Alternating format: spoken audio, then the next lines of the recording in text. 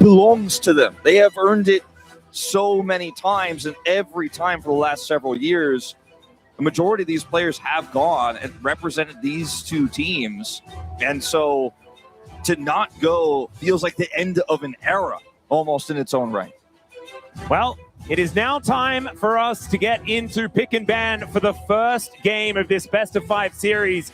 T1 will be on the blue side this time around to start us off, as Genji on the red will be first pick over on their side as well. We've seen some variation when it comes to right of first selection, right? As to which has found the most success. I do think that it's reached this point of balance, and it's more about what you prefer as a team, right? Absolutely. Like, and I was of the opinion, like, oh, first pick's really good for the first few games, and then you want to get counter pick when Fearless is going to eat up all of those blind picks and stuff like that. I don't know whether that is even necessarily as powerful as it used to be with the amount of science that our teams have done with all these pocket picks that they have. My favorite right now is to pick blue side, because they usually take first pick, and then you end up getting the counter picks as well as the ability to place that blue side pry-out in the bottom lane. But even if they do take second pick and do the blue side first pick, you could shift your draft around that as well. Whoa, blue side first pick? That's novel. Yeah,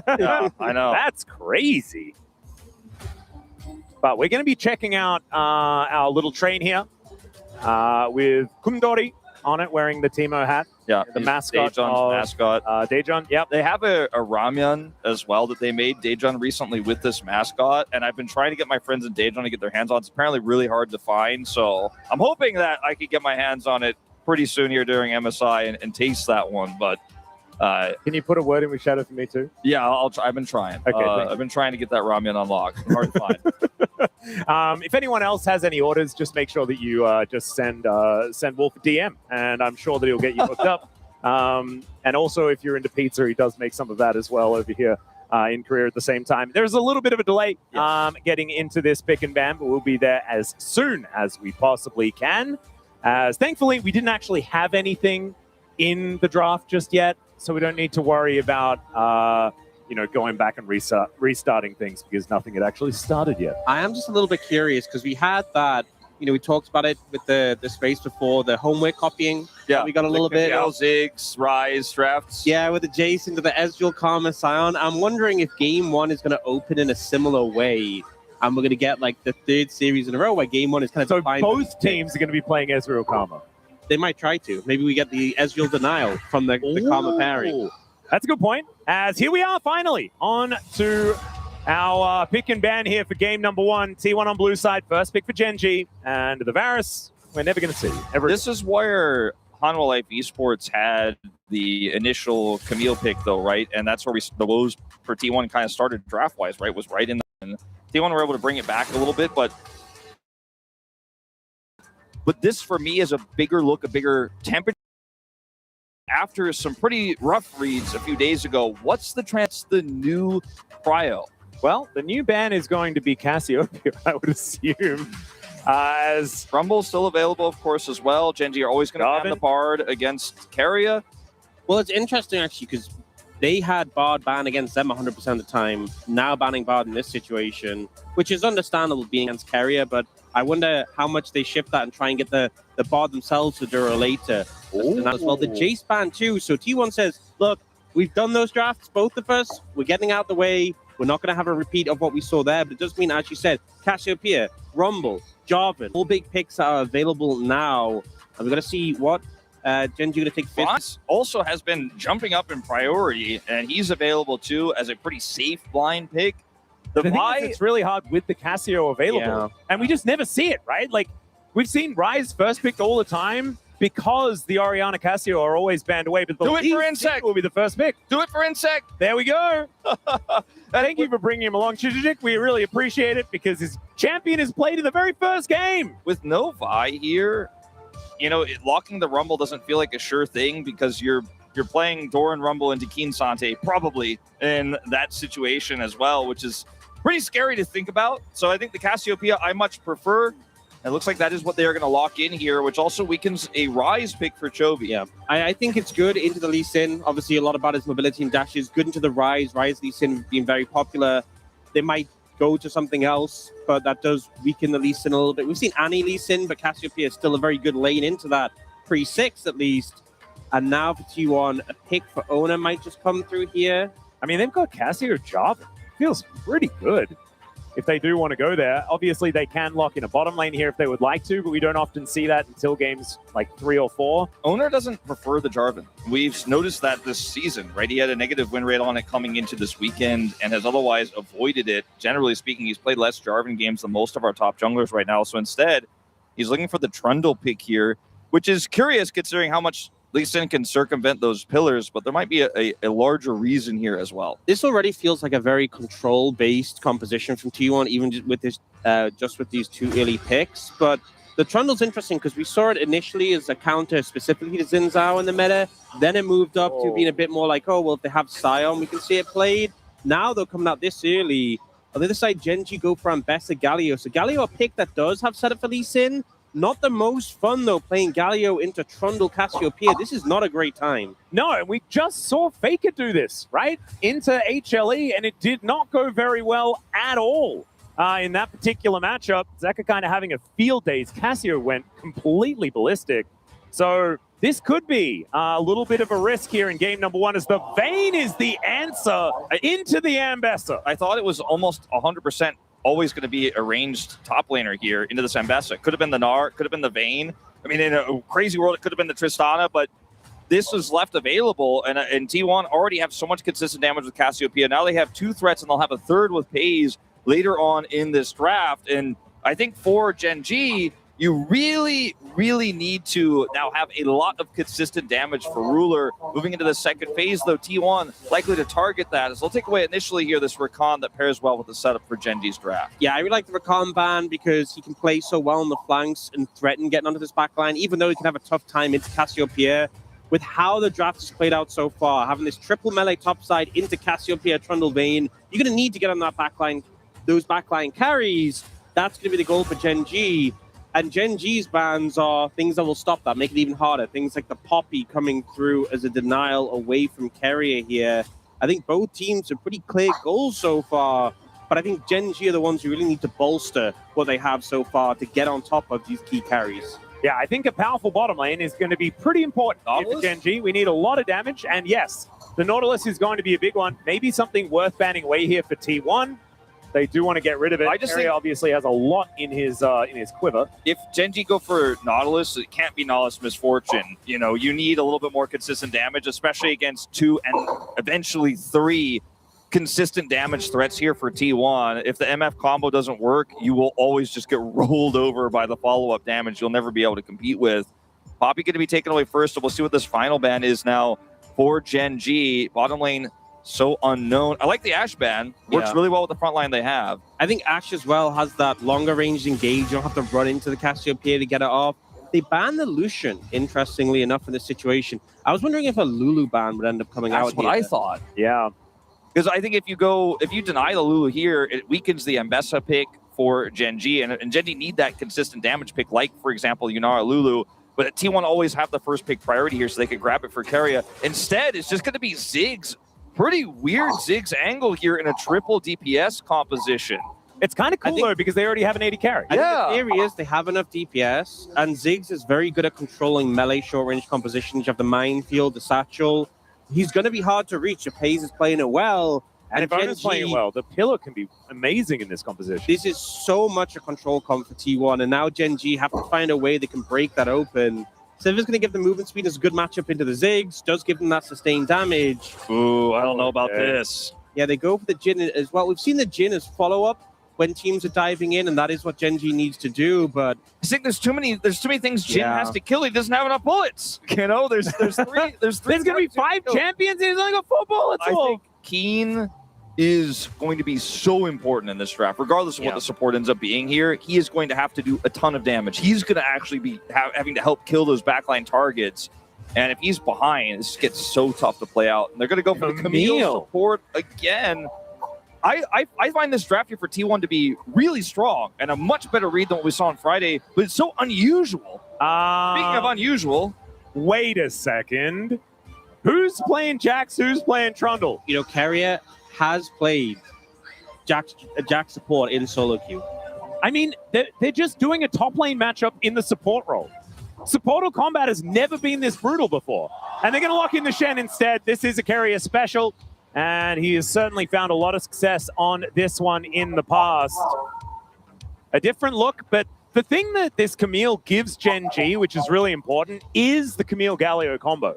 And unlocking Duro on the map can be incredibly devastating if Gen G can get themselves into a position where they can do so. But the amount of control that T1 has, especially now with Stand United, makes things really, really difficult for Gen G to make their composition work. Yeah, you have the shield on whichever targets hit. You have to kill 3 targets eventually. So the first one needs to go down incredibly fast. And if you can get a decent amount of damage done, maybe Keen cleans up, but I don't think the Jhin really ever does into what T1 has. This feels like a lot of takeaways from T1 from their match against HLE, where they played this melee-heavy composition into the Shen, into the Cassiopeia. Now they're the ones with the Cassiopeia, with the Shen, yes, in a different position, but they're playing the defensive control side of the matchup, and it's up to Gen G to close the distance, and especially when you're playing Ambessa into Vayne who is such a strong early lane, Cassiopeia on the other side of the Galio, this is going to be a tall ask for Gen G in Game 1, I feel. I think this is going to come down to form, and I think the Gen G's is going to need to be a little bit better than it was even yesterday, based on what we're seeing here in the draft. This is a lot of comfort, though. Chovy's Galio has been legendary in the past, and it's Keen's Ambessa. He's on a carry. Let's see whether they can make it work as we get onto the Rift for Game 1.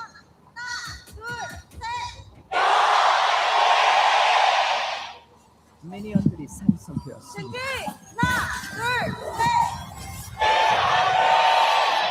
All right, here we are, ladies and gentlemen, onto the Rift for game number 1 of this best of 5. One team will go to MSI and the other will go home. That is what this one is all about. So they got that ward down quickly into that lane brush just above mid lane, and then they all stacked there, and they basically ensured that there's no ward coming in to spot out Canyon. Faker doesn't have as much safety as well, so I wonder if they're trying to set up for an early gank to come in on the back of that. Obviously, if Galio can just flash onto the Cassiopeia, the Lee Sin can be there for the follow-up. There's also another question here about lane priority in this draft, with the Cassiopeia's early levels going to smash the mid lane here, obviously, into the Galio, and then the Vayne into the Ambessa favors Doran in this early game too. He's gone for the common exhaust. And down here, depending on how you play this Shen, if you can get level 2 first and you can control this lane, you can have a lot of power, but they're not doing that now. That is a lot of damage to that 4th shot. We're looking for another one, but it's just Drew that gets the work done. First blood over to the Camille. Just not respecting the level 1 of the Camille, the Ignite, so much power on top of the stun, and Carrier just gets caught out, especially the burst damage from the Jhin. Didn't have his dash available. And the Ziggs is never going to be able to match the damage. I think you really needed level 2 if you were going to actually go into on this. Space is going to have to satchel his way out. That was a great reaction. But I think you really needed to play that very differently as T1 if you wanted to look for the early aggression. It was too soon and way too close to that level 1 Camille, as you mentioned. This is a huge lead here already for Gendy in the bottom lane. This is starting to get tricky already.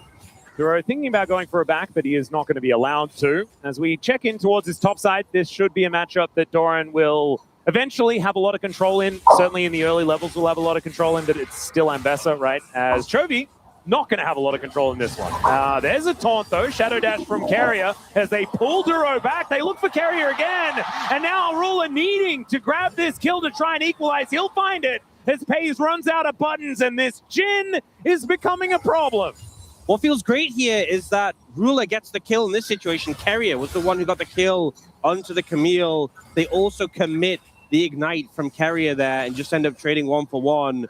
So they find the aggression, but they're not able to come out ahead. And you see here, Carrier uses the Q for the shield and then has nothing left. He's got nothing, right? And he's so far forward. There's just no escape. Even commits the flash there. Now with level 2, you can see there's a little bit more playmaking power here. Carrier is able to get the taunt, which sets up the satchel, and Duro is zoned. But all the while, Ruler is free hitting onto Carrier, so he has to sacrifice his life in order to get this kill. So it's not really a trade up for T1 at all, especially with where the gold went, as you mentioned, onto the Jhin.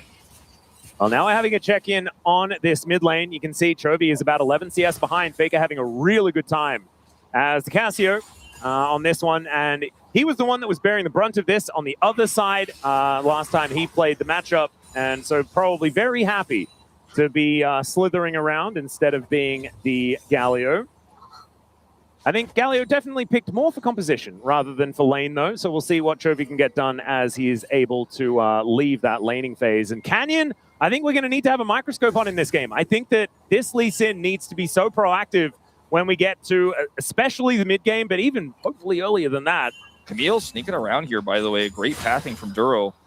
Yeah, he is going to look to make his way in as Doran. Probably going to have to flash this one. There is the sweep, and he's just dead.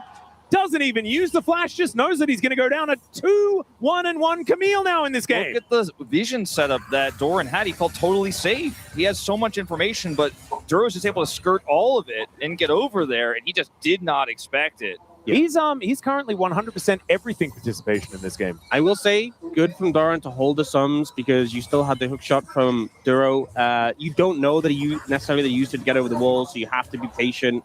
If you flash and you get stunned after it, you're dead anyway. So at least he holds on to his summoner spells. Oh, Duro looking for that sweep. He'll get the flash out of Pays. I believe he used the satchel a little bit earlier, so didn't quite have a back off cooldown. Got to keep that offensive satchel into a Camille. So I'm starting to wonder. Is Camille's support the strongest support in the game? Hold up. Well, let's see whether Chovy can be strong as well. As the Justice Punch doesn't work, he goes straight into the kennel as he looks to heroically charge his way out, and he will.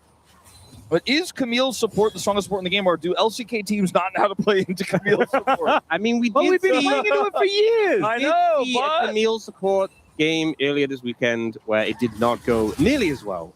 So I definitely think it's a pick that has high risk, high reward. And we're seeing the high reward so far in this game. We have a high risk as well. Public execution, and Keen pretty happy that one missed. I would tend to agree. Yeah. As we do have T1 trying to control the Scuttle Crab right now, but Genji are grouped here. We're going to have a little bit of a skirmish for it, potentially. Yeah, Doran actually getting traded on here with the Electrocute coming out of the Ambessa. Nice little tech to make sure that these short trades are deadly. Doran is still able to get this one shoved up, taking plates.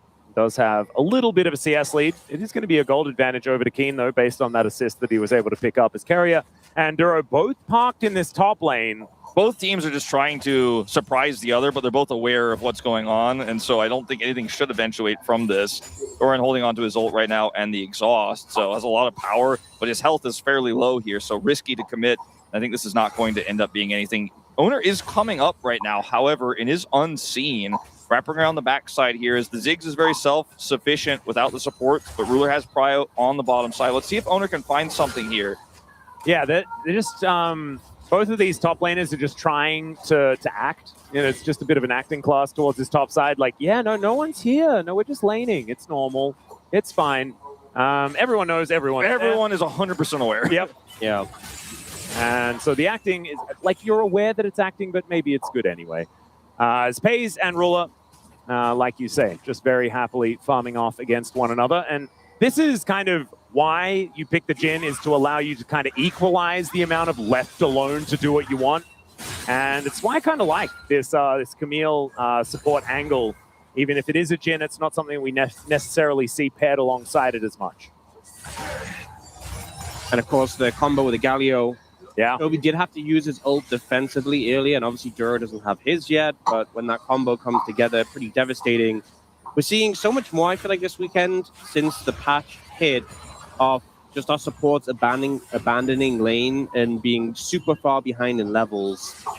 Yeah, just becoming a second jungler, effectively, and looking to, and without farming, of course, and just looking to be an extra engage button to get the lanes ahead.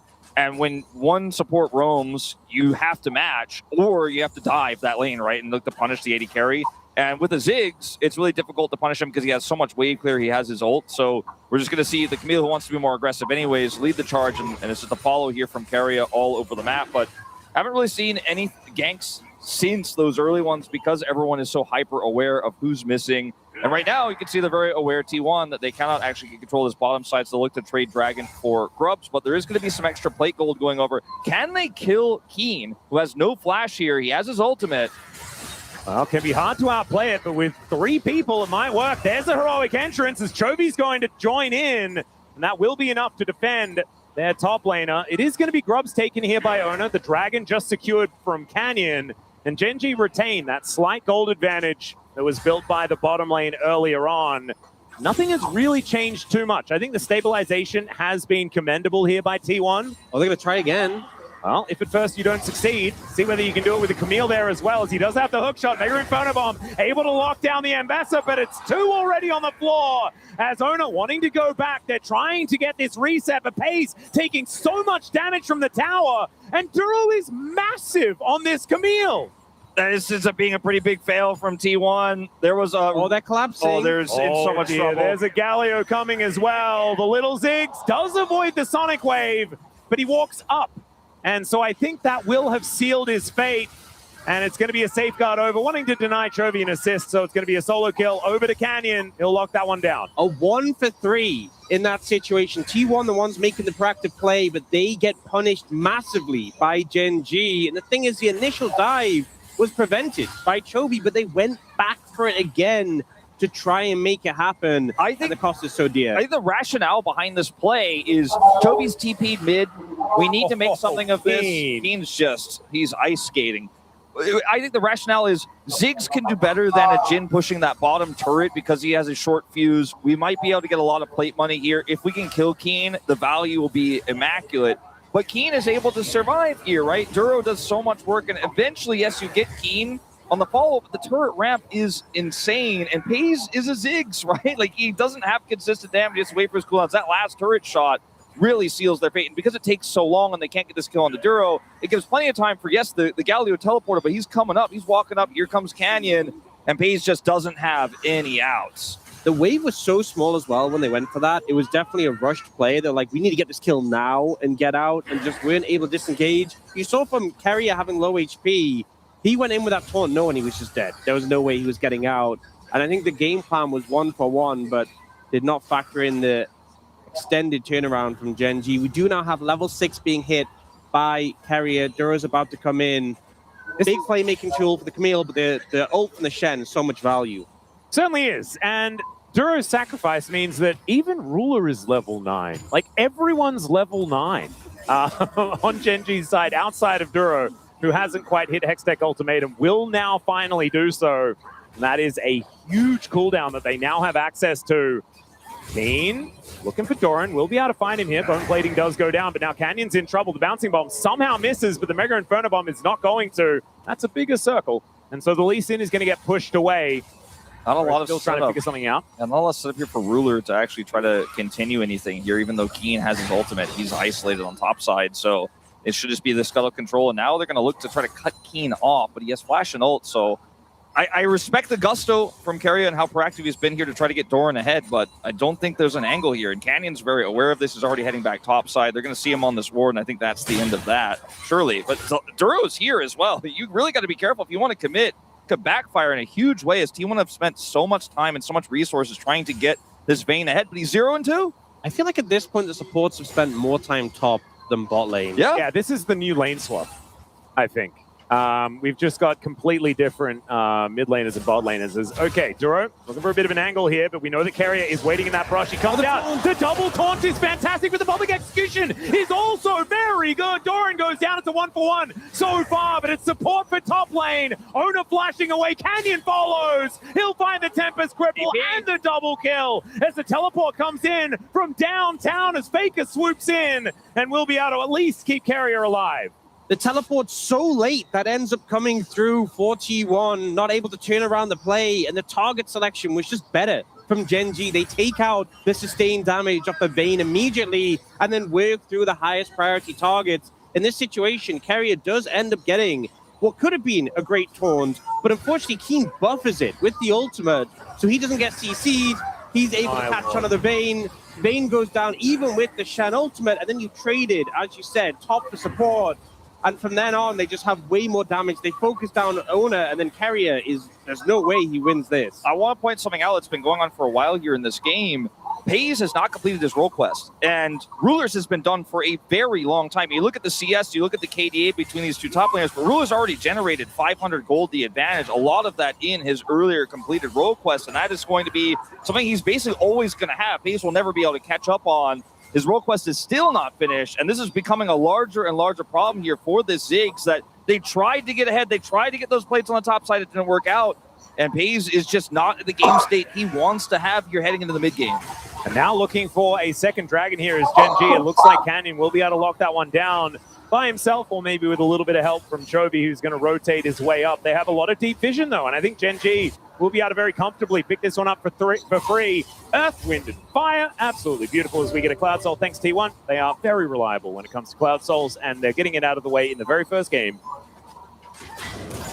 Keen hitting that one-item spike, the Eclipse is such a problem for Doran, who had this Vayne matchup and was hoping to come out successfully. 0-3 and 2 now, and Keen feels like such a scary threat. They're still trying to four-man top lane. There are so many bad guys here as Doran goes in. Mega Inferno Bomb. They do manage to kill the Ambassador as Duro just has to get himself the heck out of there. Finally, mission complete. As Duro is likely to go down as well. It's a double for Faker as Chovy looking to trade this one. Ruler also getting some damage down in this mid lane. The cross map is pretty ridiculous here from Gen G. Yeah, Gen G are going to be able to grab this first turret in return. Keen not able to ult in that fight, but almost burst down the Vayne. Imagine if he gets that kill before dying and they get the turret, would it be absolutely insane. But T1 want to turn this into a larger turret win This here. condemned flash was so nice from Doran. He actually messed one up earlier under tower, but nails this one. And with the miasma follow-up, there's just nothing that King can do. And T1 want to get this turret. It's part of why they want to get this play, but they're still outpaced by the pushing Galio on the bottom side. They still haven't finished this turret here top side either. So yes, you got the kills, but the gold lead hasn't changed. Yeah. And that role quest situation that you were talking about, I can't stop looking at it now. Look at the gold, it's still not quite there. higher Exactly. now. It's only expanded by another 250 gold. The more time you spend with role quest completed advantage in the bottom lane, the more that lead compounds, and you'll just never get it back as T1. You can't go back in time. Well, Carrier is able to stand in the Spirit's Refuge. That's going to help him out against Ruler here. As Duro now in a little bit of trouble. Faker moving over as the taunt set up just to try and get this Camille out as the Rift Herald down very, very low. Secured here by the Jin as now Keen shows up and gets so much damage. Down goes Doran, the immediate revenge for the Ambassador. The curtains were called, and it is indeed curtains for T1 in that play as the Herald goes over to Gen G as well. Keen's ults this game have been so good. Teleports into 4. Oh, Baker and Duro's in. Speaking of ults, as now Chovy turns up with a gigantic taunt, and down they all go. Even Duro surviving the Mega Inferno Bomb in the end. It's nearly an ace, and they have a Herald on the turret. And T1's composition, one that wants to control the pace, keep them at a healthy distance, is just struggling to do so. Gen G, so crisp with these engages. Initially, Keen, his ultimates have been so good, buffering CC constantly. And Chovy's follow-up as well in that fight is fantastic. So watch this that's here from Keen, TPing into the fight. Right goes the wait for him. And they know exactly how they want to play this. Goes into the backline here, sets up a huge ultimate here from Chovy as well. This gets backline access right away. Well, guess what's happening in the backline? Ruler following up. The composition is working like a well-oiled machine. And then they catch Faker here on the side and lock him down. Look at Chovy as well. Channels the taunt, little sidestep to dodge the ultimate from the Cassiopeia. Oh, so man. beautifully played there. Those little micro movements are just textbook. They finally got the turret, though. There we go. It only took 17 minutes of trying. No, Hey, and because they got it late, they get the It's bounty. big news. Oh, We yeah. got the bot lane roll quest. Hey! Hey, there we go. Big sell up. So now this 1,000 gold lead shouldn't just naturally extend over time, unless Ruler continues to get kills. I mean, you do get that influx of gold when you complete it. True. Unfortunately, Ruler picked up a bunch of gold in the team fight. So, not looking great. well, Chovy once again not going to get hit by the petrifying gaze, and I walks it guess off. I mean he's already stone, like he's a gargoyle. Shouldn't petrifying gaze not even work on a Galio? You would think. Yeah. I do find it interesting how you know that meme we used to have of like all the players turn around and fake it turn the other way and they put the Cassiopeia in front. Yeah. Fake would always sidestep it turn away. And this game, Chovy's been putting that on display. Has also picked up the Imperial Mandate, which is on Galio an insane item. 30 ability haste on every ability but your Q is incredible value. Yeah. think- Pretty ridiculous. How well Keen has been playing and how well Gen G have been playing around Keen, it has been that Gen G have known the game plan from T1. They've been one step ahead of T1. They've matched those rotations. There has always been the Canyon's been rotating over a little bit late sometimes, but in time. And Keen's playing so incredibly well that T1's game plan just isn't working. It just isn't working at all. And now Gen.G have such a lead, 4,000 gold here with a 2-dragon lead. They're looking for Soul Point as they group for this prio right now. Chobi's about to have his teleport back. Keen is resetting right now to come over. They already have the control around this pit. I think T1 are just going to have to give this up, which is so tragic, so disastrous in the game state that's already been so rough for them. They just have to sit back and give more. Yeah, and this is going to be Soul Point, like you say, but they also miss out on their red buff. Gen.G really taking control of anywhere they kind of choose to look at on this map. And it's not the game state that I was expecting. I was expecting this Ziggs draft to be able to play out this stage of the game and really take control of structures, get control of areas, utilize the trundle with the pillar and all this sort of stuff. But the way Gen.G has been playing has just been so fast and loose, and hats off to Duro, man. Just completely warping the game from like 2 minutes in. And I think because this Camille got up to such a great start, it just adds an extra weapon to Gen.G that T1 didn't account for in the draft. I mean, it's been so impactful, and it's the fact that we have this game, and earlier on this weekend, we had that Camille game where it was a 1-9, and it just seemed to be dying non-stop, really struggling. It is such a feast of famine pick. You are playing on a nice edge to make success on this champion, but Duro has just been pulling it off again and again in this game. Gen.G as well, would have been a Cloud Soul. I feel like there's so much value for their team. Not necessarily champions that sync up that well with the ult to get movement speed. Jin, for example, doesn't. Oh, Ian looking for an all-in. Yeah, Canyon is going to come down here as he does have support from Carrier. He's going to be able to pick up that kill as Canyon now has to get out a teleport in from Faker as well. A lot to make sure that Keen goes down, but they get them in. If there was a dragon here, I think this would feel great for T1 because maybe you could turn that into something. Instead, it's going to be here, an attempt to stop Chovy from getting the cross-map turret. They got the kill. That's important. That's valuable money, but this turret is so healthy. They're going to stick for it. They're going to look for more. Yeah, Canyon is able to safeguard as the Condemn is coming down. It's now Pays. He's on his satchel, but he's just going to get wiped out by Ruler. Finds the bullet. And he's able to take him out. Petrifying Gaze under 2 with Faker. Makes the flash play. And now Canyon trying to get himself out. The heroic entrance is going to allow it. But now Chovy's in the firing line. And he is just Here comes Duro. His way down. And Duro, the hero of the hour, is looking to make his way in. Another Condemn coming on through as now Gen.G find the front foot. And the teleport from Keen as this man has been addicted to revenge this game. And he's going to find even more as Faker goes down. Ruler's opening the base. Gets his man. And yet Ruler has never been with his team, to be honest. He's just killing turrets. The side lane Jin effectively just pushing on his own.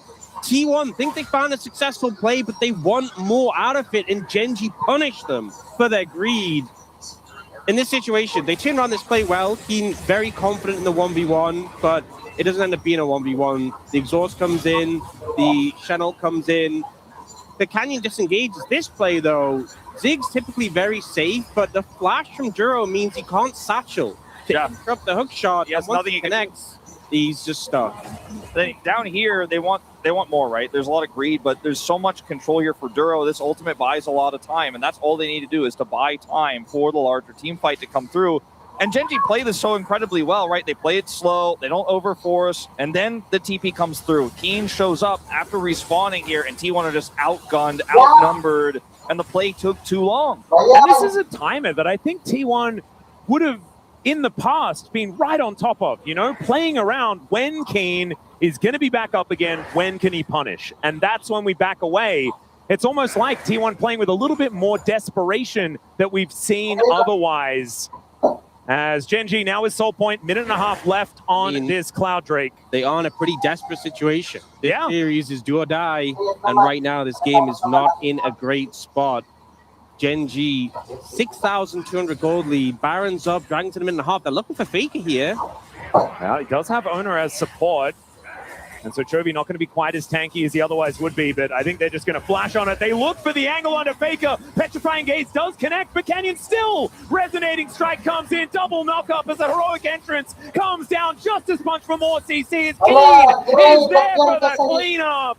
He is going to go down as he goes a little bit too deep. The Condemn was pretty good there from Doran, but a 2-for-1 and the turret going down. Gen.G still with their eyes on a potential Baron. This draft for Gen.G had to be played so well. Keen had to be able to absorb that pressure topside. They needed to be ahead. They needed to be able to snowball through this Jin and take T1 apart constantly. but this is what it does when it's ahead, when it's firing all cylinders, when it hits all of its breakpoints. You just kind of pull them over, and Ruler fires at fish in a barrel as you lock them down. And T1 have no recourse. There is nothing they can do this far behind against the execution here of Gen G. Perhaps Keen could have played that last part a little bit slower, but ultimately, does it really matter? I think the answer is no. No, Soul Point already here. 20 seconds until that dragon spawns for Gen G. This comp is already so strong from ahead, but with the Cloud Soul, even more potent. Oh, with the Cloud Soul, they're just zooming, and Galio as well, being able to taunt and being faster as you do it is just,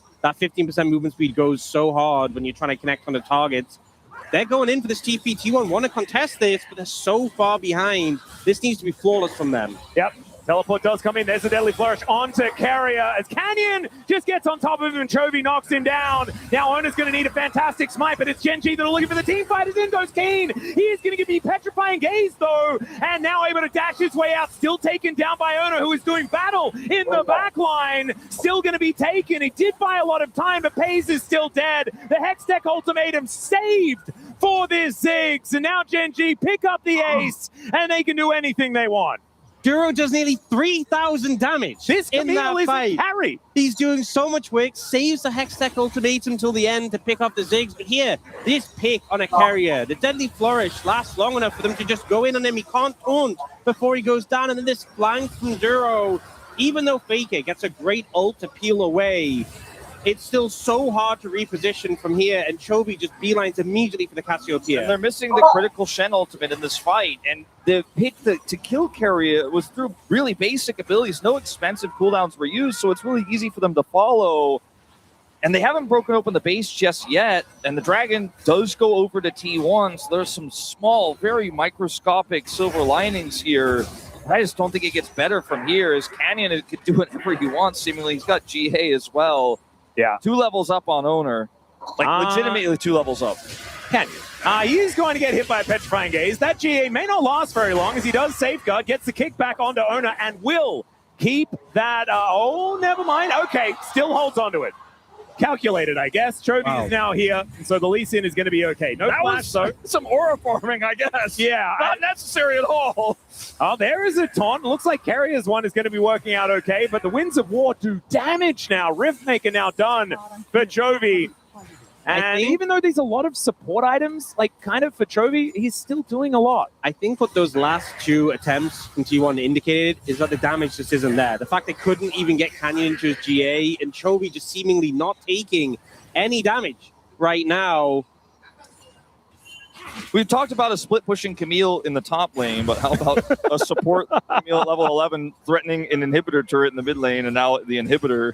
Duro testing out his top lane career here in this game is now Ona getting taken down to about 2/3. King Tribute going to be helping him, but this is an inner turret still under fire. This siege minion is just sitting there, hitting. He's just got hit by a bouncing grenade. Oh, I think Canny might be in a little bit of trouble here. Goes down to the GA. Double knock up there from the heroic entrance as Chovy should be able to save the Lee Sin, but for how long, that's the question. Great interruption with the pillar, but it's not enough to save Carrier. And you guys were talking about it this whole time. Where's the damage? And you know what's so sad? If they've gotten the GA earlier on Canyon, that would have been that whole kill there. But unfortunately, it's now just a 5v4 as Gen G are pushing into the base. There's Duro. Yeah, looking for the angle once again. Hextech ultimatum is going to be thrown down onto Ona, and he is going to be taken out. No subjugation going to work this time. As Canyon looking to get on over here and take down this inhibitor as well. But the top inhibitor is also going to fall. The base of T1 just being turned into rubble here by Gen G in game 1. And it almost felt like they wanted to just use Canyon as a Chovy ult point. Just stand near them so I can get a good ult. And he's just been walking towards T1 and setting up these traps. You know, sure, you almost got him. You got his GA this time, but it's not worth it. There's no real win as the dust settles. T1 have been able to bring this to a nearly 30-minute game, but 2 inhibitors are down. And that dragon is going to spawn eventually. As we see this attempt to kill Canyon, but it's just Chovy following up. Look at who's also following up the Jhin, right, from Ruler. And there's no way for T1 to realistically, with the low damage they have, do anything here. The pillar is cute, but Carrier dies in exchange for the GA, and the siege continues. They turn this into a double inhibitor take after all those T1 tools were burned on a GA. And so now just focus on the bottom lane. and take the dragon when it comes up. They're just at the point where any target is easy to take down. You hex that ultimatum, Trundle, he ults, it doesn't matter, he will just get massacred. Canyon now 3 levels above Owner on this Lee Sin. And Ruler, Chovy, and Canyon all haven't died. So far this game, their carries have been incredibly safe.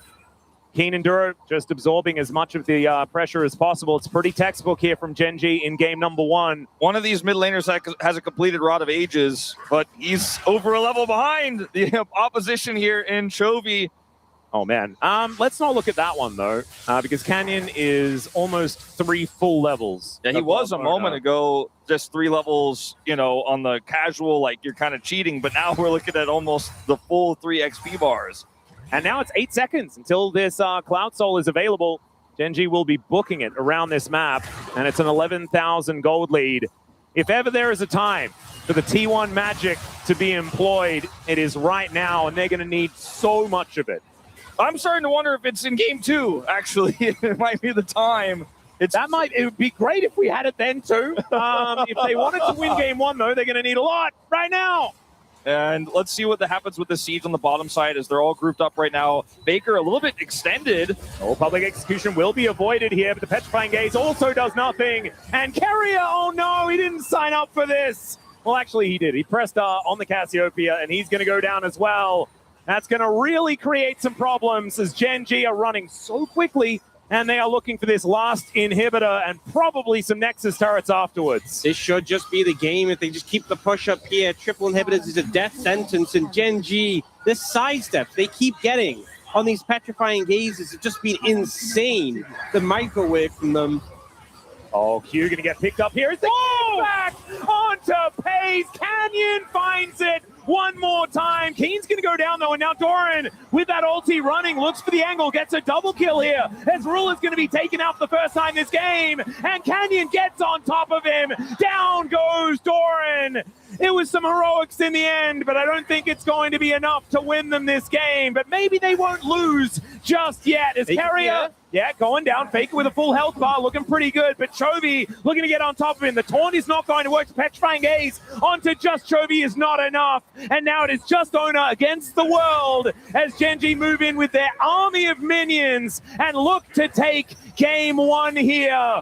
As, man, looks like Gen.G are hungry to defend that MSI title. Canyon looked out into the crowd and sent a wink to Insect, and then he went straight into the back line, man, and said, I'm ending this game right now.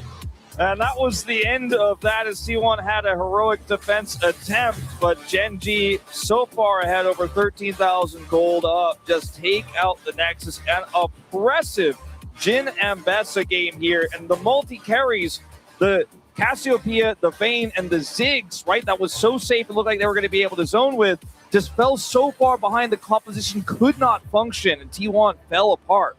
It would be very easy and realistic for Gen.G's composition just to stagnate, slow play, not find the momentum against this T1 composition and struggle in the late game. But they played the pace so intensely. Duro from level 1 was setting the pace of the game and just never let go. And T1 never got an opportunity to really hold their ground. You look at the gold graph, just smooth sailing from Gen.G throughout. They didn't put a foot wrong and had a crushing game 1 against T1. And yeah, Chovy doubled Faker's damage approximately. Is there another bug like with Imperial Mandate? Is it like accepting all the damage from everybody else as well? Like, is that what's happening? Is the vulnerability stacking up? Because that number looked weird. And Chovy just continuing his POM form. But ladies and gentlemen, this is a best of 5. T1 are known to bounce back. And let's see whether they can as we take a short break. The Space going to break this one down. And then we'll see whether we can reach a best of 3 with a comeback in game 2.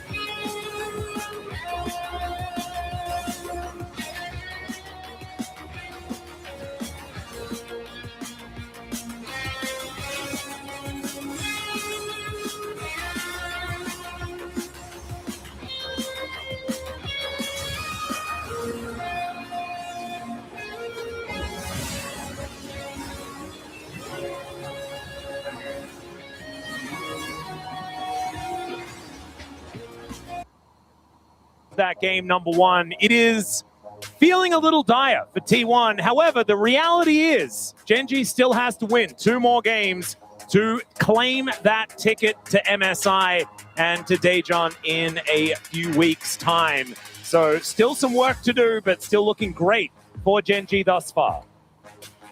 It absolutely is. They played way better in game 1 against a draft that I think almost universally we all thought T1 had a bit of an edge in. Just could not get the execution down. It started with Keiria's death at level 1. They fixed the draft issues, I think, in a lot of ways in that game 1 draft that we saw on Friday, but the play needs to step up as well. 100%. And uncharacteristic for Keiria to making early mistakes in the lane. So often for T1 this season, it's been about the bot lane, having successful matchups, coming out ahead. We've seen the meta of Road to MSI shift because of the new patch a bit more towards having the support roam, having your AD carry be independent, and that doesn't feel like the sort of style this iteration of T1 is as good at playing as previous iterations. Well, we are into pick and ban here for game number 2. No switch up as far as sides are concerned. T1 had right of first selection in game 1. They keep it here by losing that game, and they have once again decided to get on towards the blue side, first pick over to Gen.G. We'll see whether that develops as we move towards game number 3, but kind of curious there is no switch up of the mindset here, as the final ban on the Gen.G side is going to be that Karma. That is the only deviation from game number 1. The Vi was banned from them in that slot last time, well, and that is going to be alleviated here as T1 take away the Rise instead of the Karma. Banning the Rise now because Cassiopeia isn't there. Now kind of deliberating because they banned Jace last time, but the Vi is available as well. And just a lot of picks in general. Sion banned, which it feels like they're trying to set up and bait Gen.G into an early Jace pick. With it absolutely feels like that's the idea. With no Vayne, Gnar stocks are always up, but with the Jace here, it seems like a pretty obvious call for first pick here for Keen, but Keen doesn't necessarily need to get that early pick here. He's got so many answers to the Jace himself. A pick away. I mean, what it feels like for Chovy. This could be a triple flex if we're being honest. I know we've seen more mid, but we've seen the Anivia into Jace. We've seen the Anivia support, although it hasn't been as present in the recent meta, but keeps those options open.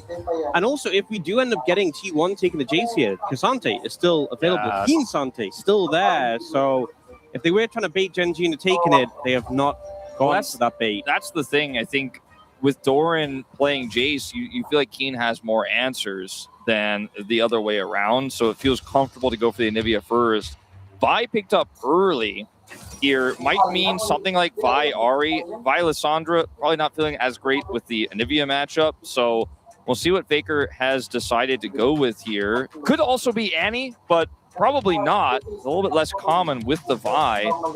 Yeah, the Annie Anivia, I feel like we have seen a few times, so it might be an option, but instead they're going to go for some different fire, as the Rumble will be locked away here for Doran. And I think in this situation, Gen.G could just end up going for the Xante, for Keen, or, I mean, one thing is the Galio is not an option in this situation. We've seen the Yorick into Rumble be somewhat successful in terms of these options you have. But T1 with a lot of potential to set up a dive-heavy engage sort of composition, which is kind of what came out. Whoa, that's not what I was expecting, is they just slammed the Xayah Rakan. I think both. The Xayah is great into the Vi in isolation, but also we've seen Rakan Vi Rumble look really, really good, and to be able to both have that added safety and deny a Rakan follow-up for Keria with how proficient he is at that champion just feels like a 1-2 punch here from Gen.G in a big pivot that I don't think T1 would have seen coming. We'll see what the response is going to be. Prior to this series, on this weekend, we've had 20 out of 28 of the last 4 picks be bot lane. So getting a bit of a turnaround, the fact that we're prioritizing this bot lane early on. I thought you were telling me that we're going to have jungle Rakan and mid lane Xayah. That could be still, but I think probably not likely. Okay.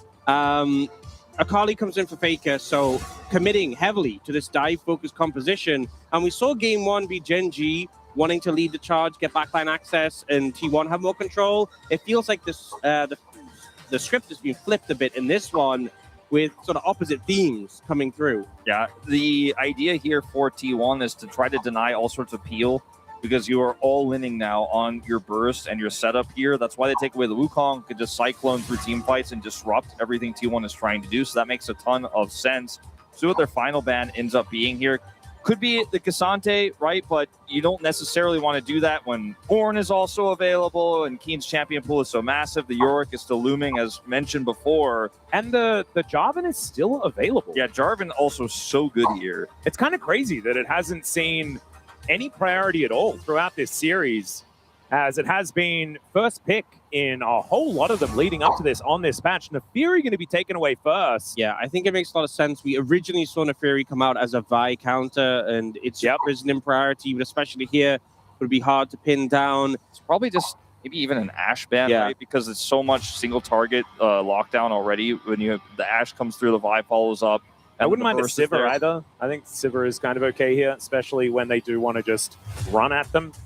I think a little short-ranged for the Sivir in this situation. Yeah. Rakan and Anivia. I think Ashe makes sense. The Arrow also, as you kind of said in the first draft, good at circumventing the control that Anivia offers. You just fire the Arrow, cancel the ult, and everyone can follow up. So now up to T1 to decide what they're taking into the Rakan. I'm worried it's a Lucian lineup here. We had this exact same, not the exact same draft, but the exact same situation where it felt like FaZe was priced into playing the Lucian in the bottom lane, and it didn't work out. It's a lot of great follow-up to the Vi Rumble. The Kalista! Okay, I like this way more, because this is way more flexible on how it's going to team fight later on than the Lucian, which is super binary and falls behind, can't really function.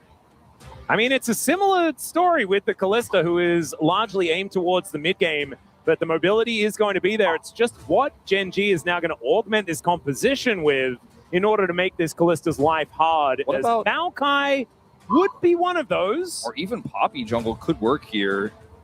As it's a lot of magic damage in the mid jungle, so the synergy between Chovy and Canyon not exactly going to be outstanding. Those but upgraded Nick treads for Faker will go very hard. Very hard indeed.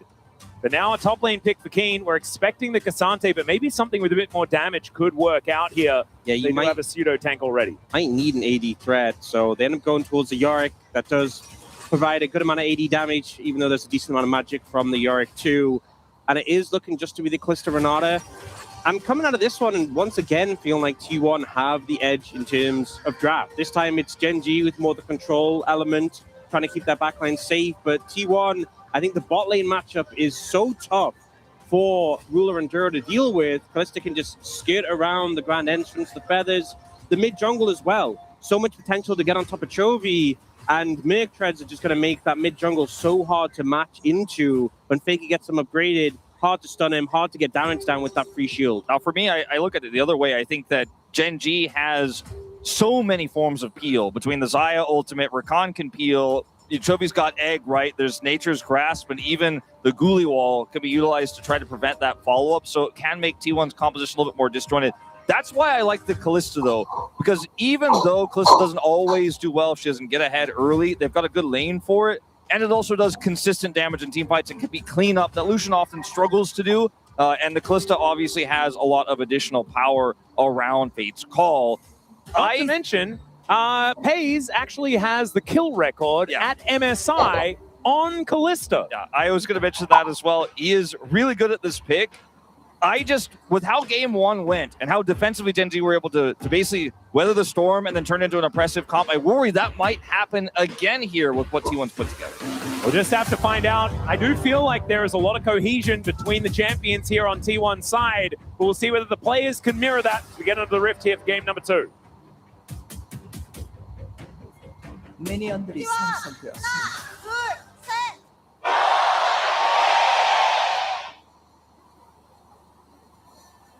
젠지 하나 둘 셋. All right, here we are, ladies and gentlemen. Onto the Rift for the second game of this best of 5. T1 looking to even out the scoreline like they did successfully against Halma Life Esports on Friday.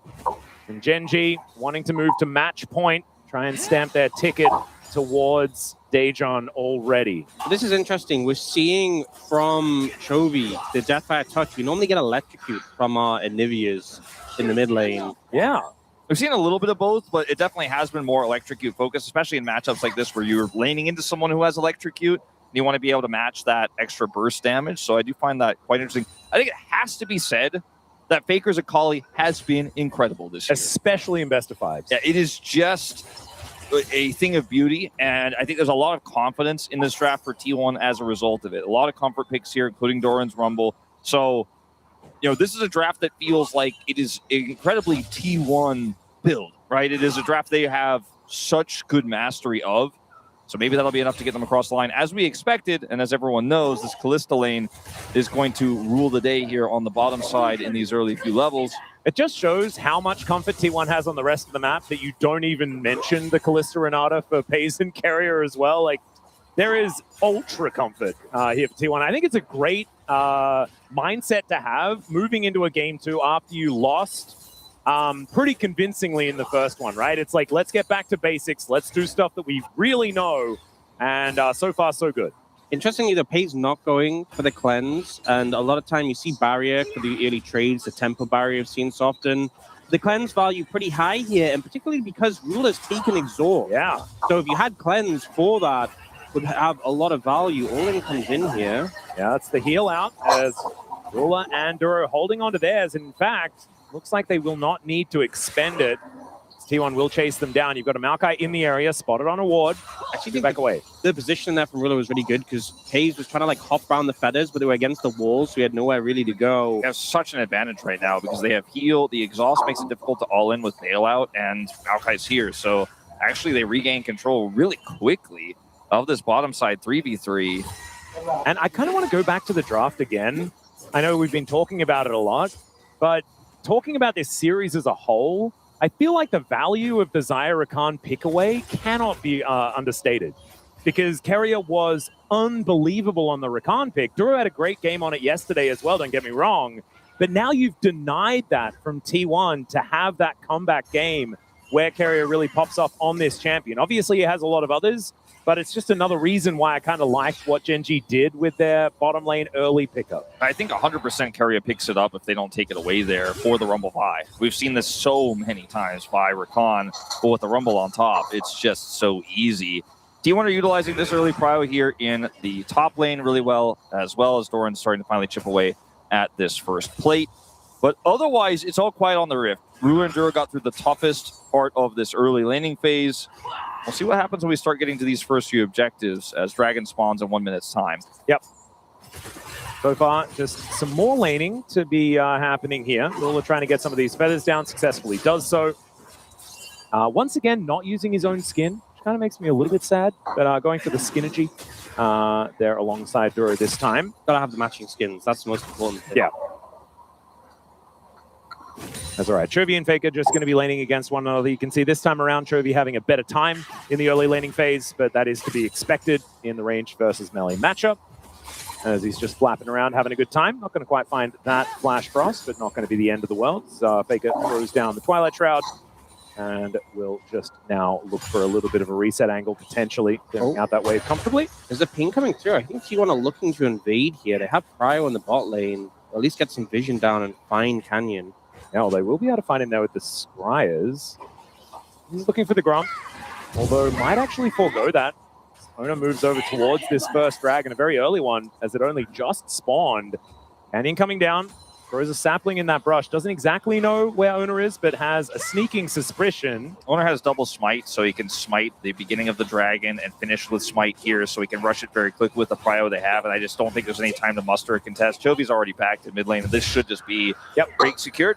Yeah, I think the Chovy recall was the thing that really cemented that, because if Ruler, Duro, and Canyon had looked into contest, even though it's risky against the Kalista, they potentially could have, but with Chovy gone, there was just no way, with the potential of Faker moving down on the Akali. So early Dragon pickup from T1, very early in this game. And it's once again, we're doing the Earth, Wind, and Fire track. Not going to be the same order this time around, as we'd need a Mountain Soul for that. As now Canyon gets the ward down. Good shuriken backwards is going to be there as the handshake comes through. And Duro trying to keep himself alive, but it's not quite working. Ona doesn't find the Vault Breaker, as Ruler still desperately trying to get out of here, but it's not going to work. Pays rips out the sticks, and down goes the Xayah. First blood to T1 this time. Not enough value for the exhaust on the turnaround there. Ruler has a good feather call, but that is all he has. Too isolated down there on the bottom side. Doesn't have a barrier, and is just not able to fight his way out of that one. But this is, again, a numbers advantage here, as look at where Chovy is on the rotation down. Super late here. And yes, Canyon could deny Faker entry with some help from Duro, but it doesn't matter when the Zaya is just getting callisted there on the bottom side. Yeah, and doesn't bring the sums, because even though Pace was low and the exhaust could have kept Ruler alive longer, Pace still had barrier, would have just been away, so holds onto those for now. Team trying to catch Doran out there with the baby cage, but it's unsuccessful. Yep, actually doing a great job on this Yorick so far here in this lane. We've seen this go a few different ways, right? It can be relatively even, but we have seen the Yoriks have a pretty good time into the Rumble as well. And so Keen is mimicking more of that one this time around as he's hitting ease. And that is obviously the way that you win. Does have a slight gold advantage as a result. Gold, though, is pretty even, basically. You've got Chovy being able to pull ahead as far as farm, with Faker going for that roam, but the bot lane is going to be in a great spot here for T1. So a much more even affair this time, instead of Gen G just kind of running away with the game from a very early mark in game one. And I think, unlike last game, T1 have been able to play to their win cons, step by step, hitting every benchmark with the early game Callista going very well, leading to a very fast, on spawn, essentially, Dragon for owner. The bottom side prior they budgeted so much for in this draft is getting them the leads they want to have, that they need to have. Grub's on the top side here. Canyon has control there right now, so that may be the trade-off here, which is very valuable when you have a Yorick on the top side of the map. But T1, see what they do. They are sending Owner over right now to at least try to deny one of those. Yeah, Owner is going to be spotted by the sapling as Canyon looking to get himself out of there. Holds that health bar as high as he possibly can. But this is the problem. Keen has full priority in the top lane. Doran just altered the minion wave. Yeah, they can't fight this. Yeah, to get some tempo back. And because that ult is now on cooldown, this is just not a realistic option. Double grubs going over to Gen G. Looks like it is going to be a consolation grub to go over, as that will be the 2-for-1 in favor of Gen G as far as that is concerned. But because of that really, really early Drake, it did give T1 the ability to actually come over and contest, which they otherwise wouldn't have had. And I do think at least getting one grub on that situation, considering Doran was pushed in, low HP, had just ulted the wave, I think the fact they get one is at least something out of the situation. Level 6 for both of these bottom laners, but not really an all-in timing.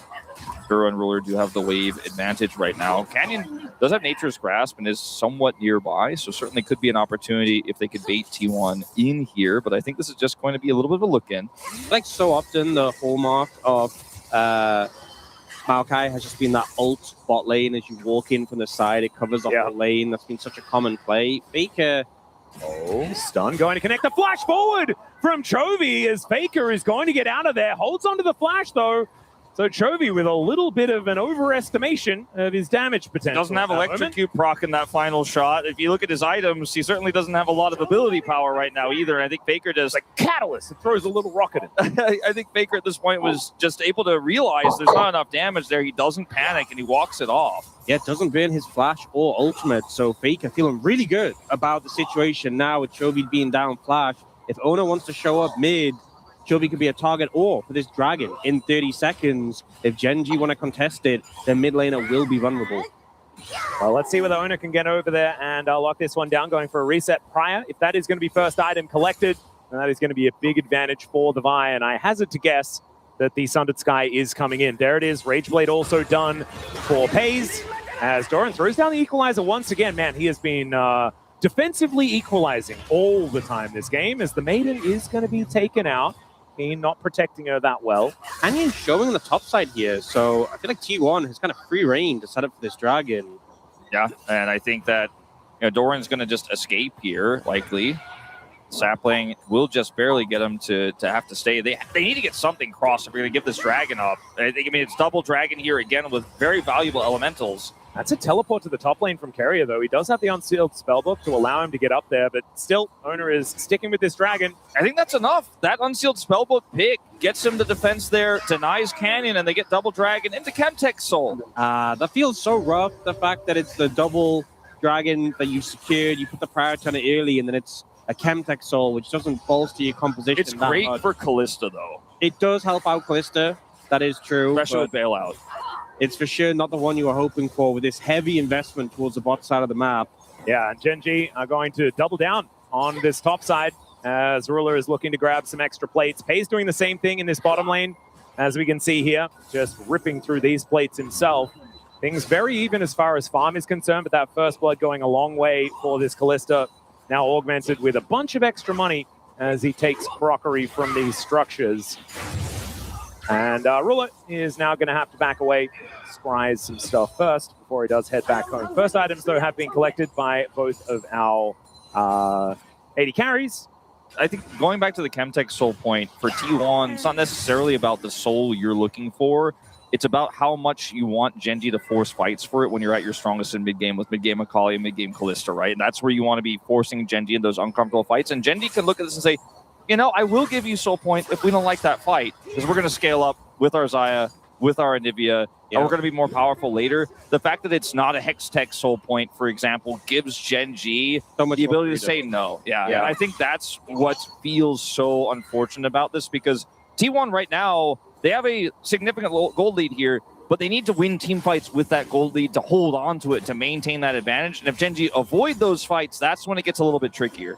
Yeah, Leandres is now done for Canyon as well on this first strike Maokai. And so even though Ona does have a bit of a gold advantage, over time, I think the Canyon should be able to comfortably move back into an okay position. I think, ironically, this sort of game pace and the slowing down of how the early game has progressed is really what T1 wanted last game with their composition they had there. And Gen G kind of demonstrating when you are playing that more slow-paced, controlled composition where you have picks that want to come online later, this is how you just avoid interacting where possible. Yep. Trade things back and forth as much as you can. 2 minutes on the Herald. That might be the next opportunity for T1 to start themselves a fight. But the problem is, I feel like in the last game, Doran versus Keen was much more volatile. This does feel like Keen just has control of this wave over and over again, despite the fact that Doran does have a lot of money towards that top side. Keen is just making things work on this Yorick, very close to that first item. And over time, will just become more and more of a menace in the side lane, able to get map control for Gen G when it could otherwise slip away, like you mentioned, based on the compositions. Very quiet mid-game, favors T1. Or sorry, Gen G, rather. I was going to say, they're looking potentially for Chovy in the bot lane. Ona was just hovering around. Chovy's flash about to come up, and we so often see those plays made just before someone's flash becomes available, but he plays defensively, Canyon moves over, and nothing's to come for it. Faker now has that Gunblade spike, which is so significant on Akali, the all-in potential, very hard to deal with, but as you said, we'll just slow and calm, exactly what Gen G need. Yep, now Chovy going back to base to see what he's going to be able to complete here, as he has completed the quest. Probably wants to get boots 2, so he can immediately get some boots 3, and that is going to come on through. So some Swifties have been fully upgraded. This bird going to be flapping around as quickly as she possibly can. It'll be the only gold lead on the Rift right now. It's pretty small, but it's the only one that Gen G has, and he's scaling up. Xayah is scaling up. Xayah has exhaust for safety later on too, making it more difficult to kill her. On top of her already safe ultimate, all the peel tools we mentioned. Right now, we're looking at this game talking about the Kalista lead, right? The explosive power of the mid-game for T1. Ruler has a heavy responsibility to use these peel tools and to be able to judge both his positioning, but his timing of his ultimate. Saw a pretty funky angle from him on this pick yesterday. Hopefully, he'll have those aimed the right way this time around. As it is going to be very critical for Gen G if they're going to win this game for him to play incredibly well when we get to that stage. We're not there yet because T1 have full control over this Herald. As we've been talking about, Gen G just opt out because they do not want to give T1 an opportunity to say that 1,000 gold lead just turned into a 3,000 gold lead on a flipped fight. And now they can use this time to get a bit of positioning around this dragon spawning in 20 seconds. Don't necessarily need to contest it, but they can threaten, get some saplings down. Maybe if they see someone out of position, or just gather information and be wary of T1 before they move in. You can see now Ona trying to make his way forward. Yeah, he's actually going to be able to get into that river brush as the saplings are really starting to do some work. Leandres one item, but it is it's certainly working. Like you were saying, that first strike really looking like it's getting some work done as the Trinity Force is going to come on through alongside Keen, teleporting into the bot lane. As Gen G wanting to deny the soul point, Faker is going to be spotted here by Keen. Combat Herald down, and it's a lot of damage. Yeah, like you were saying, there is the Combat Herald. It's Canyon. Flashes out of the way, but he's still going to get knocked up. It's Shelly getting a lot of work down. He sips the sap, but it's not going to work. Down goes the Callisto. The bailout is in for Pace. Gets the reset, but Keen is massive.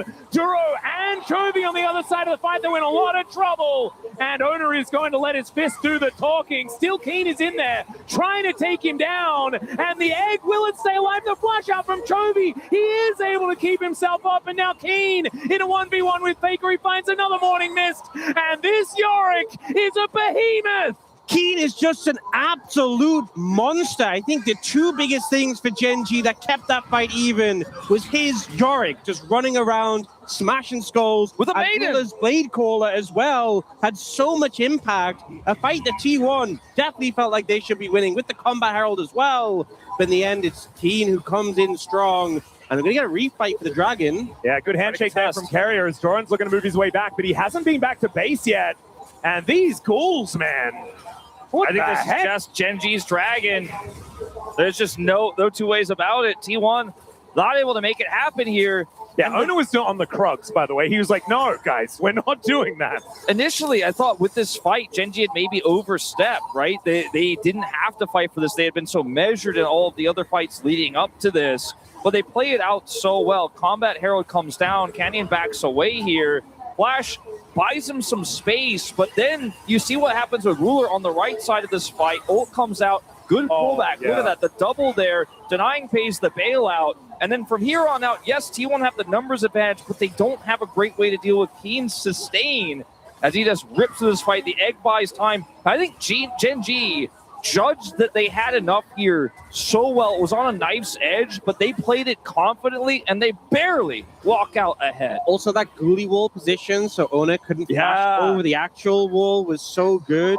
They needed the Callisto alive to deal with the Yorick, and just some great team fighting from Gen G. And Chovy, he's the master of minions. He really is. His own and the opponents, as he will just force them on a merry goose chase. Faker not exactly going to notice too much of a difference in the wave state, but it was a very cute little maneuver. Pays does have his static shiv now, as he's gone for that after the Rage Blade. Pretty good item on this patch at the moment. Is now Keen getting focused down by Ono. Cease and desist comes in. The Maiden getting involved as well. And Keen, I think, will be burning down. And there he goes on the cross map. Faker trying to keep himself alive. As the smite comes in, Twisted advances down.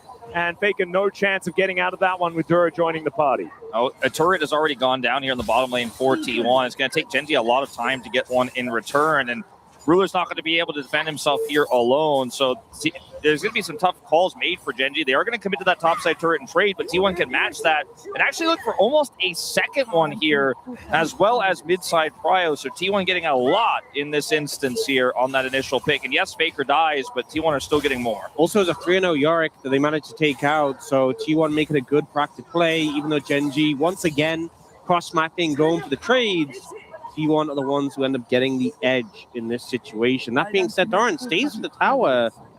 I mean, he's not actually going to get punished. It looks like Duro might be able to get over here, but no one else is in the vicinity. Yeah, that was close. Canyon was heading over, Chovy as well, but perfect timing to get it and get out. They knew Canyon didn't have ult, and I think that was a good judgment from Doran, or whoever made the call to tell him to stay there, and they are able to just barely get the maximum value there. And if you look comparatively what Chovy was able to get their top side, only 2 of the inner turret plates.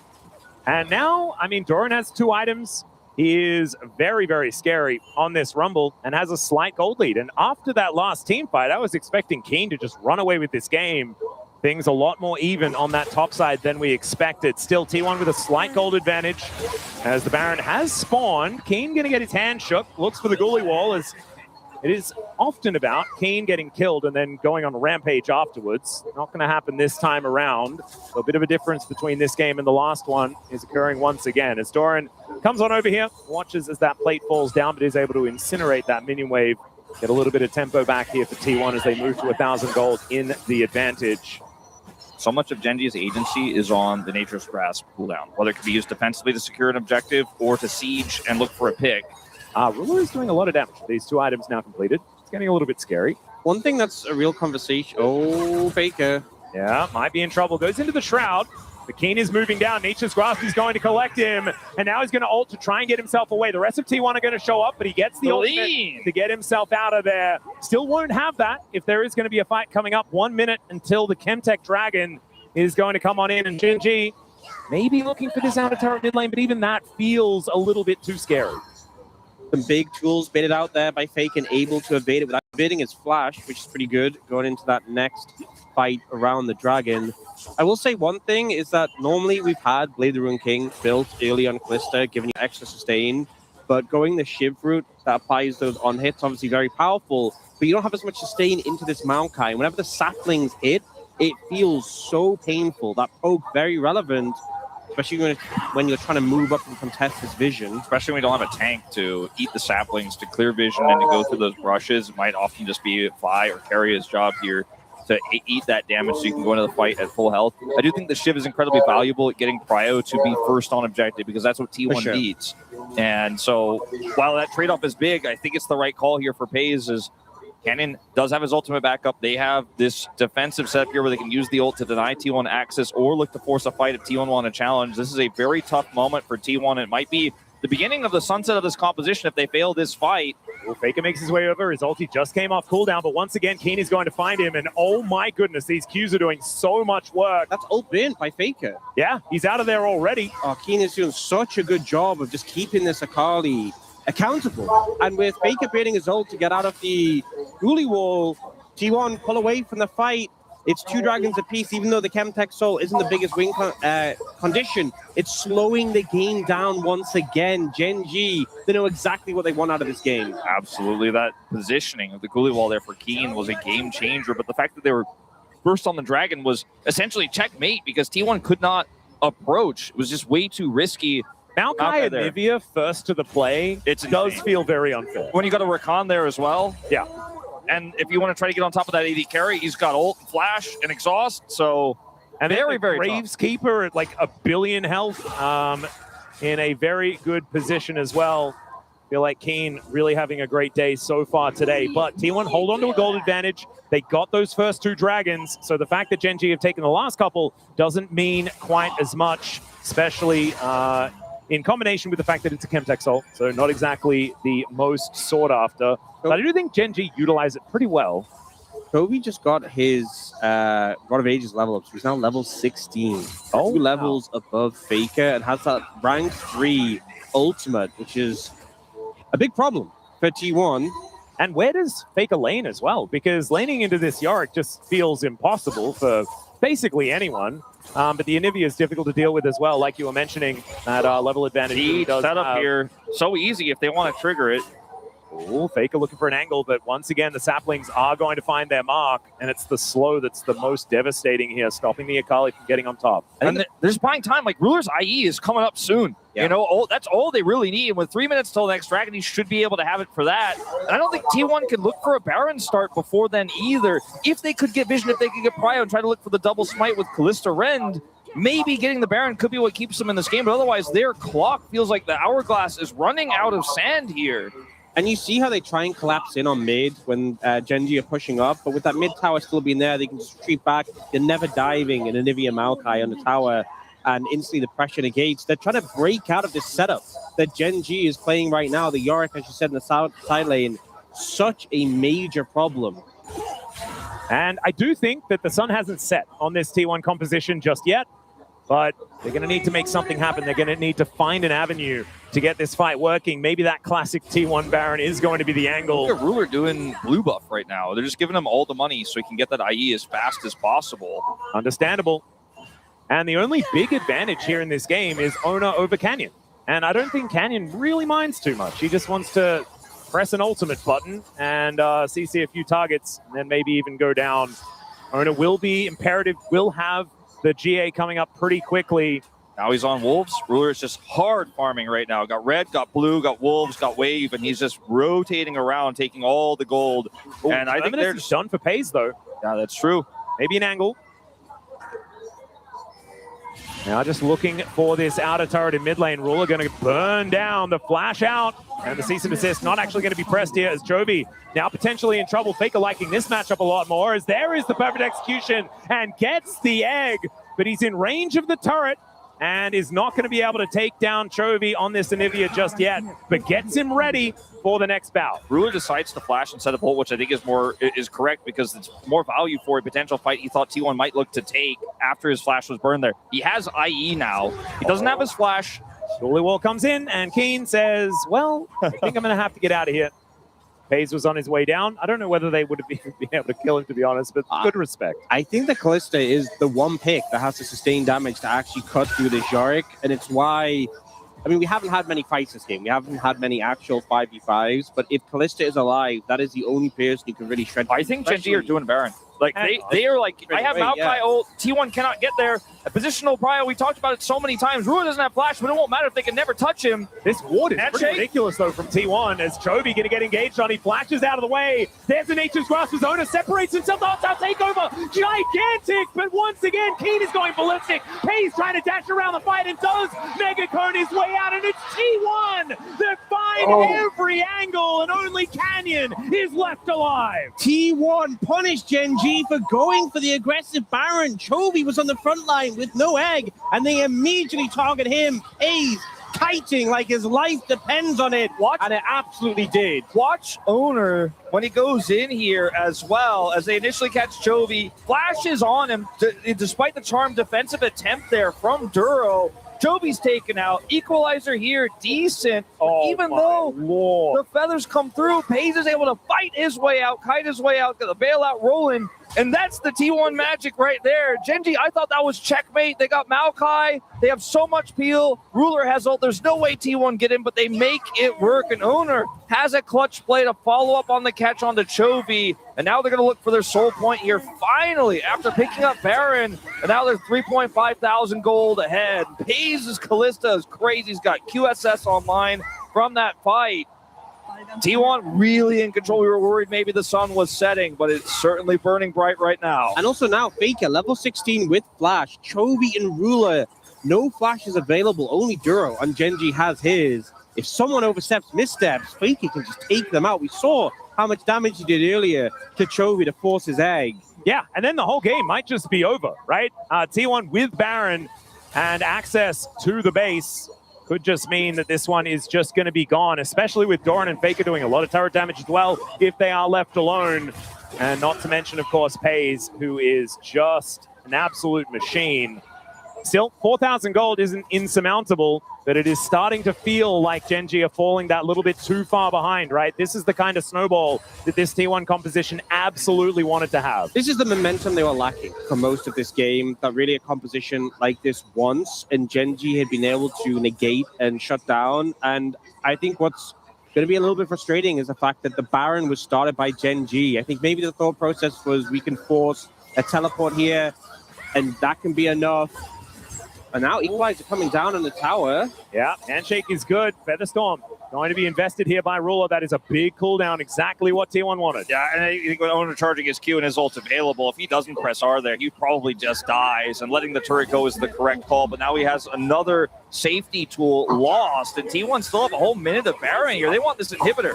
Yeah, they're going to take the Maiden as well, as Canyon looking for a little bit of a potential engage. Coolie wall, and the actual wall! He's going to get the GA out of Owner and probably secure his life as well. Hostile takeover doesn't find the angle this time as Pace is behind the base gate. He is in so much danger. The bailout not going to work as Ruler stays just barely alive. Carrier going to fall, and T1's Baron will stop there.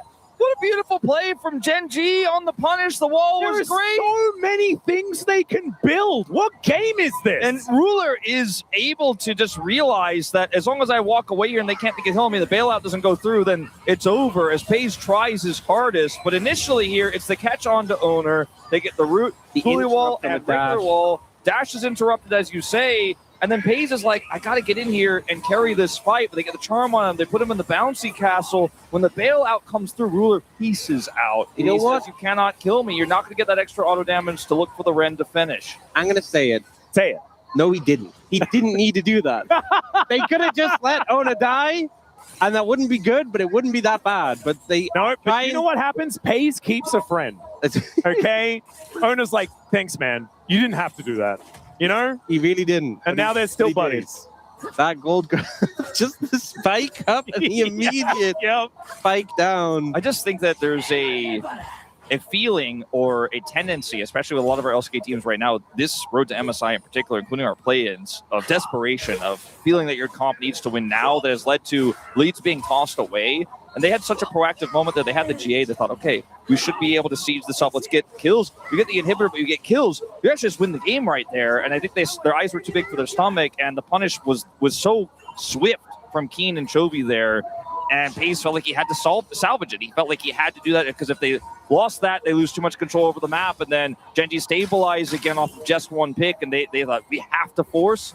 But I agree, they did not, and they chose to. And now Gen.G are back at the driver's seat a little bit here. Still down on goal, but we've already discussed so much about the compositions, and those flashes are back up. Ruler's got his flash back up. Chovy's about to have his. Oh, Faker looking for an angle towards Chovy as he does dash on in. There's a grand entrance, and Faker is just taken out. Ruler finds the feather, and the Akali falls. Gen.G now with a huge leg up here. 1 minute until the Dragon. Duro's presence there was the difference maker. Faker knew Ruler was there, saw Chovy, thought, I can take him out, but Duro's charm denies the chance of the play, and now Gen.G have full control over the map. If you want to try and move in and contest this Dragon, it's going to be so hard. The saplings are getting thrown down. You're going to get choked out of your own jungle. Yeah, I think Gen.G want more than just the Dragon here, too, but they're struggling to find a siege angle here with Canyon. Oh, Duro, he's recon. Duro has had so many great peel moments this game, including on that base defense we just saw. He's 9 out of 10 KP. He's popping off on this recon pick, which has been so essential to their ability to deal with this composition. We talked about all the peel tools, but they're starting to really feel like they're being realized in this game. 15 seconds of Dragon spawns. Gen.G don't get further any control. They don't look for the Nature's Grass siege on a turret, but they will get Soul Point here and bring us to a 3-3 7 elemental game. Yeah, T1 are pushing now through bot lane. They can't go through the jungle. It takes too long, too many saplings. They're going straight through bot. Gonna look for the fight. It's going to be so hard to secure, so I think the fight afterwards is what they're going to have to look for, as the wall just prevents them from going anywhere near this. As Ona gets in there, he's able to actually get towards this, straight the equalizer. Fantastic. It's Canyon that secures it. Ona goes down as well, as now Carrier in trouble. It is going to be FaZe pulling out those sticks, grabbing that first kill, and Gen.G's health bars are going lower and lower. Faker finds Ruler as Kane's going to be taken down. FaZe finally unleashed as he picks up the double, and Chovy trying to run away. Those Swifties getting some work done, as once again will be able to put up that wall, but I think Faker might be able to find him, as Chovy not able to get the angle on the stun, and now needs to keep flapping to get himself out of the way of this one. It's gonna get another Q though. It's got vision. Jovi's TP is nearly up. Oh, hang on, wait, he's just buying so much time though. Yeah, this is actually such a win for Gen.G. Even if he dies ultimately, he has his egg too. Carrier has the CC, but he can TP in the egg. If Handshake's gone. Yeah, there's the egg. And Doran just goes for the golden burn to take out the Anivia. 420 gold over to him. The thing is, even though he bought time, which allows the rest of Gen.G to get up, him going down that late means T1 have ample time for the Baron. But here, this fight, Ona forces his way in to get access to the Dragon and just gets melted by Gen.G so quickly as a result. With so many tools committed early, means that FaZe is able to teamfight freely. We even see Carrier interrupting Duro and stopping him from getting a quickness down onto FaZe, and now FaZe is just running rampant. It tights away then, cleanses the stun from Chovy. FaZe and Faker dance through the fight together with the timing there of the stasis from Faker, allowing him to do the damage, then get out safely. And FaZe follows up some damage, and then it's the execution from Faker in the final moment there. The DPS duo working together in tandem so incredibly well. The Baron goes over to T1 now. They're back in control of this game. Level 20 hit for Doran, and now they're looking to break open more of the space. Yeah, they haven't been able to kill the Rumble all game long. He's 4-0-8. Even though Keen was an absolute monster in this one, the Rumble has turned out to be the walking barbecue that T1 needed. And that has allowed FaZe to get so much work done. The equalizers in these team fights have been game-changing. The problem is, though, this Baron, we saw what happened in the last one when Ona tried to get on the tower and hit it, and how difficult it was and how he easily got punished. You're playing a composition where your longest range champion is a Kalista. Sieging is not easy into this Gen.G composition, so I just don't think they're going to make much headway in terms of pushing into the base. Not to mention, if you push too far, the Maokai finds that angle, you all get rooted, you get 100%. stuck, and you get punished and die. Not to mention, also, there are flank teleport wards that they know they're trying to find all of, but they know they probably haven't gotten every single one of them. There are a few here that aren't necessarily designed for that, but could be utilized as such if they do push up too far. So T1 have to be measured and really, frankly, let the minions do most of the work, which allows Genji to slow this down and look for clear in all 3 lanes. They have an Anivia, so it is really rough for T1 here without getting kills to actually look for this inhibitor. They do have a big stack wave in mid now. They're going to transfer that pressure into this bottom lane. I think importantly, the Anivia is not here for the bottom lane, so they feel a lot freer. The Maokai will going to come down though, and that will just force them off. They can clear out that wave.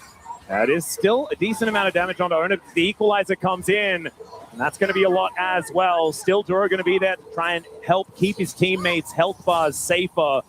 That is going to be successful for now. Ruler's health bar still full. And man, 6 Elemental Drakes so far. The next one, 1 minute 20. And finally, the Chemtech Soul will come in. The Rebel Baron power play sitting at 1,400. Not a whole lot has been gained since that Baron did go down. It's still a 4,000 gold lead. But as we crest towards the 40-minute mark, 4,000 gold doesn't really feel like it means all that much. Both of these 80 carries sitting on 5 items each. And Genji still in with a fighting chance. T1 going to have to keep it tight if they want to take this one. But the war of attrition being won by them so far. And Inhibitor looking like it is starting to really take some big hits here from those cannon minions empowered by the Baron, and Doran is just empowering that here. Genji look like they will barely get the defense. No, they decide not to. Yeah, a cannon will go down, so the Inhibitor in the mid lane is going to fall. But you're fine with that. Honestly, I think Genji okay with that mid lane Inhibitor, having the super minions pushing in, gives an extra source of farm compared to your opponent, because those minions will just push by themselves, and mid easy to handle. Dragon up in 30 seconds. Nothing really changing from the Baron that T1 were able to take. And once again, we're looking to see these two teams throw down and play for the Dragon Soul. Yep. 900 gold was the Rebel Baron power play in the end. So not a massive amount, but a teleport in from Keen. Looks like Genji do want to fight for this soul. Quadra Chemtech Soul is kind of crazy, as now Ruler might be in trouble. Does have the Featherstorm, but the Season Desist comes down. He finally gets that ulti through, as the flash out doesn't work, and the bottom lane are eviscerated. Canyon still trying to fight, gets the sticks ripped out of him though, and it's Faker that grabs the kill. A double for the Akali, and T1, they don't care about a dragon. They just want to kill all of Genji and win this game too, bringing us once again to a best of 3 for a ticket to MSI.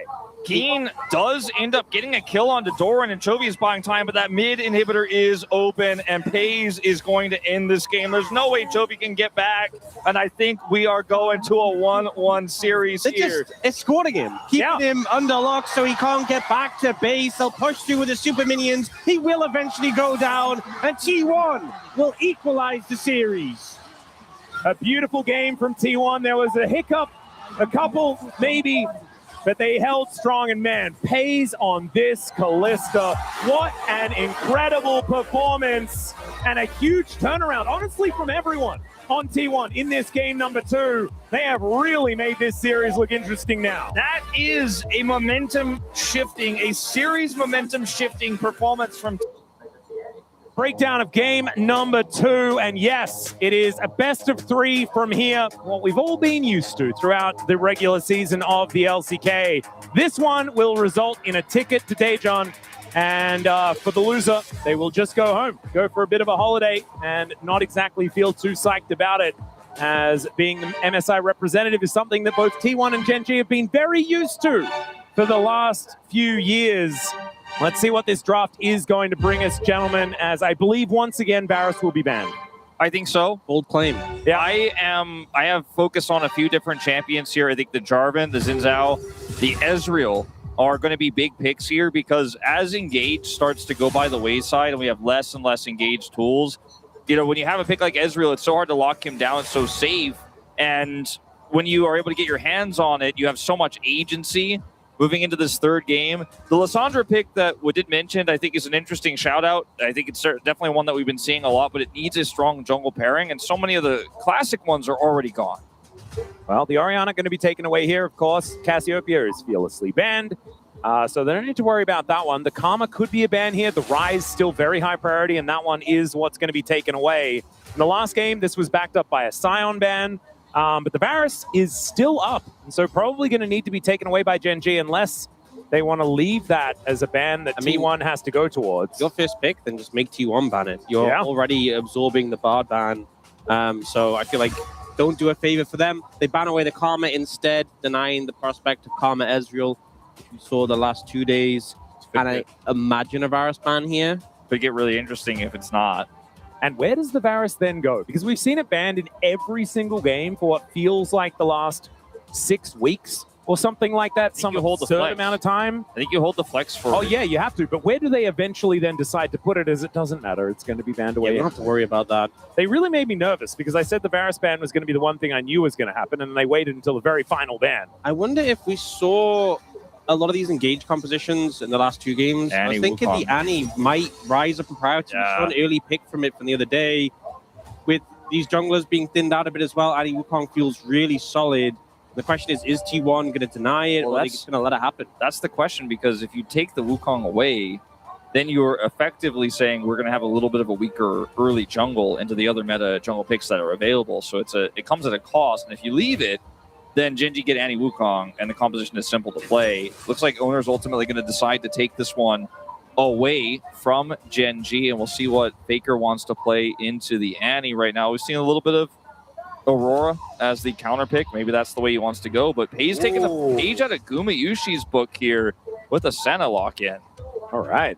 So early priority on getting the Senna secured before much has happened in the draft, and we saw it work to great effect when it was played by HLE, especially when you had the front line that could lead the charge and Senna can just attack over the top of them. It's also something that can operate from a very safe distance, which is relevant against Yanni. I wonder, though, if Gen G are just going to slam like a Jarvan here in this situation, because obviously as the mobile AD carry, not much you can do against that. They will, though, prioritize that Jace first and foremost for Keen. And the question is, for T1, with Jace being picked here, do you pick a top lane to respond, or are you going to pick a mid to respond to the Annie? Yeah, or do you pick a support to pair with your Senna as well? I mean, you could lose a lot of things that have a lot of synergy here with the champion. It's actually interesting because Senna Wukong was actually a lane that I believe Gumakeria played. It is at MSI 2022, but that was fasting Senna back then. Yeah, it was that old Mad Lions lane. Yeah, it was a weird one. Yeah, so Mel coming out here for Gen G, so potentially looking for a kill lane. And if I'm T1 and instantly thinking there's a prospect of it being like Mel Pike we've seen. Yeah. So protection for the Senna might be really important in this situation, and they might opt to prioritize that before anything else. I just don't know if there's anything that's safe to pick right now that you can lock in without the trade-off of losing your top, wall against this Jace pick that Keen has his hands on already. And with the Mel pick here, you have already insane poke with Mel Jace, and you have the engage with the Annie. So now you've got to be wondering, what do you ban away? You probably take the Pike away first and foremost, but what comes after that? There's also like Jarvan still available, which it seems so scary to be playing into when you have this Senna who's so immobile. The Pike makes complete sense. That's taken away. I think for the side of Gen G, 2 lines of thought, you can just hammer things like the Aurora away from Faker. Nautilus away from Carrier. Yeah, we've seen even like Victor be pretty successful in recent games. I feel like T1 need another big damage threat with having the side in the top lane, and Senna isn't the highest DPS AD carry either, so they will just take away that Victor. All right. One more ban here for T1. And do they protect Faker's pick, or is this going to be more towards denying the jungle from Canyon? You guys have been mentioning the Jarvan, and we were talking about it in the last game as well. He was ignored there. It's almost like he's been shadow banned. Nautilus? Neferi too, pretty scary. Yeah, Neferi is a strong matchup here. Nautilus is something they could use against you if you don't pick it up yourself. Nautilus is the ban that I'm most worried about for if Gen G get their hands on. You're going to have a really hard time because that's all they don't have right now is follow-up engage to the Annie, follow-up CC. I think this is probably going to be an Aurora ban just to protect this matchup for Chovy a little bit more. And they have so many different options they can go with here in the jungle role for Canyon right now. And I think that's why T1 decided not to target that because it's too much. And there's that Lissandra.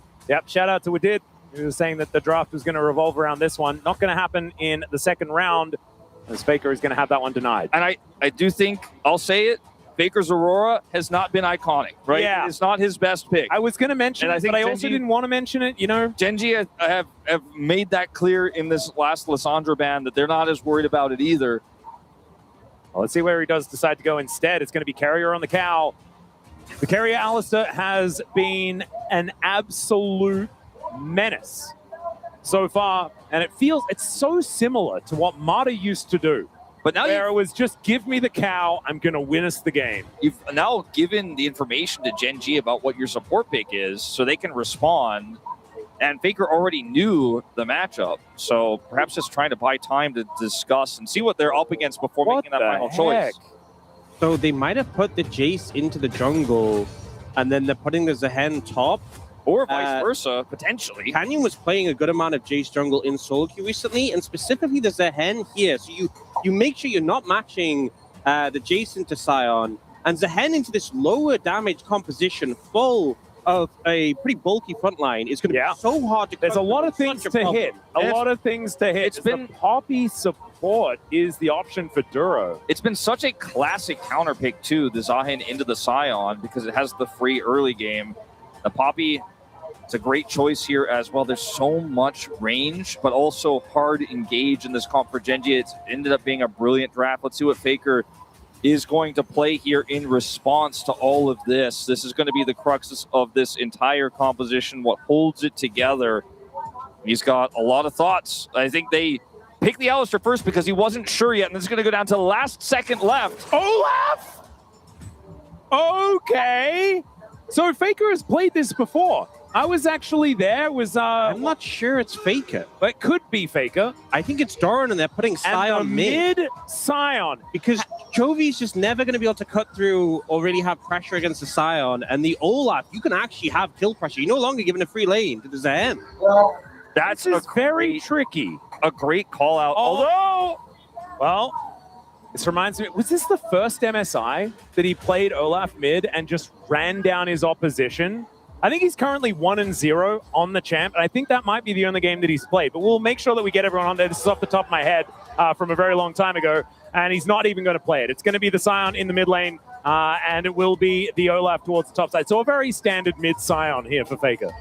I think this makes more sense. I think you're allowing the Olaf to pop off, and something to remember is that last time Doran played Olaf, where the early game did not go good, the mid game did not go good, but the late game, he absolutely popped off, and it was into a Mel as well. We've seen a few times Olaf in a Mel, the other team runs out of damage, and you just run rampant with the Senna supporting you as well, healing you up. If this Olaf gets going, he will take over. And it's also something that Doran has found a whole lot of success on as well. Like he often saves games.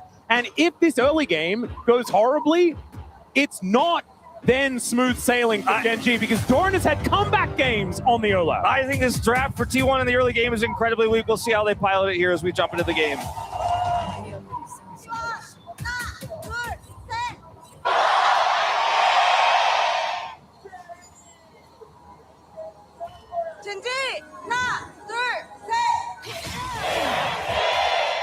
All right, here we are, ladies and gentlemen, onto the Rift for the third game of the series. Wolf, so you're telling me you have an Alistair Senna lane, you have a Sion mid, and an Olaf that can match well, okay, into the Zahin top side. And how are you going to get out of this early game without wounds? How are you going to get out of this early game without some scratches, right, is the question I have, because this is so much range in this comp here for Gen G, plus the engage, the backline access of the Senna. You're going to have to play really well. You're going to have to be the one that makes the first move with your incredible front line and your Wukong to keep the Senna alive. But if you fall too far behind in the mid game, or you end up with a situation where you have to fight a dragon you don't like to because they got double dragon and a tech soul, there's so many ways this can go wrong. But I do agree that it's a very creative answer, and I think it does make sense. I do like that they opted for the Sion in mid and the Olaf on top for the reasons Ox already pointed out. Let's see how they weather the storm, because early times are not going to be easy times for this T1 draft. I think the one thing I'm really concerned about in this game for T1 is Zehen, because I think even if the Jace, Annie, or Mel get fed, there will come a point where they can't just combo the Olaf and he can become a real issue. But there's a hen into 4 melee champions. If he's fed, I don't think T1 have an answer to that. So even though we've seen before Doran not have a great lane on the Olaf and come back strong, I think the bigger issue here is going to be Keen being enabled by that. So this top lane matchup going to be very important early on. Well, this mid lane matchup is Faker using a very large health bar in order to try and stay alive against the Nanny. Olaf is going to wander past the turret and look to take out all of these minions. Keen realizing that he probably wants to get some experience and gold, so isn't going to stop him just yet. As Ona is finishing his full clear of the bottom side. Canyon doing a very similar thing as he did. Just have a bit of a check-in towards the top lane just to make sure that Keen was going to be okay. He was, and then he gets himself to his cross. We haven't seen the jungle Jace in a really long time. It was very prevalent at the beginning of this year when it got some changes to its jungle clear, and we saw it a lot at Kespa Cup, for example. It was almost permabanned for a while because it was so strong in the jungle. Even though it wasn't winning, if you guys remember, like it was almost always banned, and then it would lose on the rare occasions we did see it on the Rift. But it is definitely a lot of power in the mid game and zone control with an already robust range poke on the Mel. So if you try to punish it as well, there's so much peel with the Annie, the Poppy, and the Zahin that's going into the melees. There was also recently a match in the LCS, I believe, where Inspired did something similar to this, where they flexed it into the jungle to give a better top lane matchup. So it's interesting we're seeing that again here. Yep. I like the creativity. I also like that this is obviously deliberate as well. Holding onto that flex, you pointing it out, Ox, that he has been playing this one in solo queue. Yeah, I do. It is funny because you see the picks Canyon plays in solo queue, and it's like Jace, Diana, Quinn, and Bessa. And you're like, well, he's been practicing these. How likely are we to see them? Yeah. And it's nice when one shows up. Yeah. But definitely, I don't always go into every match thinking we're going to see Quinn jungle. This stat here, Chovy was the last one to play it against Fate. Chovy actually 2021. He did play a ton of mid-Sion in 2021. And I mean, I say a ton, it was like 3 or 4 games, but when no one else was doing it, that felt like a lot back then. So he actually has a lot of experience with this pick, but now he's playing into it with this Annie. A little bit of a different story at the moment. Like, Chovy was the mid-Cassante guy as well. Yeah, and the mid-Aatrox guy. Yes. Renekton also, although that I think belongs to Showmaker a little bit. Yeah, there are certainly a lot of melees that Chovy has liked to play in the past. And it's kind of weird. It's reminding me of 2012 TSM. Just watching Reginald run around the Rift on Sion before he became a real champion and not just a stun that would build only Doran's rings. Oh, what a time to be alive. What's interesting is that we had the change to the role quest where you no longer get that empowered recall, and now you get 8% extra AD and AP, which just is not offering much to Faker right now.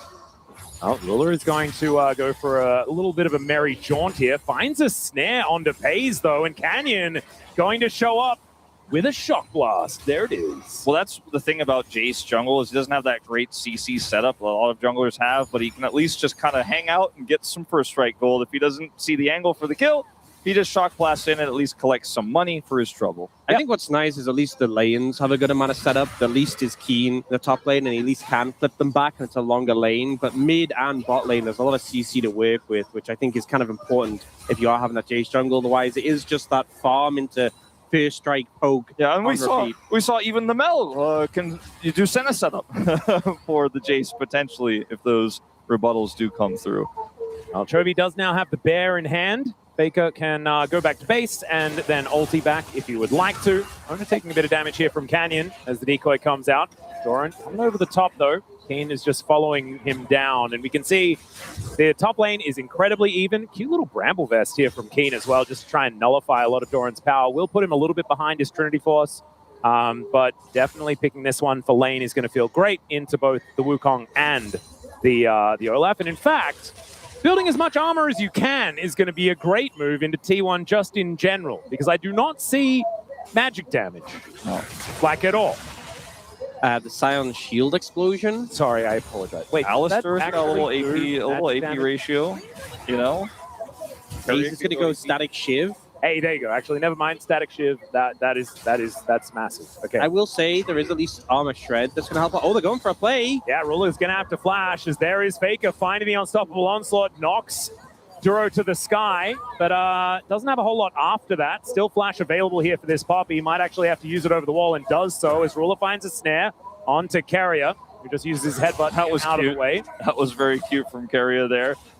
You know, something we hadn't talked about, which is in the rare cases where Sion is mid, is he kind of becomes a global threat with his ultimate between both top lane and mid lane for roams. Because It's not a train anymore, it's a boat. Yeah, he's going straight through the river, and in this case, able to get multiple critical flashes here.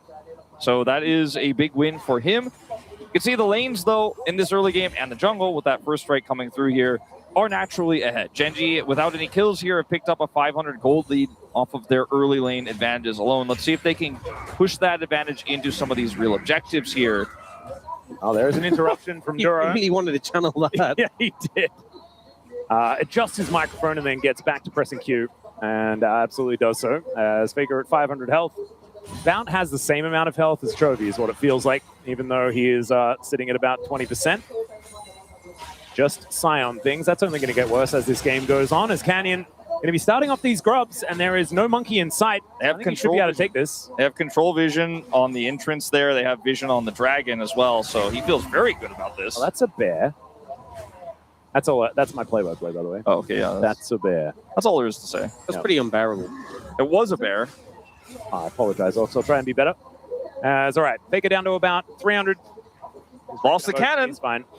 And all right, there's a shock blast, and Faker, oh, it's in the air, and there's first blood for Chovy with a pyro blast. Man, that is, for Faker, you feel like you did everything right there. You're just trying to catch this wave, and then you flash, but the Q's in the air. And Canyon just presses EQ from off screen, and that's what kills you. It's the worst feeling ever when you flash and you see you're already dead when you hit the ground. I'm wondering, was the shield on cooldown? He didn't have enough mana. Mana was so low. His mana was pretty low. That might have been it, because I was thinking maybe he's like flashing to buy time and shield, but the shield never came through. That definitely would have saved him. We'll probably only know if we get the first-person view there of Faker, but we'll see when we go into the replay if we can. I hope they don't do it to him, as Hepa Pulverize does come in from Carrier. Ruler once again finding a bit of an angle here with his rebuttal, but the unstoppable onslaught delivers Faker to the bot lane, and Ruler, he has to try and dodge it, therefore walking into the waiting arms of FaZe. And there is the answering kill for T1. Yeah, They did it twice. This time there's no flashes. I think, Doran's in trouble here. Yeah, Shock Blast does come on through. The Grim Deliverance comes down. The Ragnarok is going to be there for long enough to get Doran out to safety as the Dawning Shadow comes on through. Owner there for the defense, and Keen, oh, he wants this Crystalline Overgrowth. He'll hit it, and the flash immediately has to be used to get this Zehen out of there. So it ends up being a trade up in terms of summoners for T1 with Keen beating his flash, and it was only the ghost We there. are going to see it. Now, but from Canyon's perspective, Any moving 되나? Very nice. and here it's the same play from Faker. You know, the ult comes through from Poppy as they realize they're in trouble, but Faker drives right between the tri-brush, and he's dead again. That's surprising. Not sure what led to that, but obviously. Kill bot lane, die mid lane. I Kill see bot a lane, Poppy. die mid lane is that's the equilibrium that we're going to hit. Yeah, the Malignant Spike is there for Chovy, but you would expect at some point Faker can kind of just brush a lot of the damage off. It was a Poppy there, and I think he may have been a bit zoned in the lane as a flank. Ow. Question mark. As Ruler this time doesn't have the rebuttal, he's going to get snared. There's the heroic charge back, but Carrier running real fast with that ghost, and Ruler has nothing he can do. He just dies. You know, I think with the Mel, you're so good at playing into sort of longer range abilities. You have that rebuttal or just anything you can reflect, but into things like a Scion or an Alistair, you just don't have tools really to outplay them. If you land the root, great. If they sidestep it, if it misses, if it's not used at the most effective time, they just get on top of you, and then there's nothing you can do. I'm looking at this enemy composition as the Mel, and it's kind of nightmare fuel. Yeah, it's not really working. And it's, you know, when you're this far up in the lane without flash, very easy to punish you, which has happened now twice. So, I mean, really three times. The first time they got the flash, and then the next two they were able to get kills before he came up. As Chovy just whittles away at Faker, and Faker pushes onto Chovy for one more auto here.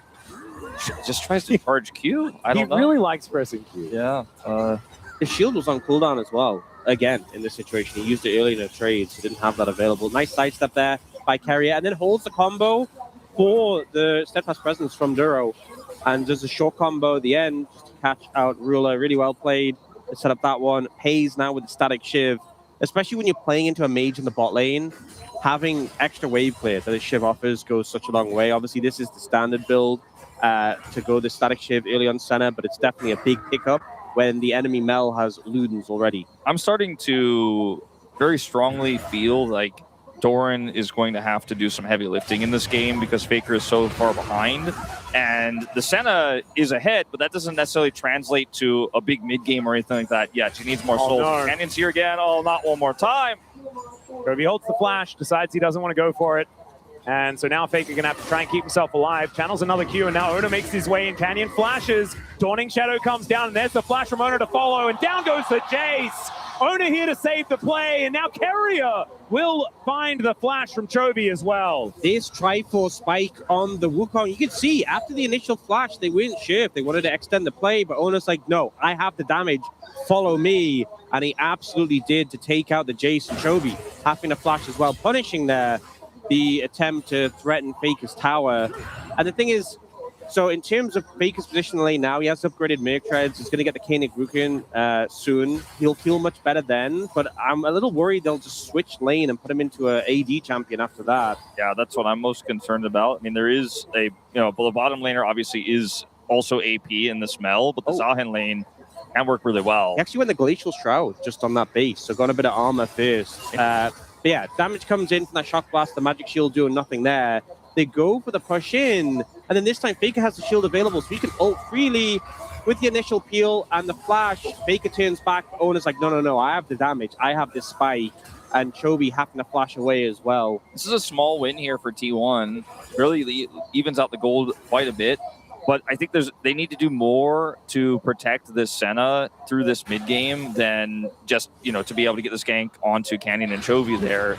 So he needs to be set up for success with the gold that he has. Pays has everything he needs to rocket into an amazing late game, to be a super strong late game AD carry threat, big powerhouse, especially with how ahead he is over Ruler specifically.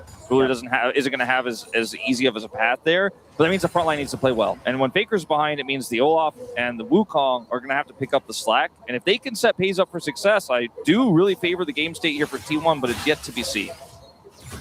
Ruler will at least be able to clear out these waves pretty comfortably. Finds yet another nice rebuttal on Pays, who does have Piercing Darkness, so he'll be fine. Ona coming on over here, spotted by Duro, as that sweeper did at least find the monkey. Feels pretty good. And Faker is once again taking a lot of damage here towards his bottom side of the map. I think as this game goes on, we need to feel less and less concerned. Well, it's the fact that he went for the armor, and we were talking about the concerns of him playing into an AD champ, but it means he's delayed his Koenig, and he hasn't gotten to the point where the Annie lane is just easily manageable, that we normally see things like Galio or other tanks hit into. He would have had the Koenig right now if he'd gone for it, but we'll just get some plate damage here. Canyon going for the money ganks you kind of see in this game. Yep. Yeah, and he has a significant lead. It's not the most amazing, but he went for the early Serpent's Fang, which is very cost efficient and great into this composition for what it's doing right now. And Ruler has his first item, which is a little bit more of a damaging item than Pays' first item. But again, it's about the fact that Pays got that gold, has this item, and is looking for a second as he's also getting those stacks. Like, that's the extra element that you can't get from ganks. You actually have to get it over time. Still gated by game progression in that sense. So let's see what they could do to protect him and get him through this next part. If Gen G get double dragon with the prio we talked about they should have in this game early, and we end up with a really strong soul like Hextech Soul, it's going to get a little bit tougher here for T1, but they'll have to get that double dragon first. Hextech Soul with their composition would just be disgusting. I feel like Chemtech Soul would also be kind of crazy, though, with a Zahen. On the Zahen, yeah. And a Poppy, there's a Molten Shield. It's a Poppy. I'm just trying to say that no matter what the Soul is, it could be fun. As Carrier going to take a bajillion damage. Does have the Unbreakable Will, so he doesn't necessarily need to completely go back home right now. His will seems somewhat breakable there, I will say. All right, Faker is just going to ult his way towards this dragon, but the Shock Blast value is gigantic. Gen G utilizing that range advantage that we've been talking about. Finally, we're seeing it in effect. And they regain prio on this dragon. And now they're going to look to control this zone here into the choke point as the Shock Blast rain through. Oh dear, Faker in a lot of trouble now, has to flash into the red pit. And I think that will spell the end of T1's contest of this Dragon. And Double Dragon's great for Gen G, not the end of the world for T1 to have to give this one up. And I think dying on that hill is not what you want to be doing. Spade's coming on over, just grabbing as many souls as he can. Feeling good about that. As Duro looking to gank and Olaf. Let's see whether they can get the Ragnarok at least. As it's going to get pushed back. It is going to be a Mountain Soul. Oh my god, if T1, if T1 get control of this game again and stack 4 Mountains, it's unplayable. For Gen G, absolutely. As now Doran taking so much damage, Dawning Shadow is going to at least soften up Chovy a little bit, as the exhaust was used just to get rid of him. And now Pays throws the Rift Herald towards this outer turret in the mid lane, Ruler not with enough wave clear to clear this one out quickly enough. As first turret is going to be the race here, as Ona finds Canyon. Canyon does get the Hammer Boot back and does have himself a Blast Cone in order to escape. That is going to be first turret going over to Gen G and extending that gold lead. Yeah, should see Pays answer here in the mid lane. And Ono with a lot of pressure. He has to be careful of Chovy over the wall. Yeah. Oh, low 4 health! And Ono is able to just turn around and say thanks for the red buff. You know, the Wukong was once upon a time a counter matchup in the top lane for the Jace. You could see in that interaction with the Cyclone moments before that Canny doesn't want to interact with him in the jungle at all if he can help it. He just wants to be very far away from him and a layering in poke. So I thought it was great that Owner found that pressure angle in to get on top of Canyon there and make a small edge. The value of the Cyclone in team fights is really high, but when there's no fight to be had, it's not really a cost that you're giving to actually utilize that to get a little bit more control. So really nice angle there Owner found. Still finds himself, though, with all that first strike gold and the extra farm here, significantly behind in the matchup as Cyclosword comes through here for Canyon. Yeah, big spike. Yeah, huge. Has the Sifting Spine as well, which is great value into the Olaf, into the Scion in particular, and some value into the center for the ultimate. We have now got the Koenig Ruka in for Faker, so he should be able to just weather the storm in this matchup pretty comfortably. Still taking a lot of damage here from Chovy, who is just able to walk around and hit him with as many spells as he can. I've never seen an Annie worry about mana more, because he just needs so many spells, because this health bar is so large. His damage numbers on this Annie are going to be above average. Absolutely absurd. Yeah. Let's just say above average. I would hazard to guess. I think a pretty safe guess as the Shock Blasts hurt. Looks like he's going for the Leandri seconds. Yeah. Really going for a burn-based bear. Which, you got to do it. I mean, look at this comp. Yeah, I mean, it's great value in this situation. Obviously, going for a one-shot build only really matters if you can reach Pays, and even if you do, you have to deal with the rest of the team. So it's okay. Ruler's got the burst for that, right? Yeah. Canyon's got the burst for that. They are the ones who kill the Senna. You're the one who and also, if boys. We're being honest, Chovy drops a bear onto Pays' head. I think whatever build, it's probably going. As long as it's got some ability power in it. Well, we might see just avoid stuff after that, and then, man, he will just not really worry too much about the champions on T1. So does Chovy. Faker completely out of mana. The flash forward to block the unstoppable onslaught. Apparently it is a little bit stoppable, but Faker isn't. He's able to walk his way out as Tib is able to come back and join this fight. And that is Duro hoping that that was the other Wukong, but the decoy can't walk. So they watch him leave. So Faker will be able to keep himself alive. Pays' ult was a huge difference maker there for Faker as well. Faker just gets out. All right, well, Gen G, they don't lose anyone. They do, I guess, theoretically gain some tempo in that play. But Doran still able to catch this mid-wave. Chovy moving over and will be able to utilize his brand new Leandries that he just put together. 1.5 minutes on the Drake, probably going to be their next point of contention between these two teams. Oh, for sure. Oh, dear. Yeah, Carrier is in a little bit of an odd spot. There is the Keeper's Verdict, though. They get rid of the cow. And that is now Poppy ult on cooldown. Yeah, trade of support ultimates will feel pretty good, I think, for Gen G because they're not necessarily that worried about ulting people away with this comp that has a lot of poke, whereas Courier needs that durability. Yeah, especially for that dragon fight. But with the Zeeks, it does give a lot of ultimate, gives you the ultimate ability haste and just some ability haste. So 50 seconds, I think it will be back up for Carrier by that point. They'll be able to play around it. This dragon, though, this next one, going to be a big one. Both teams so close in terms of gold. We just had Ona complete Sundered Sky. This 2-item spike for the Wukong, very significant, very relevant. And he's going to be a main factor, I feel like, in this next team fight. If he can get access to those squishier targets, which, let's be honest, there's a lot of them on the side of Gen G. He can do so much damage. All this lethality, even with the extra brutalizer Canyon has, if he hits an empowered shock blast on the Pays and Ruler hits 1Q, then presses R, Pays is either dead or so low health that he is practically dead and has to leave. So his positioning needs to be really good here when we set up for these objectives. Genji have Cryo now. Faker's going to TP over and try to wrestle some of that away. Yeah, Keen makes his way in there as well as Faker turns up, avoiding a fair bit of this poke right now as Duro going to get snared. Doesn't snare the rest of his teammates though, as Doran is on a flank angle and he is so scary if he can get into this backline. Shock Blast goes wide, actually could be a big deal as there is the flash in from Carrier, but he's a little bit disconnected from the rest of the team. They're chasing Chovy out of there. The undertow's thrown the other way, but the flash to follow from Doran. In the meantime, the rest of the fight, Genji trying to pull it back, and the flash forward from Keen gets the kill onto the cow, and Chovy somehow playing a weird game of tennis where the dragon is the net. What the heck was going on there? As the snare not going to connect onto Faker, who looks to get himself out. These health bars are so low.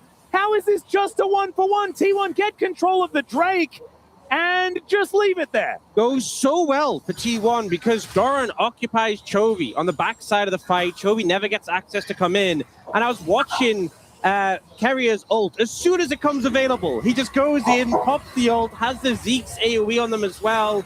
Owner's there with a follow-up, and even though they don't get the kills, they force them to disengage. They get them low. They do have to respect there's a hen with the fully stacked passive, but he only gets Carrier. And you see Chovy. Chovy used the Dragon Wake Up to get some space there. He was able And to it was force the right Dragon as to the knock him away. Ragnarok ended as well. It was Yeah, and you crazy saw- timing. Doran was trying to use the dragon to kill him, but then the dragon was hitting him, and then Tibbers, and it was a whole mess. It was crazy. It was only a 1-for-1, but T1 end up having the pressure advantage. They didn't, though, get to finish off the dragon. A reset comes in first, and neither team even playing towards it right now after the reset. Yeah, they're just pretending that someone took it, I guess. We will need to go back and grab some control of that one, but the waves are going to be dealt with first. We are getting to the point of the game, though, where you can really feel how difficult it is to kill Doran. And in that last fight, Chovy had some shenanigans, right? Was able to buy a bunch of space, escape, run away, etc. Dragon got angry. But in a more traditional setup fight for T1, where it's not split like that, and he's not chasing Chovy alone, he's going to on top of Ruler. Things get a little bit different as Genji again have this prio now.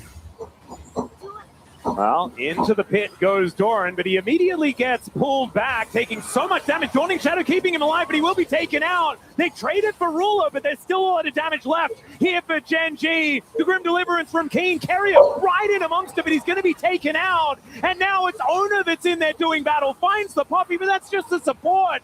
And that is going to be the Drake going over to Genji, keeping their whole top side alive and just foregoing the bottom lane and not really caring. You know, Wolf, I think Doran heard what you said and took it a little bit too hard. He jumped in by himself and just got melted. He needed more nearby there, and when he's down and the Annie is still alive, the damage throughput from the Senna you talked about in the draft earlier, even on 3 items, it just isn't as strong as other traditional AD carries. It's Especially very slow. when she's not there.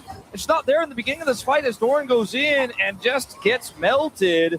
And the knockoff here of the Wukong means that there's not enough to lock people down for pace to do the damage. Keen's ult here is fantastic, and he is unkillable. He has the res. Yeah. And when Owner gets back in, he's just burned down as Keen holds the line, and T1 do not have enough damage in this Senate to actually secure the kills. Pays spent pretty much the whole fight autoing a Keen who had a res with a bear sitting on top of him in his face. And there's just not much you can do in that situation.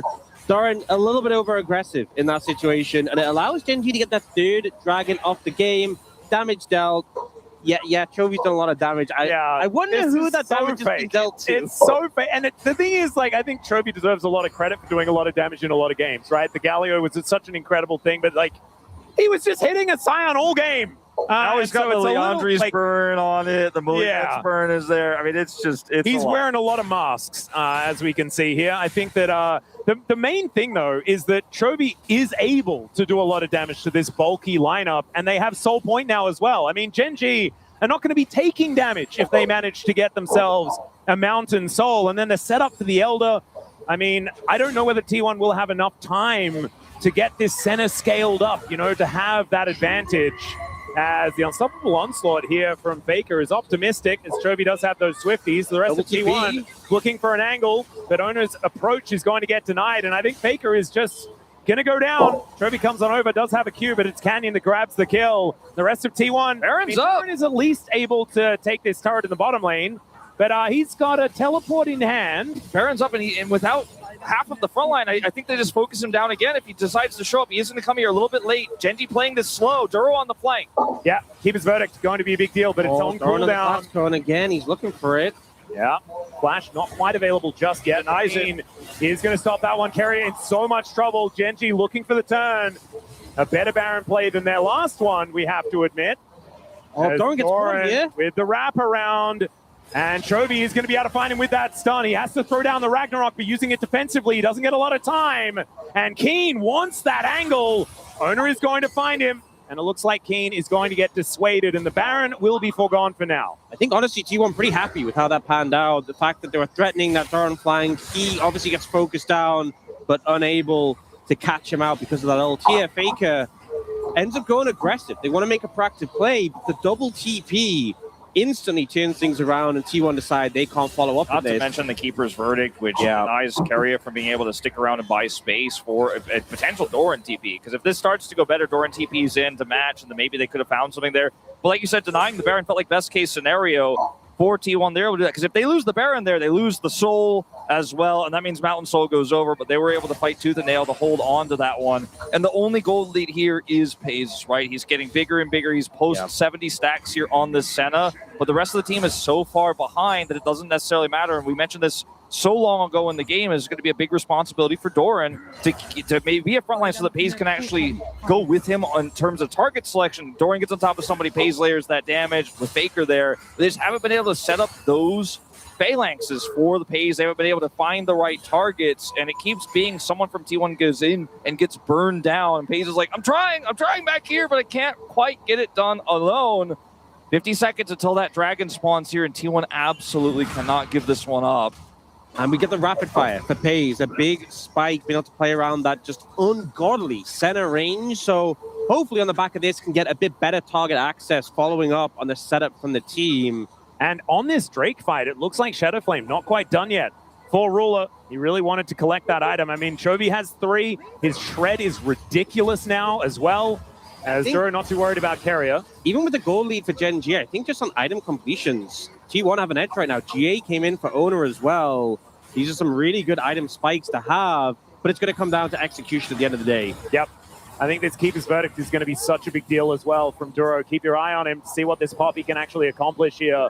As Owner with that GA at the ready, looking to make his way in. That is Faker engaged on. He takes so much damage as Keen wanted to stack up that passive. Faker is not going to be able to start any fights with that low health bar, and his teleport is available. He may need to use it. I think that's exactly what he's going to do. They can get that big shield. Front line with that.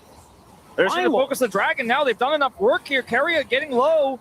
Yeah, Gen G going to try and hold on to this one. Remember, this is Mountain Soul, T1. They cannot give this one up, but Faker makes his way back. The rest of his teammates looking a little worse for wear, though, and Paze just needs to hammer that Q button over and over again. But again, only hitting Keen, and no one else cares. And they shot the flash forward from Keen, but he misses. Doesn't get on top of Paze, who gets his exhaust off. And now Carrier gets into that backline. Chovy able to avoid Paze. Grim Deliverance is denied. And now the Dragon should belong to T1. A double. Doran as he gets into the backline, but it's Ruler that locks that one down. Owner should be able to secure this Dragon, but that is going to be the snipe from Canyon to try and even out this trade. And it will not be even in the end. T1 deny the soul and win the fight. Faker wants more here. They are going to try to collapse. And Faker's health bar looking a whole lot better now. As Ruler is going to be able to snare him. The flash forward, and Ruler will get that speed up from the W. This was such a chaotic fight. I've got to say, there was a lot of mishaps from either side. We see it starting off. It's Keen trying to set up this grab on a Paze, but Paze flashes. And then Carrier actually fails the combo when he flashes in.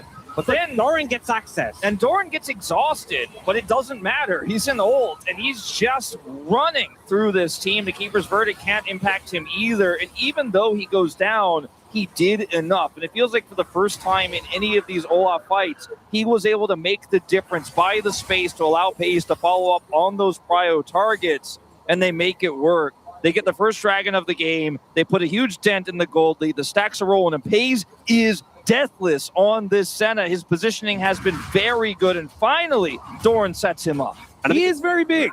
I think a big thing as well is that since the last fight we had, Doran able to pick up Death Dance and Hex Drinker, so he just feels so much harder to cut through. And when he starts getting kills, he's getting the Death Dance cleanses to reset the bleed. He is very... Oh, my lord, that range. Oh, dear. Rapid fire cannon coming in hot. And Ruler not going to be able to stand toe-to-toe. Won't even be able to really stand near the minion wave. And Pays is going to find Duro. Steadfast Presence not really doing anything at all as the snare is going to connect. Dawning Shadow! And Duro is very durable. That is going to be GA now down for Owner as they overextend a little. Faker moves in and even Tibbers stays alive. Keen, very frightening as well, level 17 on this Zahan. The Maw, 3, 1, and 2. The Maw here for Doran makes him... I think when we see the next big fight, I mean, he just has to run at whoever Pays tells him to, and they shoot. Pays shoots at whoever Doran is running towards, and it feels almost impossible to lose fights now at this stage because he's so big on this Senna. Well, Tibbers is going to go flying around just a little bit here. Genji getting control of this top side. That shock blast, I mean, this poke is still such a huge deal. The range is something that we cannot really forget about. As T1, they need to be so decisive and start fights before their health bars just reach 0. He's poking tanky targets. Yeah. Well, he's hitting the Scion. It's doing so much damage. Is now done Sorelda's. 4 items on this Jace. Yeah, he's super strong. And the fact that he's got 35,000 damage, like remember, Chovy inflated that number massively by just hitting the Scion all laning phase and even outside of lane. Canyon, this is just... Camps and then poke. Yeah. He's hit some really, really big ones. Hasn't always been onto the Senna, but through Celestial opposition. Yep, it doesn't even matter if he's not hitting the Senna, if he gets enough time to hit these shock blasts, though, as Faker has gone a little bit halfway in terms of building both the armor right and the magic resistance, so it feels less tanky than Doran in a lot of ways because Doran has his ult running. He is level 18 at this point, 3 levels up on Faker, but it's all about whether or not the shock blast hits Pays or if they get enough time to shock blast enough of the front line with Chovy's burn damage coming through. They can't start a Baron yet. They don't have a traditional 80 carry. They do not have enough control. So this game is once again going to slow down a little bit here. And I think likely the next fight will be on the Dragon, not the Baron, in about 90 seconds. I am terrified to see the damage if Canyon hits a shock blast onto Pays. Yeah, I was just thinking that. As the shock blast is going to connect onto Faker. That one, the thing is, we're not too worried about. So much I would love money. to see his first strike numbers. Because, Yeah. I mean, that's the thing with First Strike is that, you know, obviously in lane, if you're playing a laner with it, you can proc it pretty consistently if you're in the right matchup, but you don't have the damage to really back it up. This is the point where Canyon has the damage to back it up. This is where First Strike really spikes, and he's just printing more and more money. Unfortunately for himself, he only has 1 more item slot, but getting towards that pretty quickly. Yep, BF Sword now in pocket as well. Let's see what he's going to turn that one into as a GA is probably on the way. Owner does now have 4 items himself. Black Cleaver is now done. They've got a couple of those. If you can start stacking these Mountain Dragons as T1 as this game gets longer, it's huge, but we're already so late into the game. I don't think Soul's on the table for them, but denying it from Genji is massive, and that's permanent if Genji get it, whereas this Baron is only temporary, and all of those inner turrets are still up. So getting Baron doesn't mean you're sieging to win the game either. You're playing against so much wave. God. And yeah, he is big. He is the biggest. He also gets 2 extra, bling bling control wards because why not? I've got so much money. And you also get free crit, so he's just got, I mean, he basically had 100% crit anyway, but then that gets turned into more damage. But he got hit. Stacks, and he does get hit, does do a lot, but the Piercing Darkness is going to be there to keep the center somewhat healthy. There's the interrupt from Keen, being a bit of a hero to try and keep Ruler safe. And it is going to be successful as Doran now with that steadfast presence. Doran not actually going overly aggressive against Genji as the Dragon has spawned. Keen in a little bit of trouble. Oh my God! That's it. I mean, that's all you need. Now Pays is in so much danger if he sticks around. That was the thing that we were scared of seeing, and now we know why we were scared of seeing it. Yeah, that's the Mountain Soul, I think. That's enough. Just got it. That's it. It's that simple, and it hasn't been really hitting this whole game, but it does twice. Doran realizes that he's probably been seen based on the movement of Genji, and the Keeper's Verdict is not going to come He just up wants through, to make sure Owner doesn't steal. He just wants to make sure Owner doesn't steal, so he channels it. If Owner runs in, he just knocks him away. They wait for it, secure the Dragon. I felt like in that moment you could see Genji couldn't even believe that T1 was giving it up, but they did. And yes, he's got a lot of stacks. He's got 100 crit. He's got the additional damage from the IE, but if he gets hit by 2 shock blasts, if he gets hit by a third, he dies, and they might lose more than a dragon, so he has to leave, and the dragon goes over, and now Gen G can put their focus on the top side of the map. Isn't it so unfair, though? You just get hit by one ability from Canyon, and then, oh, well, I just hit a massive item spike. I was ready to play the game. I guess I'll just go and take a break. I do have a solution. What's that? Don't get hit. Ah! I have another solution. Have your front line stand between you and the Jace. I think that is that included in Don't Get Hit? Yes. Okay. It's a great strategy, though. That helps with the Don't Get Hit. It's on this very deep flank and is now trying to find an angle. Oh, TP coming in. They're going for a play. Yeah, Keen actually cancels his back there as well, as Carrier is going to find him. Faker looking for an angle here. Let's see whether Keen can actually buy enough time, because Doran and Owner are both running up. This is Zahin is going to follow as, yeah, Keen does have the ulti. He's doing a lot of work and has charged up the passive. It's going to take a long time as now Canyon gets on in here. There is the chase as they look to get on top of Doran, the Dawning Shadow, to keep him alive as it's both of them going down. In the meantime, though, Pace just dead to Chovy. The bear burns him down, and Chovy throws a Q into a decoy, but eventually finds the right Wukong, and Faker might be able to push Chovy away, but the damage, it has been done, and Gen G will wipe them off the map. This felt like a winning play for T1, but then Paze gets exploded by Chovy, and suddenly, without that damage, without that DPS, without that Senna, everything falls apart, and Gen G will claim the Baron. And it is so crazy how much damage Doran took from Canyon at this late game stage. Like, oh, Olaf, he's going in, and then he goes almost 100-0 as well as they trade their lives. In the beginning of this, and we're going all the way to the beginning of this replay, which is a little bit longer here, but it allows Gen G to group up. But watch where Paze is on the left side, where Chovy is trying to match him. He has to go super far away, because if they catch him, he dies, but he needs to rejoin his team because he feels like they're starting to lose control of the top side fight. He ults here, but watch Chovy. Chovy does not wait. He's got a control ward there, and he just 100-0 him. And Paze's first death, maybe his last in this game, is now Gen G have so much siege to push and control. They have the Mountain Soul, and it gets so much harder from here. You know what's crazy is that we were talking about how Chovy's gone for this more burn-heavy build. He did obviously just finish the Rabadons before that, but Paze had Cleanse and Flash, and I just don't think expected to get one shot. Well, the way Chovy was walking, he looked like he was clicking on the team fight, right? Yeah. I mean, then just he faked it really well. Flashed on his face, and he was just dead. But I think in Paze's mind, he's like, I don't die here. I have Cleanse Flash. He was pretty late with the Cleanse. Yeah. Either way, an impressive play from Gen G, and now full control in their direction. 4,000 gold to lead, but the... Oh, my Lord! Okay, Canyon. He's now got 6 items. Like, this guy, you were mentioning the money printer. He doesn't need the money printer anymore. He's a damage printer now. Yeah, he is. And my God, the accuracy is going up the later this game goes, and with more and more items. That's a good pairing, as Paze obviously has a lot of sustain, and given a little bit of time, can get his health back to full, as you can see here. But man, you get hit by another one of those, and suddenly you lose an inhibitor.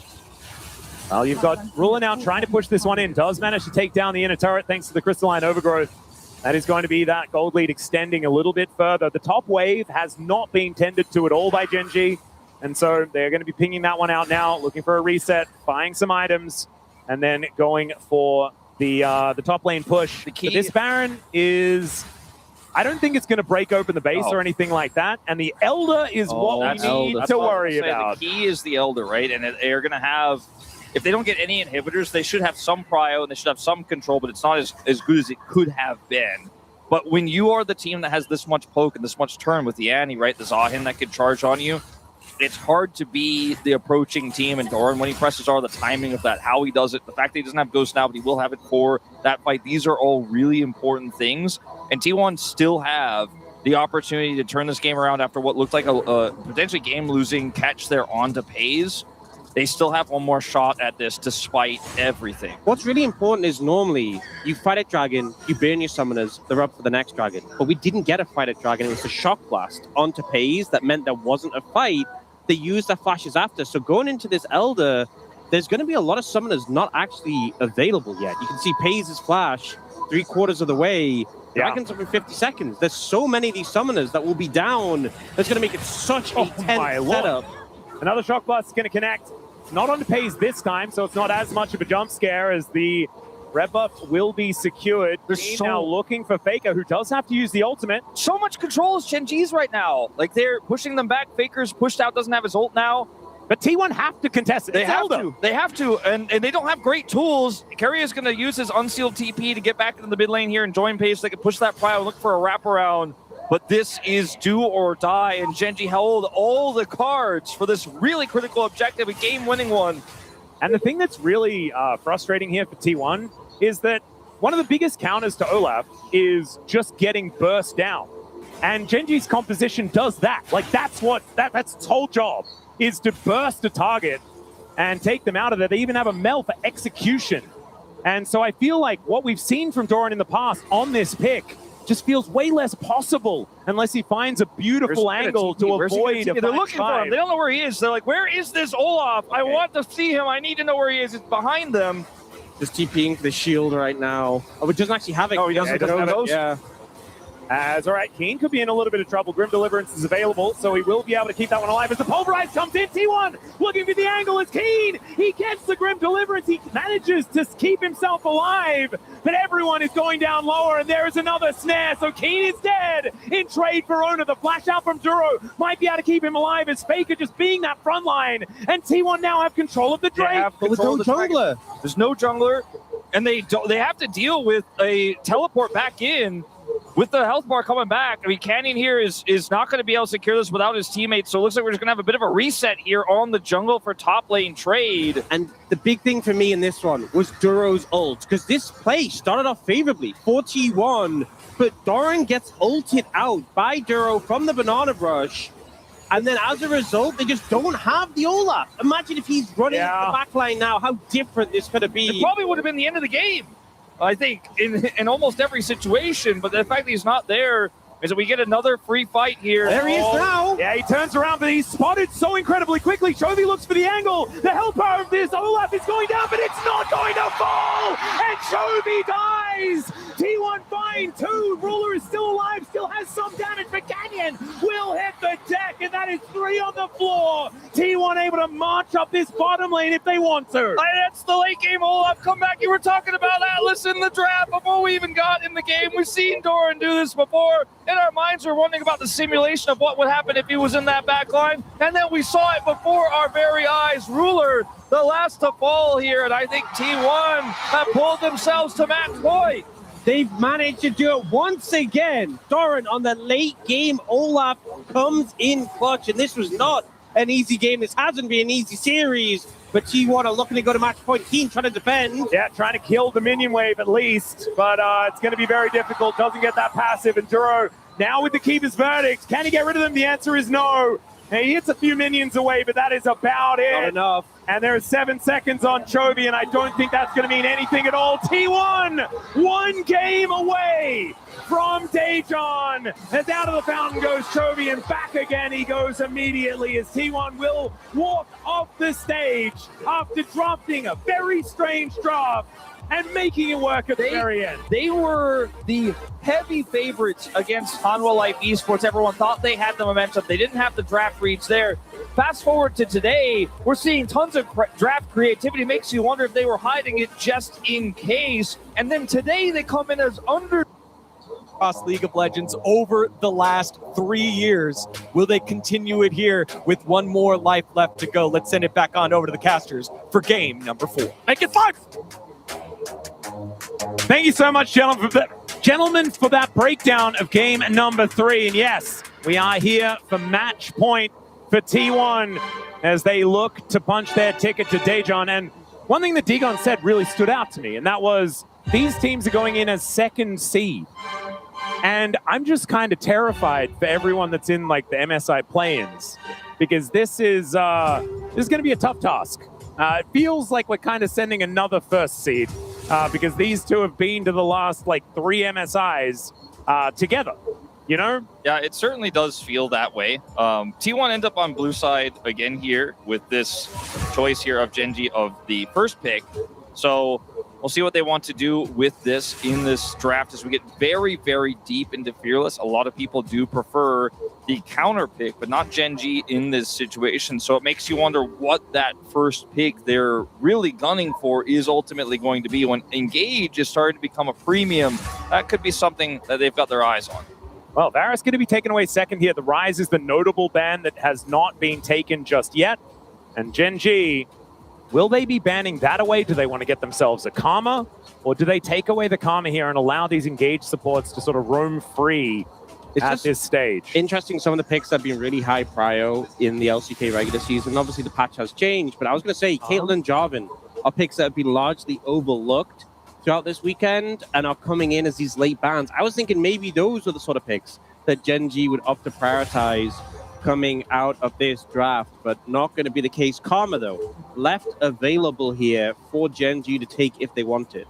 Ezreal up and available as well, and I think that it is somewhat dangerous to go for this. You can lock Karma and then get either Sivir or Ezreal, especially with the Jarvan banned away. That makes a bit of sense, and that's what they're going to go for here. But it is dangerous. We've seen Karma's really run into some issues when there's a champion that wants to roam over the other side of the rift. Now imagine if T1 were able to get Misfortune Nautilus and then on 3 get Jarvan or any variation of that. The Jarvan's banned. I think that's why Genji predicted this was going to happen. If the Rise ban goes through, they get the Karma, they don't have to worry about the Jarvan. But we'll see what gets picked here for T1, because if you go for that Misfortune, it creates a lot of other holes in your draft. And instead, we're seeing the Gnar with the Vayne fearlessly banned here, feeling like a great blind pick for Doran. So what comes with this is it looks like T1 are opting not for the bottom lane, but instead for the top half. Something that was banned in the previous draft was Owner's Nocturne, which is potentially on the cards. Not sure if they want to prioritize it here and now, but a potential option, and it looks like they will go for that. That's going to be the choice. This was a difficulty a couple of days ago, but we know that Owner is pretty phenomenal on this champion, regardless of one game's play.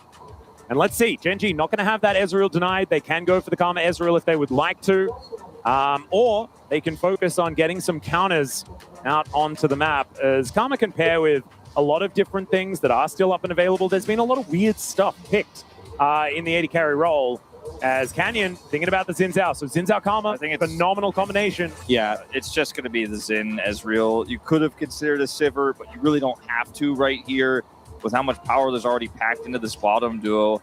The response here is an interesting one, because if you go for your top side lock-in, it means that you could do something that's good with the Nocturne. But again, we've already talked about Faker's Aurora and how we don't expect him to play it. Maybe the Lissandra is an option here. Yeah, I was going to say that's a safer blind one, maybe.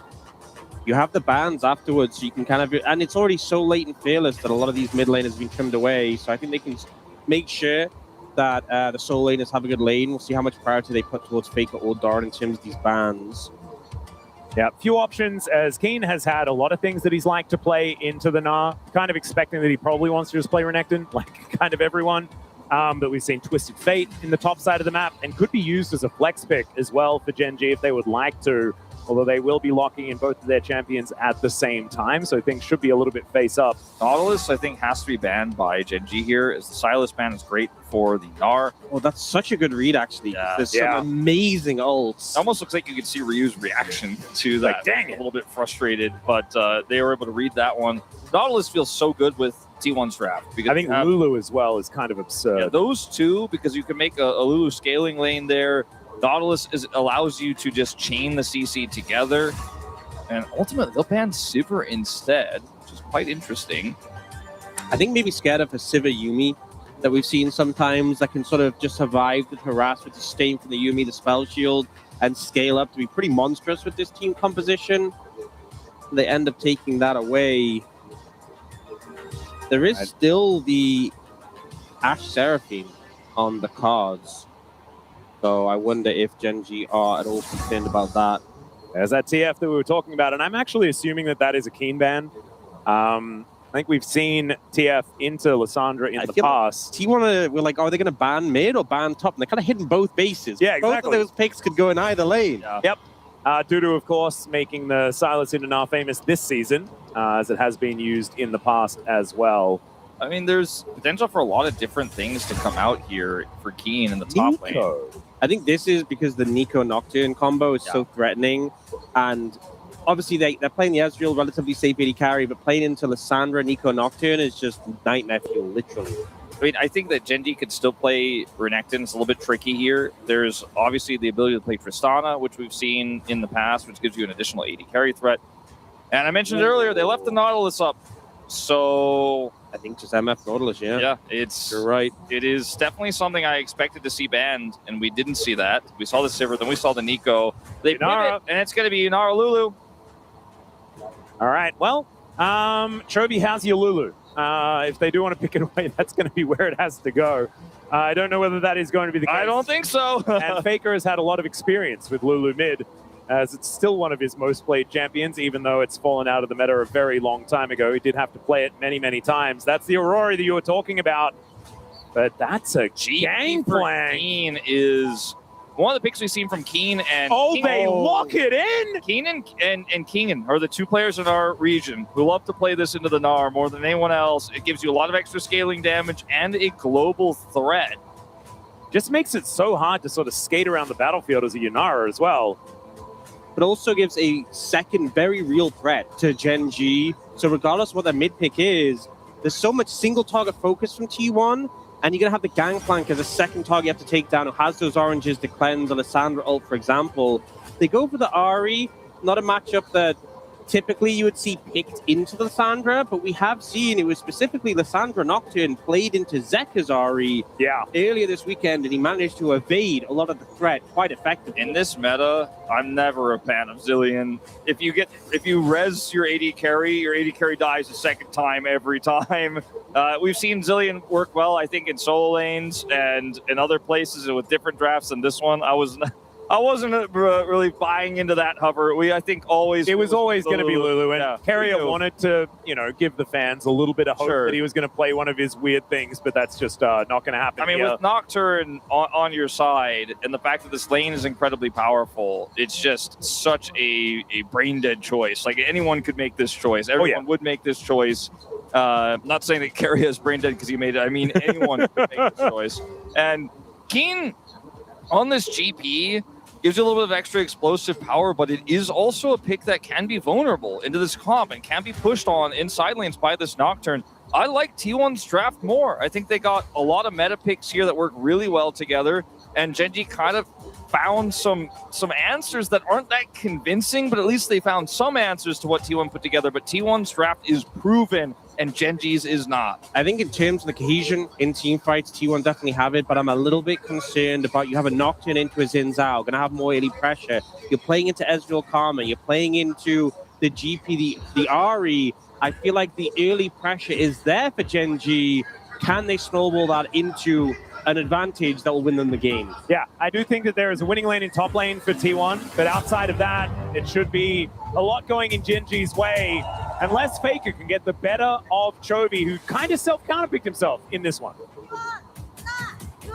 미니언들이 생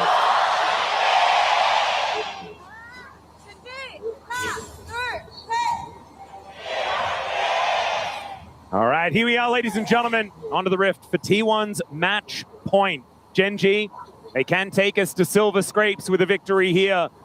T1, they could just punch their ticket to Daejeon right now and be our second seed, meaning that our first seed from regular season would be the first one going, and then our second from the regular season will also be going. There's something nice about that, I guess. But Genji not wanting to go out without a fight. As now Canyon walking up towards Ona here, steals away the Raptor camp, gets level 2, and sends Ona packing. What did Ox just say? Early games in Zhao going to feel pretty good in the Nocturne. Yeah, completely cuts Ona out of this portion of his jungle, and Ona's going to immediately make his way up to match. He's already behind in tempo quite significantly. And my concern right now isn't really for Ona. It's for T1's bot lane, who might end up getting pushed on the tower. They're cut off from their jungler.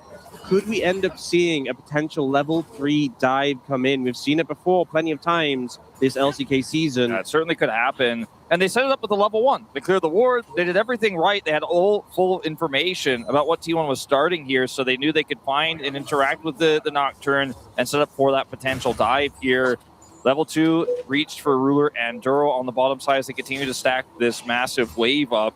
Owner is going to, like you say, be able to cross map here and try to get something back, but he will not be here for any potential defense. It's still, early game, it's still, heal and barrier available for pays, so it looks like they're not going to opt for this, but did dare to wonder. Yeah, we've definitely seen some level 1s, some Ezreal Karma just completely blow out the lane. And I think the fact that Pays and Carry are doing okay in the 2v2, even though they are being pressured, does mean that we're not going to see that early dive. But definitely a scary situation to be in with the prospect there.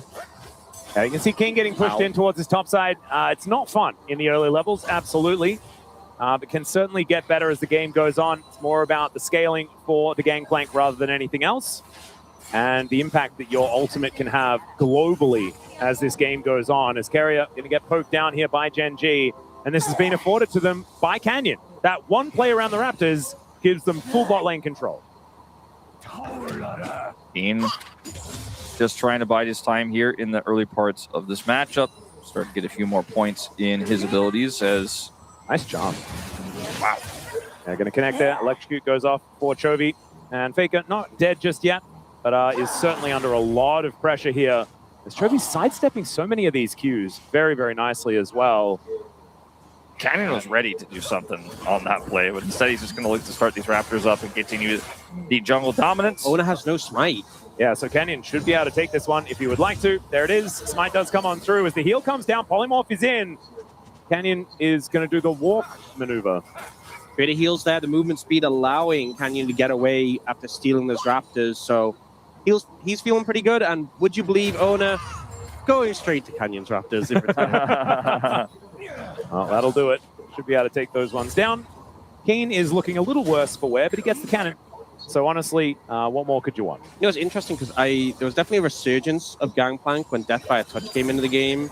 The trading power of that rune really extreme on the back of the parlay, but obviously has been nerfed a good amount since it was released and now doing magic damage, but Keen just opting for the grasp in this situation. Yeah, I do think that it works a lot better too when you're playing against a melee champion. And I think a lot of things do. Yeah. I do think that in this matchup here, you're not going to be getting that much grasp early, but Canyon's going to cover this top side and should be able to put Owner down here. Yeah, Owner really wanted to stop the back. He did do that. But Keen is obviously able to teleport back in whenever he would like to. Meganar is going to be hit here by Doran, as that is a lot of damage onto Pays. Mystic Shot's landing, but he's also able to turn it. Barrier, the flash, and Ruler's just dead! Nothing he could do, and he opted in for that. The Arcane shifted forward, and the thing with this Ezreal Karma, you have poke for days, you have the harass, but when you get caught in to a full all-in, there's minions in the way, the passive is stacked up for the Inara, you don't have as much sustained damage. With your Q's not there, what can you do? Yeah, when the Q is up for Pays, the sustained damage isn't there. The base auto damage isn't there for the Ezreal, where it is absolutely there for the Unara. You never win those, especially because the Lulu also has more consistent damage than the Karma when those abilities are on cooldown.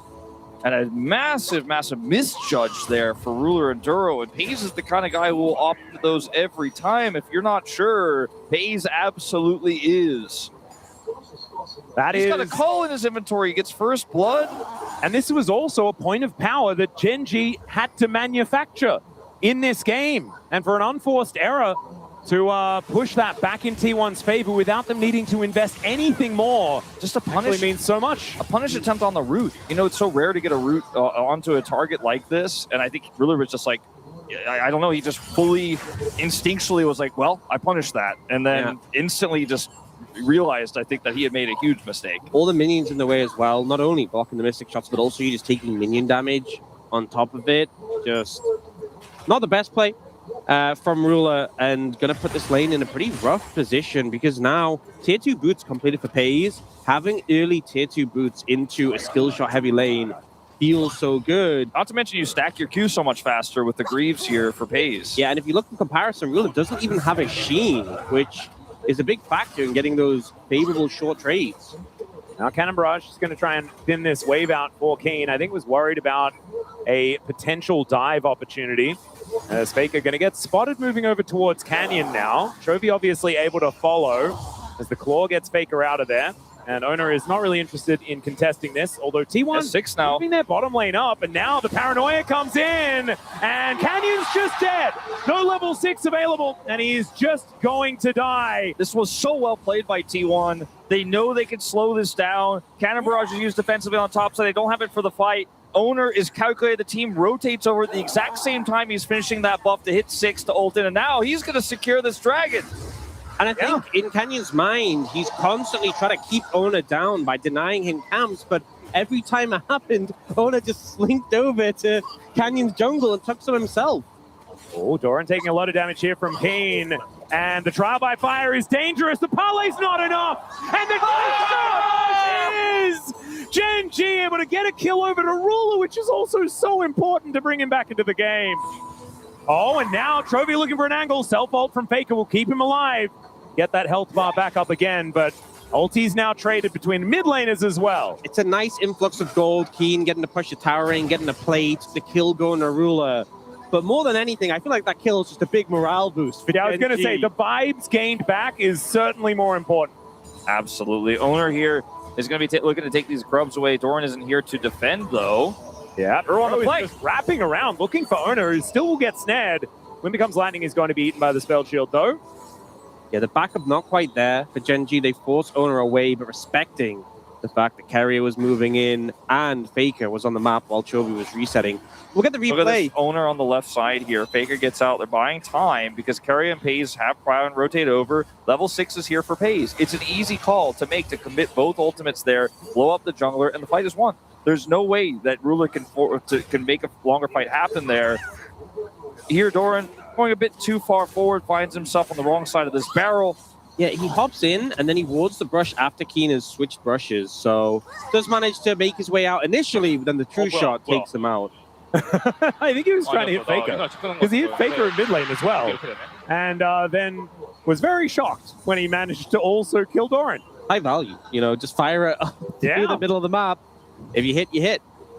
Not bad at all. We're going to say calculated, even though now we know officially that it was kind of an accident as Cannon Barrage goes down. Faker comes in, though, and Keen going to need to eat a lot of damage. He does! Doran's dead, and Keen stays alive! It's a solo now. Where did he be? What? Why would he do that? Term is up! Faker, what was that? What? Huh? Oh, he tried to... Did he try to flash and press TP instead? That could be it. That could be it. I'm going to go with that could be it. I'm unsure. I think we can all agree that is not what he wants to happen.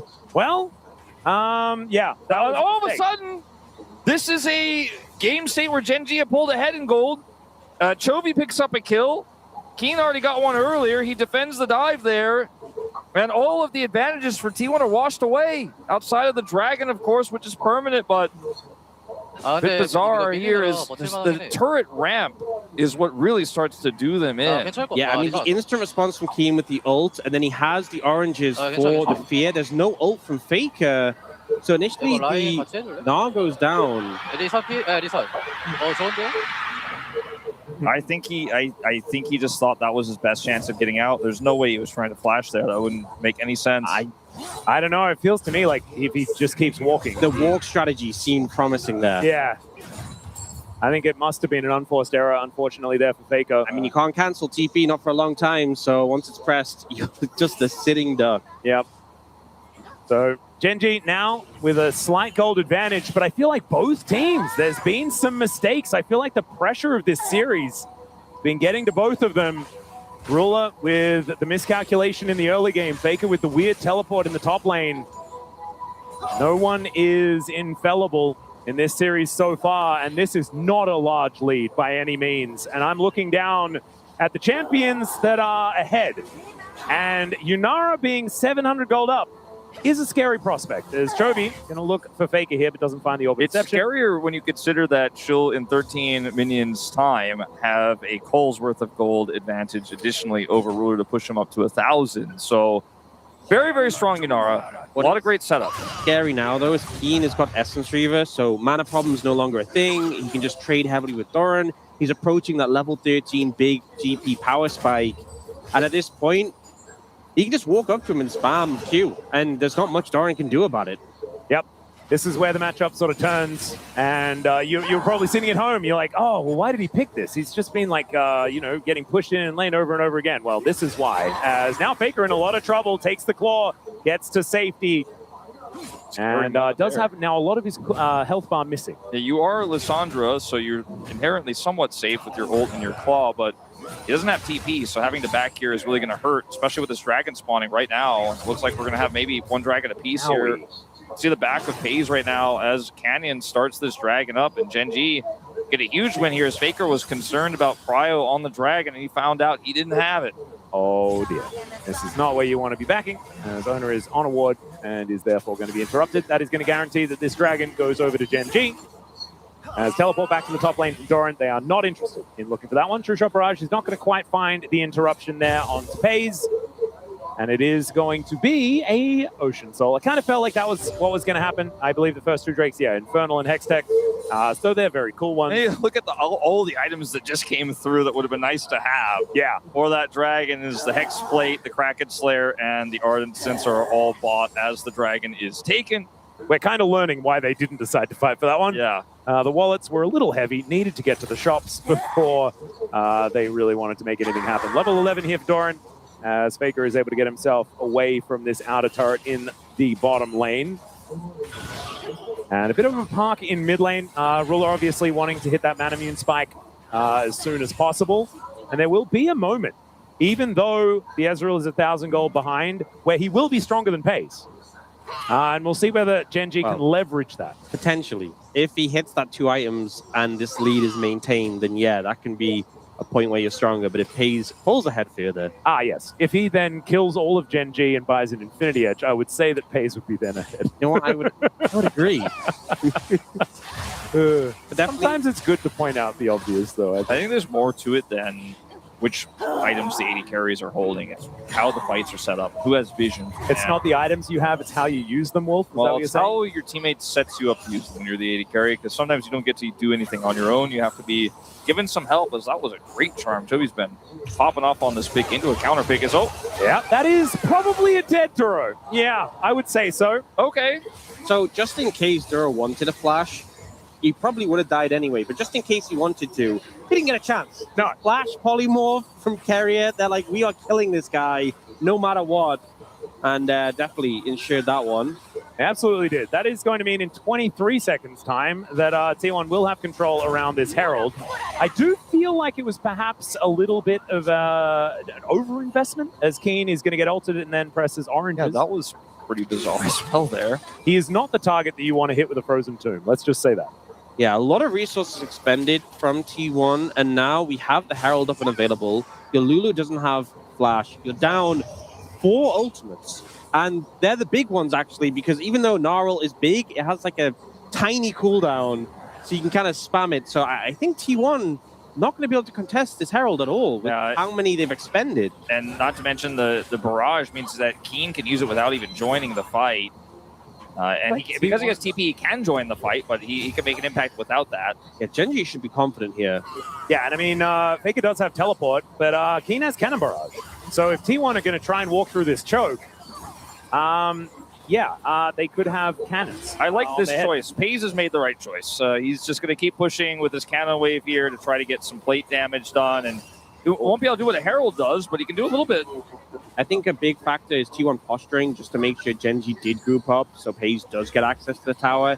If you just don't send anyone a Herald, they'll just have people in mid defending, as they do now.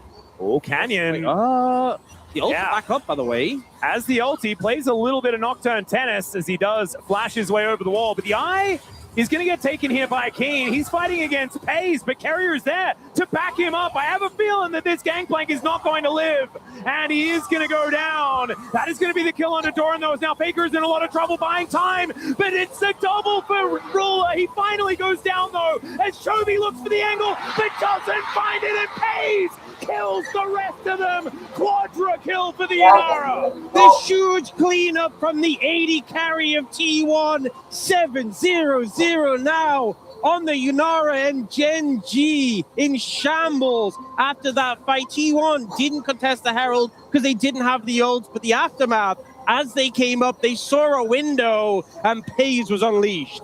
I'll take late game win condition coming early for 700, Alex. 7-0-0. Yeah, I feel like we kind of manifested this. I don't want to take responsibility, but I do feel like we should be a little bit careful. Initially, it looks like the teleport timing here and the angle for the teleport is super disjointed, and that T1 have really misjudged this situation. But when you look at how the fight breaks out here, Faker buys a bunch of space, but FaZe is alive, and Faker, as he dies, does so much damage. The FaZe is ready to go in here and finish it off. Flashes over, has the barrier, and knows he has the damage, and there's just not any outplay opportunity here. Nice try comes through from the Ari and the Karma, but he just cleans it up a Quadra, and this guy just keeps doing this. Yep. He keeps getting the Quadras, he keeps getting the Pentas, he waits for his moments, and he seizes them well. And Doran and Faker, Doran getting a 3-man ult in that choke, and then Faker following up, doing all that damage to set it up.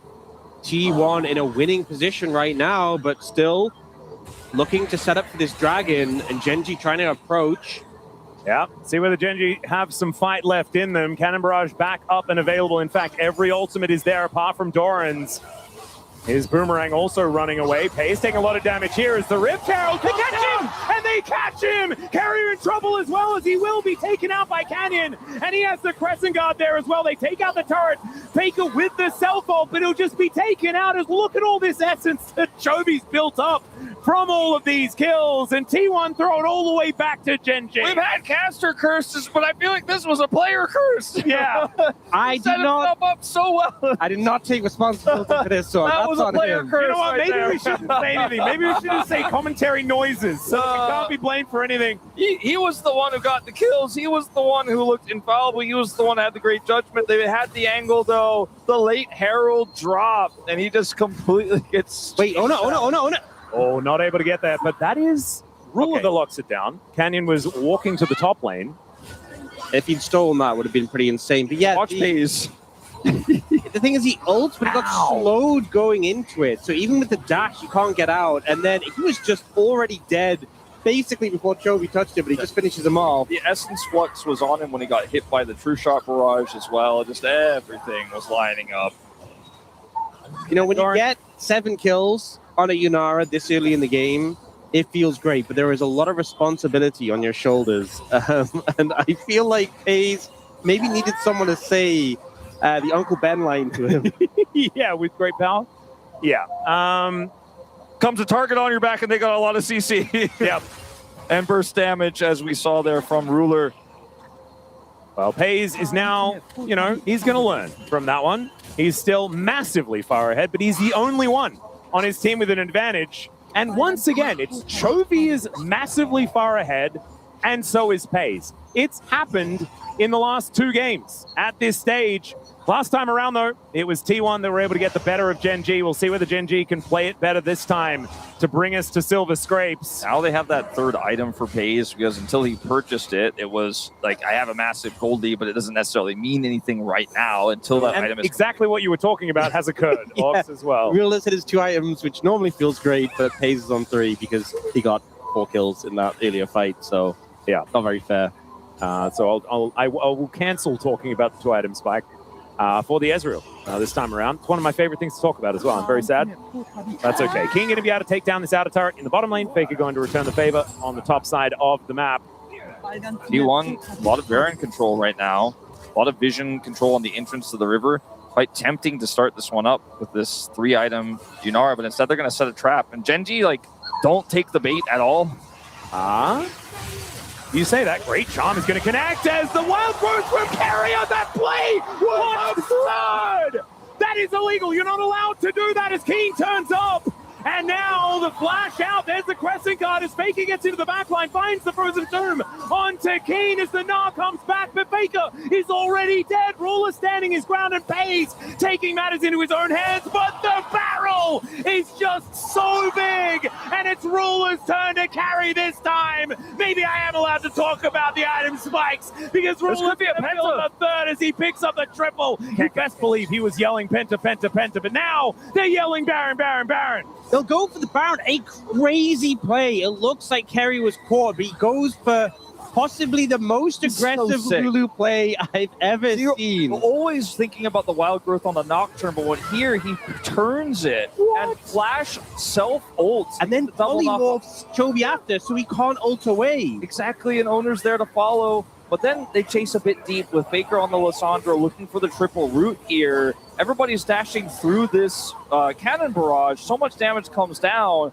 and then Pays again, steps forward, gets greedy, gets caught here by the barrel, and Canyon collapses through, and there's just too much damage. Owner can't escape, and now Gen G turned what was an incredible play from Carrier into a winning trade and a Baron.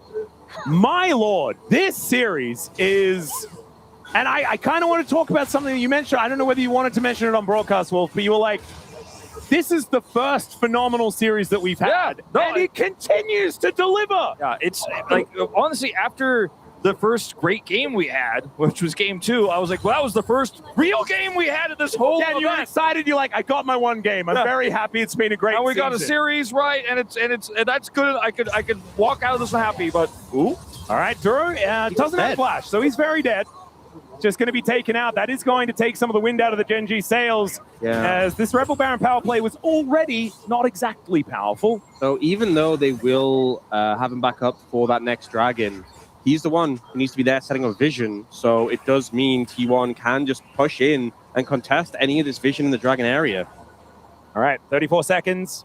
80 carries with massive advantages that they shouldn't ordinarily have. Like, I mean, not obviously the advantage is Pays over his opposition, but both 80 carries have more gold Yeah, than this you're is the thing. supposed You're like, to have. They're you're looking at it accelerated. and you're like, oh, Pays' lead isn't that big. He mustn't be that big. But that's because Ruler is now huge as well. Yeah, he has endless hunger at 23 minutes, which is not actually natural.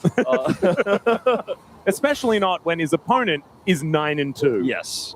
You'd think that perhaps Ruler would be a little bit further behind. That And is it's not a the cool case. storyline we talked about earlier about how these players just constantly replaced each other on each other's teams, and the I don't want to say rivalry, but relationship that they have as a result of that, and probably pride that they have to want to try to defend their legacy against each other. It's very epic to see how this game has turned out, as this dragon will ultimately go over to Gen G. It's sole point for Ocean Soul, which isn't the most exciting, but is certainly something. Yeah, even with the pick on Aduro, T1 just don't opt to prioritize it. Keep Faker up in the top lane. He didn't have TP when the dragon got started. It is up now, though. And Doran was down in the bot lane, although obviously pretty close to the dragon. So they'll just continue to buy time. The Red Bull Baron power play Is 0. it's actually plus 52. Sorry, it feels like 0. I don't think 52 gold is all that important. Canyon took a red buff. That's going to move it to 150. True Shot Barrage is going to stop Carrier from going home, and Carrier doesn't really care about that one. So not a whole lot to come from this very early Baron, as you would expect from one taken this early in the game, I think in this current iteration of League of Legends. now we have to think about which composition, as we get later and later, feels better to play, because both of these comps scale really well. You got GP Ezreal, right, and a Karma that's scaling up here, and then on T1 side, you have Yunara and you have a Gnar, who could be a threat in side lanes. I think that there's more threats for T1, which is why I trust their scaling more. I think they have more ways and more consistent options to kill Ruler, to kill Keen, to kill Chovy. And the Karma being, kind of a big shield bot isn't necessarily going to make Pays too scared. It's more about Chovy, and he's the real one who has the extra damage, or Canyon, who could potentially get on top of Pays if he's overextending. I think right now, even 1,000 gold behind here, this is currently a favorable game state for T1 as a result of this, but we will see how this all pans out. Arm guards here for Chovy, which gives him some extra flexibility. Hayes is quite strong. Yeah, I think one thing, though, is that even though T1 have a lot of ways of getting on top of the carries, Gen G do have a GP and an Ezreal, and even the Ahri has more sustained damage over a fight than Alessandra if you're getting the resets. If Pays dies, I think T1 just lose so much pressure. These last couple of fights have gone badly for them have been because Pays died. So all the eggs kind of feel like they're in the Pays basket, whereas Gen G has a bit more insurance in case things go awry. It's really going to come down to that 80 carry for T1. He has to step up, get the damage down, but not step too far. Yeah, this is the thing. He can feel that he has all of that responsibility, that he cannot let that force him into precarious positions like it did the last time around. True Shot Barrage lands on the carrier. Didn't like that. That took a lot of damage. Shielded phase though. That's a true support. There you go, beautiful. This is a tense moment here, but a bit of a calm before the storm of this spawning Baron, this spawning Dragon, which will be sold for Gen G. So the IE is completed, and you can see that's a number, or rather an item above what Ruler has, but there's nothing to fight for, so it feels probably pretty frustrating for FaZe, who's the solo gold lead here for T1 that isn't able to utilize that advantage right now, and Gen Z aren't going to give him that chance. We'll see if Ruler can't form up that fourth item before we do eventually get to these objectives here. He's 1,400 gold behind, but probably getting close to picking up that Shojin. Yeah.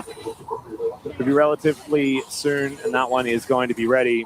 It is going to be Serpent's Fang done for Keen before he builds an Infinity Edge or anything like that, if the Gangplank would like.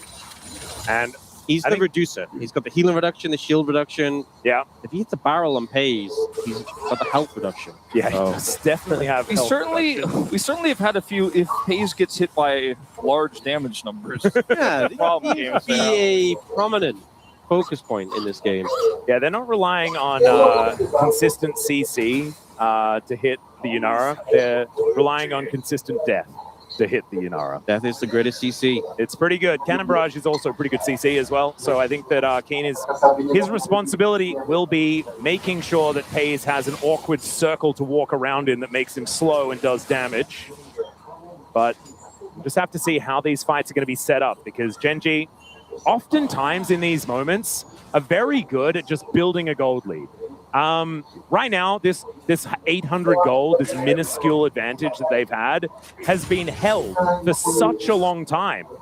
And you guys were talking about scaling. I think that by the looks of things, T1 are just very happy to let this game go late and be better in team fights, because that's how they've won quite a few of their more recent games. And it's certainly been the case. We've had a lot of comebacks throughout this tournament, and this gold lead is so tiny. But T1 have a lot of tools. They're going to have to pick their moment correctly. Speaking of, we're going to have that TP in for Chovy here as the Dragon starts to spawn. Faker will match it after buying, as he finishes his back right now. Yep, Ocean Soul on the cards here for Gen G. True Shot Barrage going to be avoided by Doran. As Kane... Area is so important here is Wild Growth, how he chooses to use it. Does he honestly, one barrel can be the end as Hayes goes in. There's a Paranoia as well. Cannon Barrage goes down, but not a lot of value coming from that one as Keen still able to get a lot of damage from the grave, but he will go down. And T1, can they get back in? Wind becomes lightning. Doran stays alive. And Gen G, I think they're going to have to give this one up. I don't think the game is worth one Ocean Dragon. Yeah, we see Faker did reset, doesn't have TP, so just trying to run back over here. Pays trying to get the red buff and heal up off it. Doran didn't get a whole lot out of this Mega Gnar. Well, he flashes. doing it now. Does get a single person ultimate, but Chovy will He's hit yet. Yeah, going to help Ruler grab that kill. Now Carrier just goes down. The True Shot Barrage does a lot of work, and Faker turns up alongside Pays. But T1 have 2 dead. That's going to be the soul. That's not what I meant, Doran, that you get a lot of the Mega. Doesn't mean you had to try to get something out of the Mega. Despite the fact T1 get the numbers advantage, it felt like, oh dear, they're looking for another angle. Great spell shield there from Ona. He's able to block the charm from Chovy. As Faker not quite able to find the slow from the Q. Genji slinking back towards the Baron. Teleport in from the Gangplank. Chovy looks for it again. I mean, they're on Baron. He's just trying to keep them at bay as they finish this one off. It's down to has 75. ultimate, though, if he really wants to go for it. It's vision, though. Does he have health bar? That's the problem. As Kane, these barrels just do so much damage. 4 seconds until he does have the Cannon Barrage back up, and that is second Baron over to Gen G. And I want to talk about this real quickly is... You can take your time, I think. Yeah, because we're going really early into this one. The Wild Growth usage here is great again. But when we get to the part where Doran goes in, it's not that his choice to go in itself is wrong. It's just that Pays isn't here, right? There isn't follow-up damage. They don't have their combos and tools. So he goes in, and then Pays is like... well, Yunara without ultimate as well. Like, yeah. just doesn't really do as much. Over the wall. If everybody was together there and the targets were a little bit lower, sure, but it just felt super forced there. And Genji were already going to get the dragon if he doesn't do it, but then they get an extra kill. They turn it into a Baron, and this Baron looks like it's about to be way more relevant than the last. Well, they're looking for an angle here as Canyon just presses Crescent Guard. So that is going to be ultis traded for the junglers, but also Hayes, he pressed his R button. He's not going to have that for the next little while. And Genji, they take down the inner turret here on the top side in this Rebel Baron power play. This time around, it is looking like it's pretty charged up. As Fake able to take the claw to get himself to safety. They kind of wish that their inhibitor turret could have also taken the claw to get to safety because it's not looking very safe at all. Hayes still doing a lot of damage as Canyon in trouble. Faker is just dead. A charm from Chovy means he can't ult. He just goes down before he gets a chance. Oh my goodness. And this cannon barrage means that there's no ability to try and follow up on anything at all. The poke damage from Genji just kind of ridiculous. They're trying to end this game right now with the whittling down of these turrets. 3 cannon minions charged up. They just can't clear them. Yeah, and the flash from Chovy not going to quite connect as they look for pace. He still almost dies. Ruler is keen. Wanted to get the barrels down. Doran charges up that Meganar. He throws the house around, but the base is now exposed. The Nexus will just be focused here by Genji. And cue the Silver Scrapes. We're going to 5. Such a tense game coming down those final moments. Faker tries to make the big play, tries to go in, and a charm shuts him down. It feels like T1 had what they needed to win that game. They had so much gold on Pays, but some missteps, some missed movements, the pressure getting to them, and Genji claw this back to take us to game 5. Oh, the burst. Variation in what you're prioritizing in your first 3 picks. For most of this weekend, it's been top side of the map, but we've seen a bit more bot lane prioritization here. Now you got to think, whatever you don't pick in your first 3, champion pool's already been threatened because of Fearless giving them 2 more bans, especially when you look at pools like AD Carry, they get really thin really quick. I think this will be the series where we start, or this game will be the game where we start with AD carries. I think something like an Ashe first pick, for example, is even incredibly strong, depending on what the picks are going to be. That Nautilus pick and Misfortune that was considered also could be a very, very big one here in this last game. But there are also the niche AD carry picks we don't often see. The Kog'Maw, the Jinx, right? So many of those different scaling picks that could come out as the engage gets thinned down. And this is the thing. The Thresh, the Tahm Kench, these things that can be used with something like a Jinx, like you're saying, are now still available, and are certainly things that Carrier has utilized very effectively. Yone is the first ban, though, here from T1. I think maybe they want to look for a potential early Azir pickup in the situation. That's what that signals. Yeah, I think so. And maybe Genji just susses it out, bans that one away. But obviously first, you need to get rid of the Bard. The Orianna needs to be taken away. There's a lot of homework that when you are second pick, you need to do. And T1 might just throw that out the window and force you to only ban 3 champions and leave some of the other crazy ones. We already listed that there are 4 that have to be taken away, and T1 just may not agree to take any of them. Yeah, I think you have to take away some at least, because I know there was the big 4, but there's also the fact that like there's Jarvan as well. Ideally, you get one of those big picks, and then they have to ban the rest. I mean, something's getting through. It already is. Something is getting through. The Azir is a consideration for sure. But Orianna needs to be banned, right? There are still some... I think he'll probably ban Orianna in this spot. I think there are some picks that Chovy can play into the Azir and feel very comfortable, including the Sylas. Oh my lord. He didn't do it. They want to trade. And I think that's probably... If Faker wants to go for the Azir, you get Orianna +1. You get Orianna Jarvan, by the way. Yeah. And I think that's something you're very happy to take if you're Genji right now. I think the Varus ban is good because then there's potential to trade those mids with the Orianna and the Ryze. But now it's up to Genji because they will get a double pickup. Yeah, I think you just ban...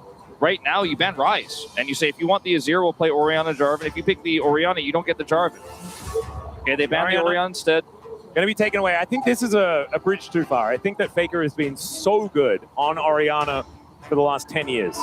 So I don't think that that is a risk worth taking We've seen some teams try it this season. It hasn't worked well, but then the Rise gets through. Yep. Is it a Talia pick here for Chovy? I wonder.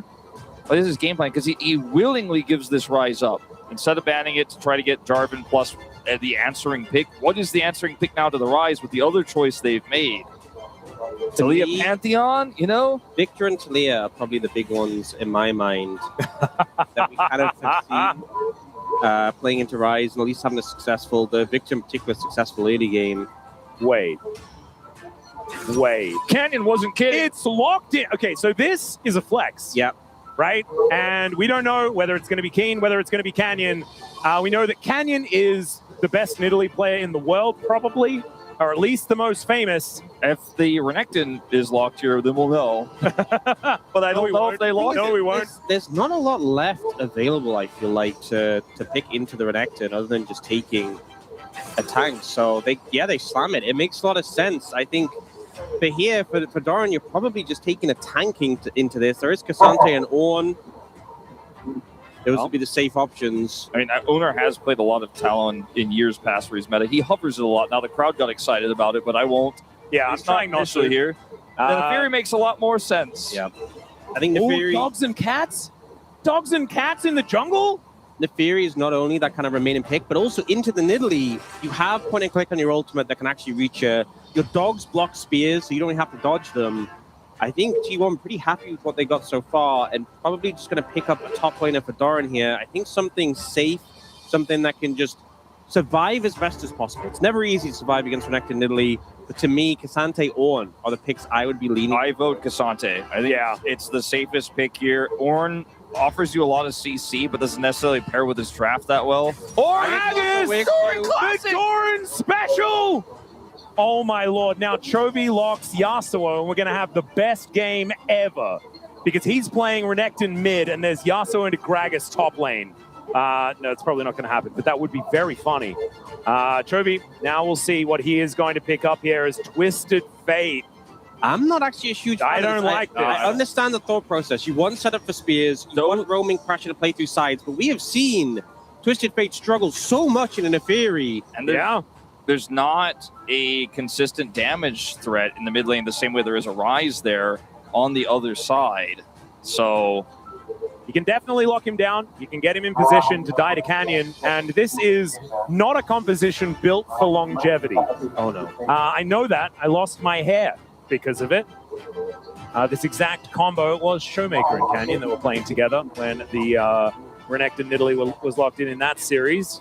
So now the second rotation of bans with no bot lane is picked. The pool's really going to get thinned. Ash Seraphine going to be taken away as a combo. Lucian was already taken away. Some of the remaining 80 carries, I think, are standouts. MF, Caitlyn. Caitlyn already banned. MF and Sivir, I think, are the two that stand out to me. I mean, you could just ban Nautilus because that's really scary as a setup for either of these compositions, but especially Gen G's. Yeah, I think they need a lot of setup CC in the bottom lane, especially for Gen G, with Canyon the one that needs to be facilitated. So I would agree with you. The Blitzcrank ban signifies potentially a Thresh lane here for Keria and Hayes. I would not mind a Thresh ban here, but it does leave a lot open in terms of 80 carries. You know, with Gen G's composition, I wouldn't put it past them to go something even like a Kai'Sa in this situation. Match the Thresh, like I was saying. All right. Like, they could just pick Nautilus on 4 here, and then you can go either MF or Kai'Sa. Kai'Sa's a rough lane in the MF. They deny it, though. It's a tricky one. I think you probably want Nautilus, and then you hope to try and pick an 80 carry that can weather whatever they pick up. That's probably what you're looking at. I mean, Keria can play Kench here still with a lot of different 80 carries. Aphelios for Pays, Jinx. There's the Nautilus ban we expected. This feels really strong right now, position-wise, for T1. And so what is now the list of champions that are available? I mean... Nico is a standout. Yeah, that was Nico's banned a last big one. time. Rel is available as an engaged support. Leona, technically speaking. Yeah, something for setup for the Nidalee is what they're probably looking for here. But Duro is... Even Melio as well, though, when you have a TF. Could have gone like a longer range Melio comp. The Melio buffs the TF range. But they will just go for the MF. Not going to be able to get the MF Nautilus. But that kind of feels like one of the strongest laning picks left in the bot lane. And now for T1, how do you respond Do to this? you just go for the scaling pick and try to weather the lane? Siver's still up. I think you just go Sivir, because you can spell shield the double up. And you can play Sivir Yumi if you want to as well. Yeah. Sivir Nico also feels pretty powerful as T1 round out this composition. Look, Stoked about it. Is like, yep, they let me play it, and it will be the realm misfortune for Gen G. This composition did come together better than I was expecting after the TF, I'm not going to lie, on the Gen G side. But I'm looking at T1's draft, and I'm feeling like this looks more like Game 2 than Game 5. I think it's a big edge for T1. The Defiri and the Sivir have tools of dealing with the TF threat, and the TF is going to be struggling to survive. You have an immobile backline, the TF misfortune, and a lot of threats onto them. This Got the team fights, it feels tough, but even the early pressure, I think T1 could match a good amount. This feels like Game 1, where T1 have the multi-threat scaling draft, and Gen G were like, they've got to get ahead early. They're going to have to hold on early, and they did. They were able to snowball that game. They were able to just destroy them and hold on to that lead and kind of maul them. And I still yet think that T1 have the better draft. I think they can weather the storm here. I think that as these games go later, they have the better win conditions. They have the easier draft to play. But we're looking at, Nidalee, Renekton Nidalee here for Keen and Canyon, a classic pairing that isn't necessarily one to be associated with these two players together, but with these two players separately, they have had so many great games on these champs. The TF has always linked well with it. Gen G are on a timer. They've got to win this game early, or T1 just are too big to fail. Yep, and it was Renekton Nidalee by Nogari and Canyon that was really the most devastating. Let's get into it. Game number 5.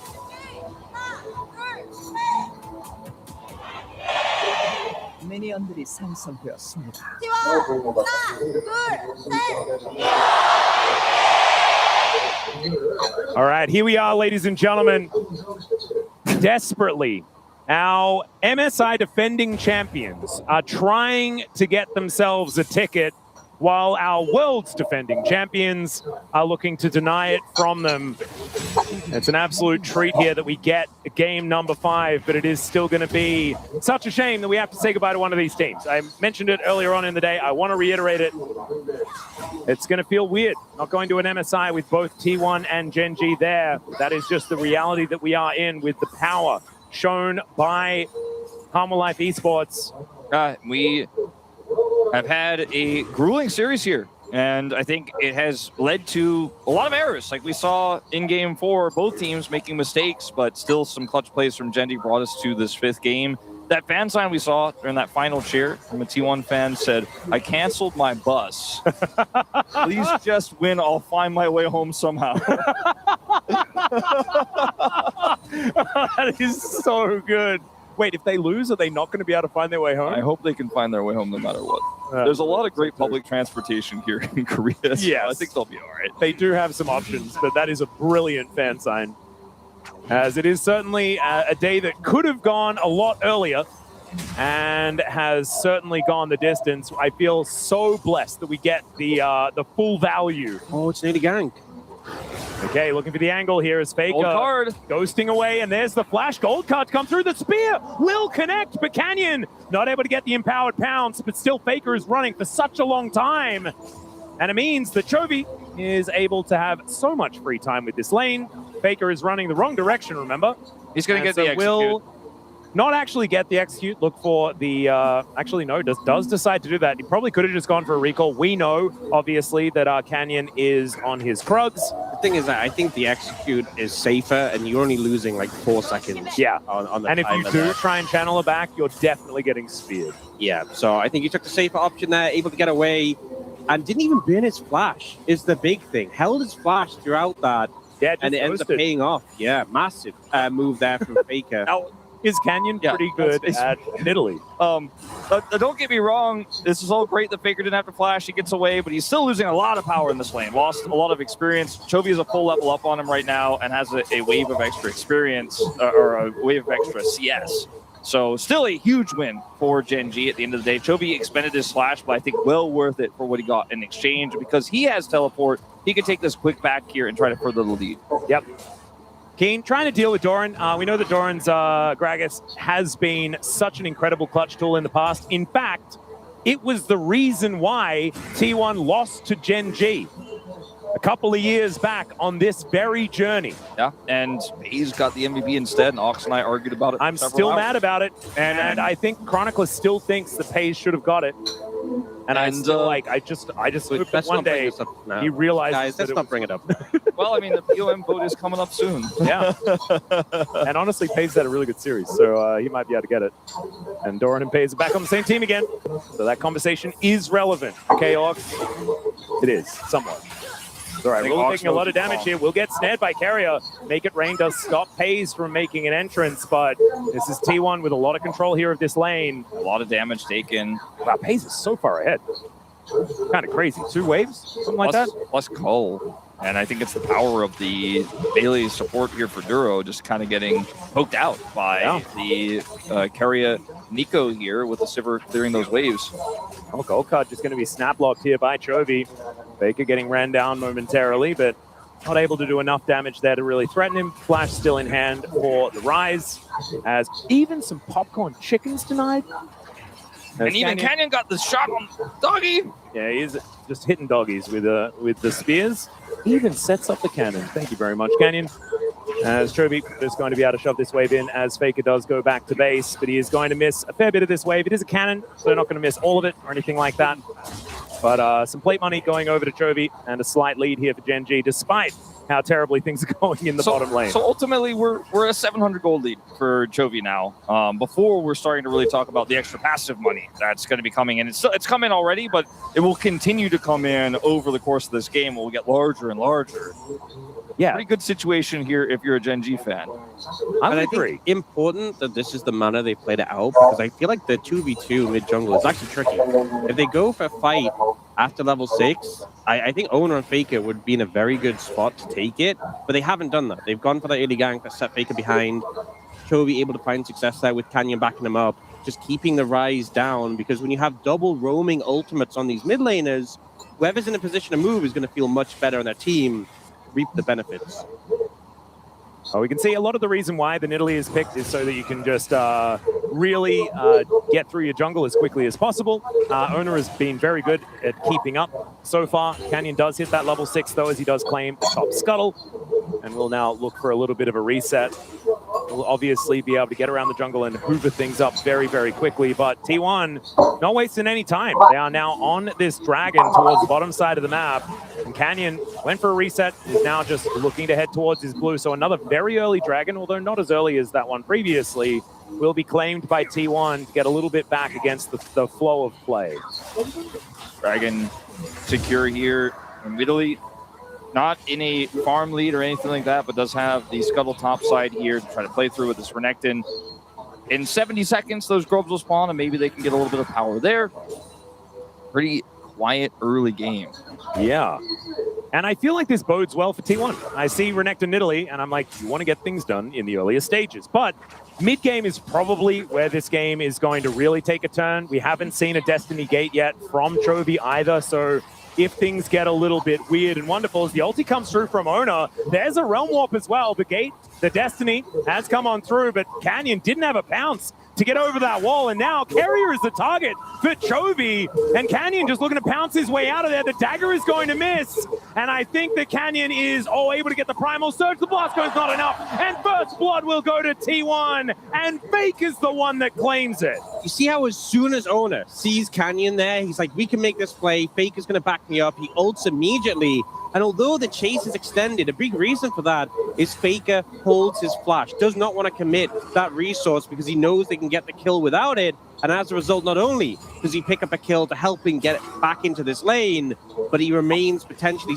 safe from a future gank with that flash in his pocket. He's cut the gold lead in half off of that play on this Rise as the one who picks up the kill. So this is a big wrench into the gears of Gen G's early machine. And we saw Chovy try to match the ultimate there, but knew he couldn't alter that play. Saw with his Destiny that Carrier was flanking there and tried to get him, but was unsuccessful, as you're going to have a potential all-in here for Keen. Yeah, here's the Dominus as Doran holds onto the cast. Canyon looking to take down these Grubs. One of them was taken by Owner, but the rest of Gen G show up. That is going to mean that Canyon is able to secure 2 of them. And Dominus here getting the health bar back for Canyon quite nicely, Keen, sorry, quite nicely, as Pay's taking a lot of damage here. Double up thrown at him as well. Ruler claiming a little bit more control now that it's a 1v1 there towards the bottom side.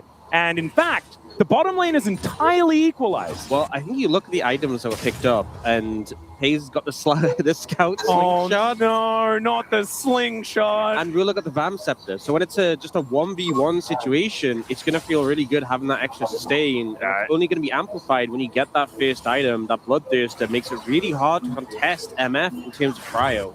MF's base damages are so good too. The double up damage is great, so doesn't end up getting a lot of power. That eats a turret shot, and that's the end of the aggression. But we did see Duro was rotating over, and there was a potential angle there to try to look for more, but they do decide not to.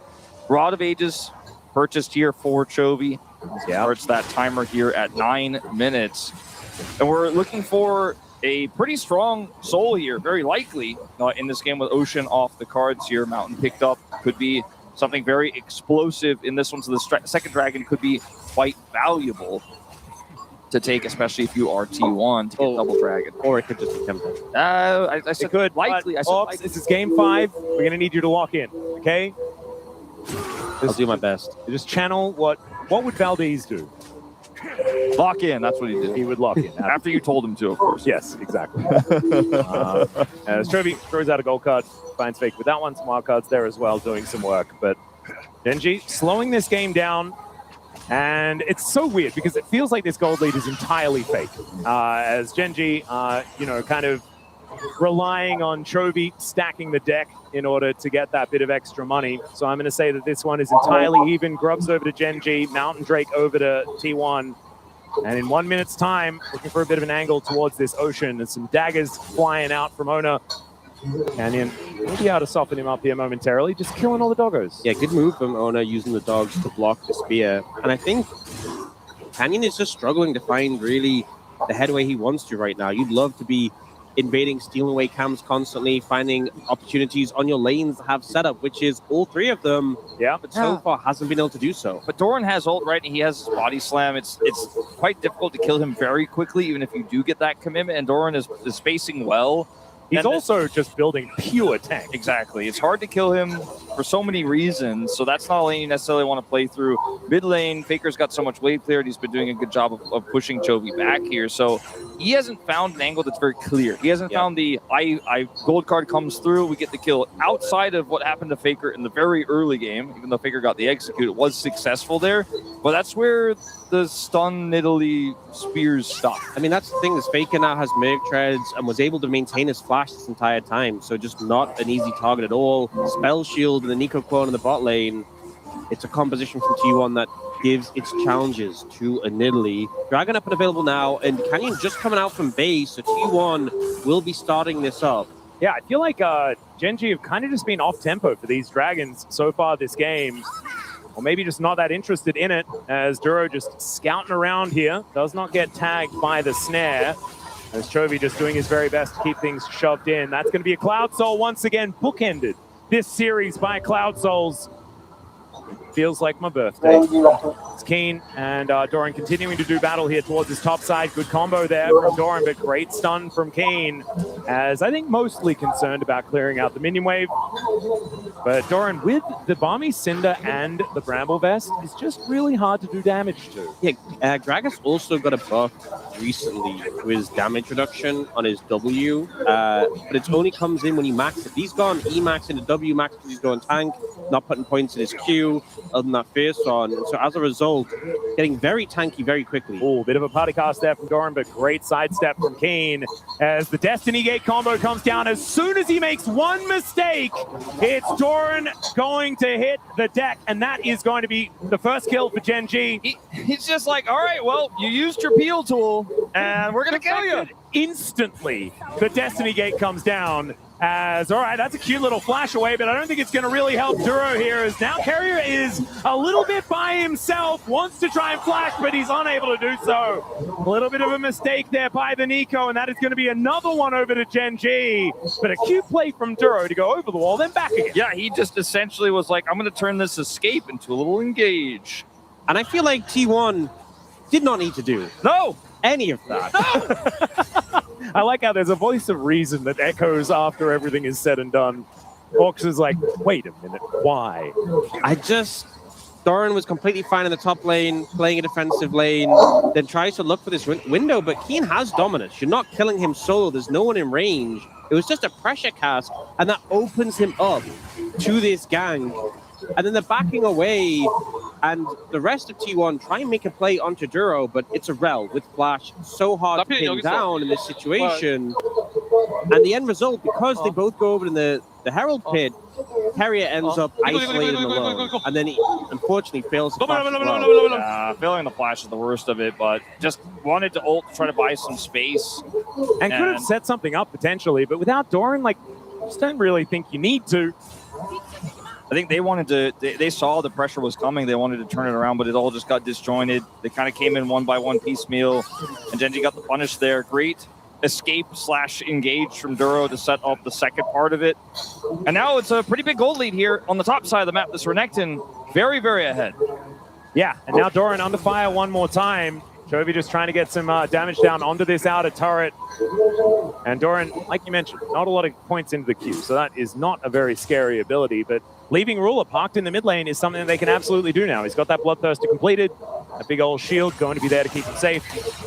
And the double up helps out there too. He's going the Yuntal first, not going the Essence Reaver, so you don't have infinite mana on the back of that, and you don't have the ability haste as well. Does mean that a bit of an even tougher time into Ruler. You can't just Q and then W every single wave and have no mana issues. Yeah. Yeah, and this opens up the Rel to be everywhere else because Ruler needs no resources here to just control this lane. So Duro goes where he pleases. Yep. Owner is not going to be able to lock him down. The crash down is going to be working here as decent little sidesteps from Canyon, actually buying enough space. Trying to push T1 back. As Kane moves over towards this Rift Herald, that is going to ultimately be the target. As Faker is putting a bit of cross-map pressure down towards his top outer turret, but it looks like Genji not too worried about it. As Ona comes on in, there's a Hex Splash from Duro as Carrier looking for a bit of an angle. He's a little doggo. That's very, very cute. But now Keen wanting to stop any sort of approach. That will be the Rift Arrow going down to the Pop Blossom. He's going to come on in. Bullet time, fantastic though, and Genji looking brilliant in the team fight. T1 flashing the wrong direction. As the Realm Warp from the Blast Cone gets paced to safety, and it's Ona that's popping off eventually. Gets cleaned up by the Crocodile. But I have to say, that was one of the coolest little plays I've ever seen. That Realm was very Warp cool. escape was insane, but it's still favorable. No, T1 win the fight. I know. 3-2. Rift Trail goes to Genji. That was the coolest play. It could have been so far 4-2 if he did not actually make that play. There you go. Beautiful. And this is a great engage here with the knockup, but the bullet time is so impactful throughout it. Doran gets chunked down. He has to try to run away. He and Paze are isolated on the other side. He blast cones into the Realm Warp, which is placed at max range for Faker, by the way. I thought Faker was going to use the Realm Warp to try to reposition before the fight even broke out, but he uses it here at the end to help Paze get out, and we have a pause. So the thing is, Keen was right there, so the timing was slightly off. Oh, it's like, it was so hopeful. Yeah. But everything went right. Yeah. I actually hope that this pause is a request for a replay. Like, that was a really, really cool Realm Warp. Can I just see it again? And I think that they should honor the request. I wouldn't keep your hopes up on that one. I think it might be for something else. All right. Well, we'll keep you updated as to what it actually is. Normally, we did see for a moment that Ona did leave the chat. Yeah. But I don't know whether it's necessarily him or with everyone. I was going to say, normally we can look back, but it's pretty far away here, this arena, to look back and see what's going on. Yeah, we are on the sort of T1 side. So having a look now, I can confirm the game Doran, is maybe? paused. Looks like they might be at Doran's side of the booth. I did see Ona disconnect before we went to break, so that's my guess. But We're resuming. I believe everyone has watched the replay, and they're all golf clapping, and now we're going to be resuming. Yeah, you can just rewind and watch on your stream many times. Yeah, if you're exactly. watching at home, so. All right, here it is. We're just going to hop back in. we saw game 2 of the series. It was Gen G who had like the scaling elements of composition, and they really slowed the pace of the game down, opted out of these fights. A lot of cross mapping initially in that one, and even though it didn't find favor, they did eventually get beat in the late game. It feels like T1 going a bit more headfirst in their approach, despite being into this Renekton Nidalee TF combo that you feel really needs to get the ball rolling. They are just fighting them pound for pound in this situation. This Dragon, though, will go down. They will opt out of that, but already at a 2,000 plus gold deficit. There is full vision, though. You can see this ward is not being cleared out, and Owner is just going to come on over. It is not going to be the secure of a Canyon. Now in a lot of trouble. He blasts a dash cannons to try and get himself out of there as Owner gets the reset. Now Chovy's the one that's in trouble. This is a bit of a disaster. Yes, they secure the Drake, but the flash has to be employed. That's their last one that they had available. Chovy gets out. Oh, Duras did just come back up. I mean, but yeah, that is a lot invested to get that Drake. Earlier, you mentioned well, the gold lead was much smaller, mind you, that the gold lead felt kind of fake. And a lot of that, I think, was based on the fact that this TF is hold up Faker. Yeah, Dominance is going to come on out here as the flash is up again for Kane, and he doesn't even need it. Wait, he does, actually. He used it just prior. And Flash is on top of Faker and takes him out. That's a solo kill for the Renekton. Keen's super strong right now in this Renekton, has the Black Cleaver, has the Merc Treads. Compared to the Rise was a barely stacked Rod of Ages. Not much of competition here. Doran with a great engage, and Owner, the power of the Neferi into the Nidalee, just that point and click, targeted damage, so hard to avoid, and Chovy able to get away on this one, only just. The main part of this for me is the Banana Brush control, because Keria made it so they couldn't actually follow and look for the fight there. You know, Ruler is just cut off, can't actually join, can't do anything with this MF pick. Here it's just Keen running Faker down, wants to use the empowered W, it's letting it charge up. Doesn't have it, just decides, okay, I'm just going to Q. It's got the extra range. I can't get into melee range. Faker just ends up getting burned down. But what I was going to say right before this is, I think this game is still incredibly close, right? You were looking at a game where Pays has a gold lead. Surprise, surprise. Again, T1 have the scaling advantage. And Gen G have a 3.3 thousand gold lead, but it's on a Renekton and a TF, who has a lot of that gold lead in his CS that he has. By the way, look at the CS numbers here for Chovy. He is way up on Faker, like 35. So there's a Renekton. Okay. Yeah, there's a horse and a crocodile that Faker is going to have to deal with as he manages to get in. Realm Warp King. Both of those champions had CC to deny that, and they were unable to catch the GOAT. You saw the stun coming through from Keen, but just a little bit too late. Great sidestep out of the Realm Warp and back in from Faker. That seemed like a Doom scenario. Yeah.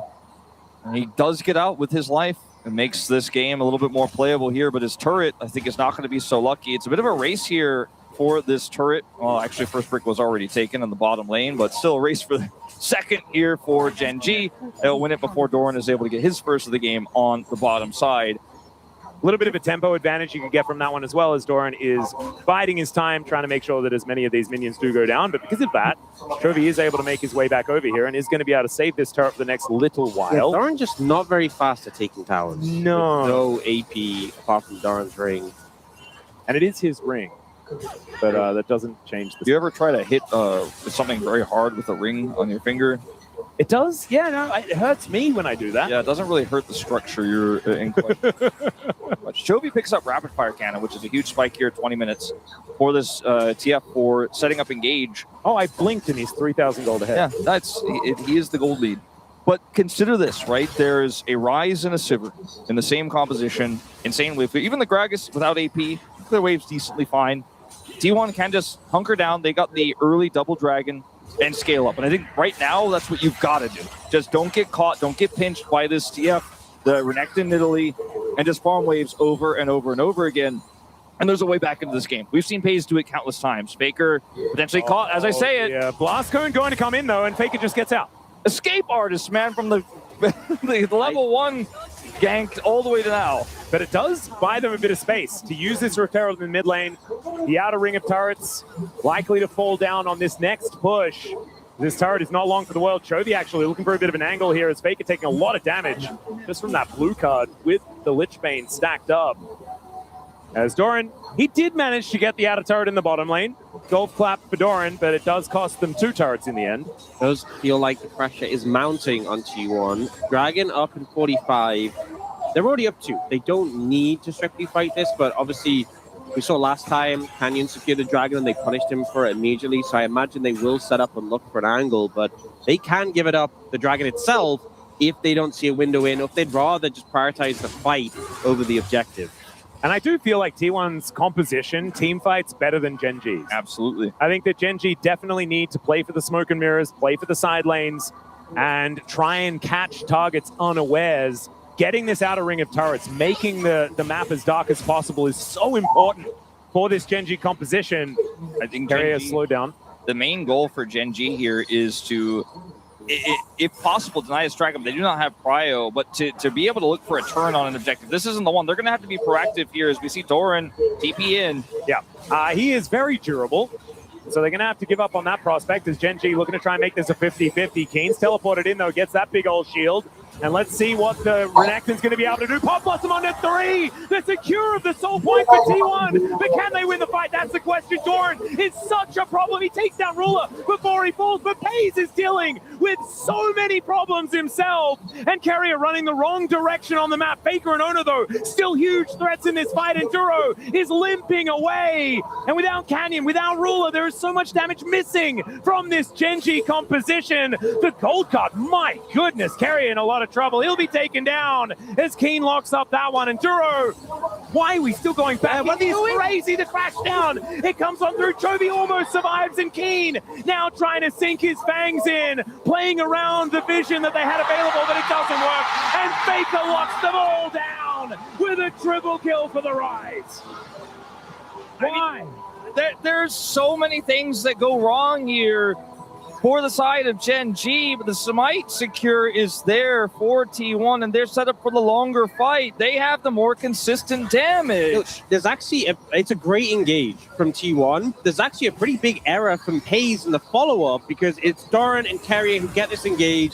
They find Ruler, and we see Faker following up, but then Pays moves up to this wall and wants to go to flash over it and fail flashes and just dies as a result. So the fight would have been so one-sided if that hadn't happened. It ends up a three players on both sides left available. But Gen G, this is the point where after they clean up Carrier, they just go too far. I mean, there's a Rise here, and the Rise isn't ahead. The Rise is 3 levels down on Keen, but it's a Rise. Does a lot of damage. Chovy thinks he can maybe help execute him, but Keen can't collapse fast enough. And so Faker just cleans up house. There isn't enough damage here to take him out. Imagine what it's going to be like later in the game when Faker isn't this behind. They put a huge dent in the gold lead here. This Sivir is scaling, and T1 are on the Baron. What I was going to say right before that Dragon was, I think Gen G's main goal to win this game is to look for a turn off Baron. Now, Baron against them, they have no pride. They got to come contest. And Faker has Actualizer now. He is so strong. He is. Let's see whether Canyon can make some magic happen. It looks like the answer is absolutely not. As they look for the Magnet Storm combo with the bullet time, and Duro is just dead. Owner is able to secure the Baron, grab the kill, and now Gen G are desperately fighting for their lives, and it will not happen. Owner is able to stand strong, and Chovy getting here late, and he will go down. It's the ace, and it's clean for T1. Ace for T1, and the crowd erupts. 5 members of Gen G dead on the back of that play, Baron in pocket, and they just cannot deal with all these threats. Faker so strong. Ono with 7 kills. How can you shut down this Neferi? I think they just punched their ticket. I think they've done it. They're on Soul Point. They got Baron. They have the scaling composition. And here with Gen G, the comp turns defensively so well, but on the attack with no plywood sword. Look at Duro and Ruler. Try to set this up, but it's too desynced. It's too disjointed. T1 are already out while the bullet time flies.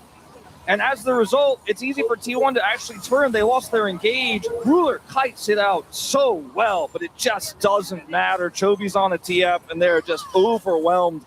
But it's a clean ace. It's a gold lead. It's a Baron. And finally, T1 fans, I feel, are starting to feel like they are going to Daejeon. It's looking like it as Duro, as soon as he missed that Magnet Storm, the flash came through. The spell shield was there from Pays. And Ruler was so ready to trust the bullet time just hitting the air. And T1 now, they've taken the inner turret towards the bottom side of the map. Inner in the mid lane is now going to be going down as well. And Gen G well and truly on the ropes. It's a 6,000 Red Bull Baron power play already. And they still have a minute left on that one. They're looking to break the base in this bottom lane. And we already mentioned it, Gen G's composition, it doesn't have legs. I mean, it does have a lot of legs based on the champions, but it doesn't have legs as far as the late game power. And we're in the late game now, and T1 is scaled up. All right, let's see whether Gen G has a last-ditch effort in them. They now have the ultimates back up and available as that Destiny Gate does come back in, but it's going to take a miracle here if Gen G are going to do it with this composition. And Ruler doesn't have, or Duro doesn't have Flash to set up Ruler for success with a Magnet Storm. They just don't really have any ins here. Look at Doran, he's just cutting them off from the tower. Yeah, just wandering away. Doesn't actually hit the body slam. As now Ruler trying to get some work done, but that does hit the air once again. Pop Blossom on to 3, the engage from Carrier. Absolutely beautiful, but the follow-up isn't quite there necessarily. Ona able to take down his opposite number, and Keen the next on the menu. Fangs go in, down goes the Croc, and it's a double for the Nefiri. And T1, they're going to take another inhibitor and maybe even look to take the game. They're going to TP Doran back in. They're going for the end. Going to end. I don't think there's any way. There's no Magnet Storm. There's no bullet time. There's no answer to this push. Well, let's see. Ruler is still up and available, but Doran is trying to stop that from being a reality. Duro goes down, and the Nexus turrets are following suit. They're looking for pace. The spell shield is gorgeous, and Chovy is likely to fall, but it's Ruler that falls first. And one TF against the world is not going to do it. The defending MSI champions will not make it to MSI this time, and it's T1 that reclaim that position.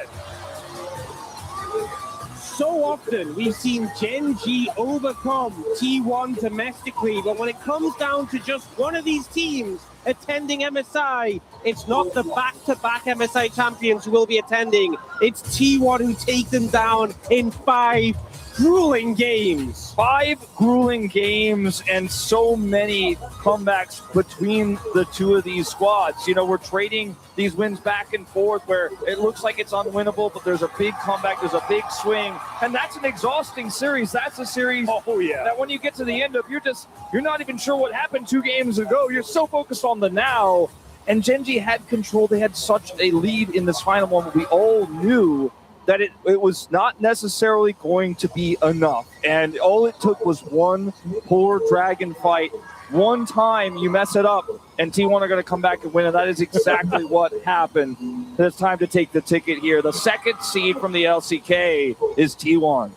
Oh, getting a little bit confused by the magnets. I have to admit, I am too, as Faker is the first to hoist the ticket.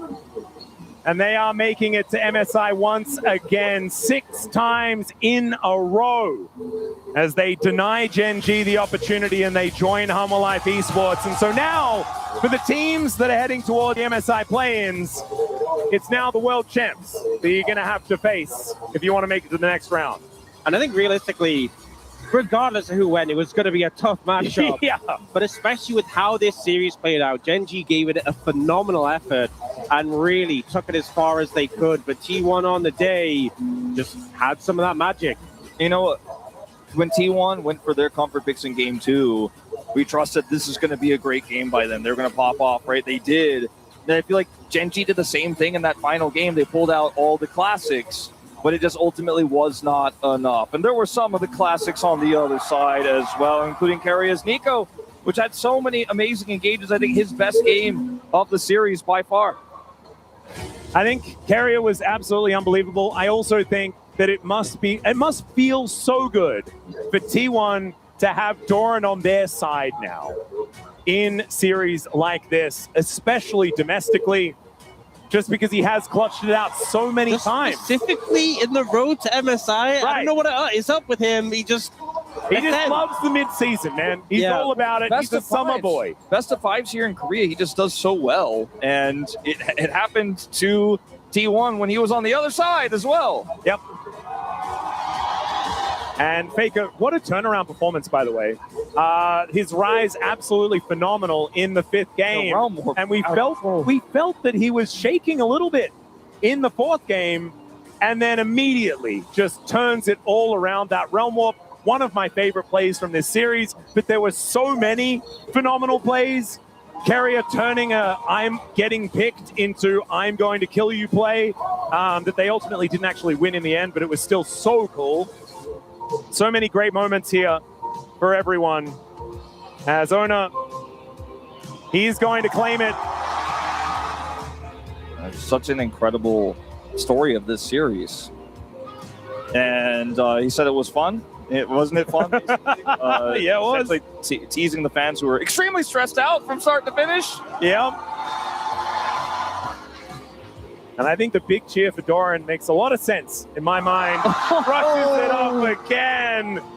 Just like last year, the callback feels good. He doesn't leave a message on the sign there, but His name is enough when it comes to this. Well, he left a message on his shoulder, or maybe pushed it away. Well, he's going to be following one of the guys that he left a message to MSI. We'll see whether they can potentially get some revenge over there as well. Maybe we'll have a rematch of our very first final, as our first and second seeds are just going to be listed down as far as the standings were concerned after the regular season of the LCK. Sometimes it does just take out new like team that. logo. There it is. The train is full. It is. And it's on its way. All right, T1 getting the next carriages. Unfortunately, it is now stopped. Wait, no, we've got to pause. We've got to pause. Okay, we are going to go and we'll sort that out and make sure that we do get to Wonju. As we're going to check out some of these highlights here. Gen G made this composition do what it was supposed to. It just didn't do it well enough to get them ahead enough in order to take down T1. I really think that instead of looking for the Dragon fight, had they tried to trade Baron and pulled T1 off Dragon and looked for a defensive turn fight with this Realm Warp. then I think they could have actually gotten one more team fight and pushed with Baron and maintained control of the map. But when they went for the Dragon and failed the Dragon fight, that's all it takes in this comp for T1 to just get completely take all the control away. They scale up, and it's just done. It's just done like in an instant when you lose that single fight. This, to me, was a bold draft from Gen G. And we've seen times before where Canyon's brought out his bold picks late in the series, but it just didn't feel like this was the Nidalee that we'd seen at other times, just because it just didn't find that early success, wasn't able to challenge Ona in the jungle. The Neferi ended up massive and was such a pain for the likes of Gen G. And MF isn't well equipped to deal with the Neferi. You just jump onto her, easily get out your bullet time. And TF definitely is not equipped to deal with the Neferi. And also, you didn't need to pick it that early, right? As this was the game-winning play. Carrier just having an absolute blast here in this fifth game. You can see, even from Champion Select earlier on, he was just having a great time. Just shows that love of the game certainly does help you win. You know, Canyon's Nidalee is such a menace for T1 in the Donlon era for so long. It feels like they were so well equipped to deal with it. They gave him so few ins in the early game, even though the lead was there. Final moments here, just so decisive for T1. They know they have everything they need. Doran goes through, and they just find the follow-up. Look at Chovy here. Phase flashes away, but he can't get him. It's almost like he's teasing. Another spell shield, just perfectly timed. And T1, Faker, you can see playing it out until the very end. Everyone else celebrating. Faker knows that there is more work to be done. He wants to lift that MSI trophy again. But this is the first step towards stage on and towards success. There's only one question left. Who picks up POM? That is a really good point. I don't know who I'd vote for. I think you just have to work it out. Yeah, I guess I don't have a vote. Yeah. So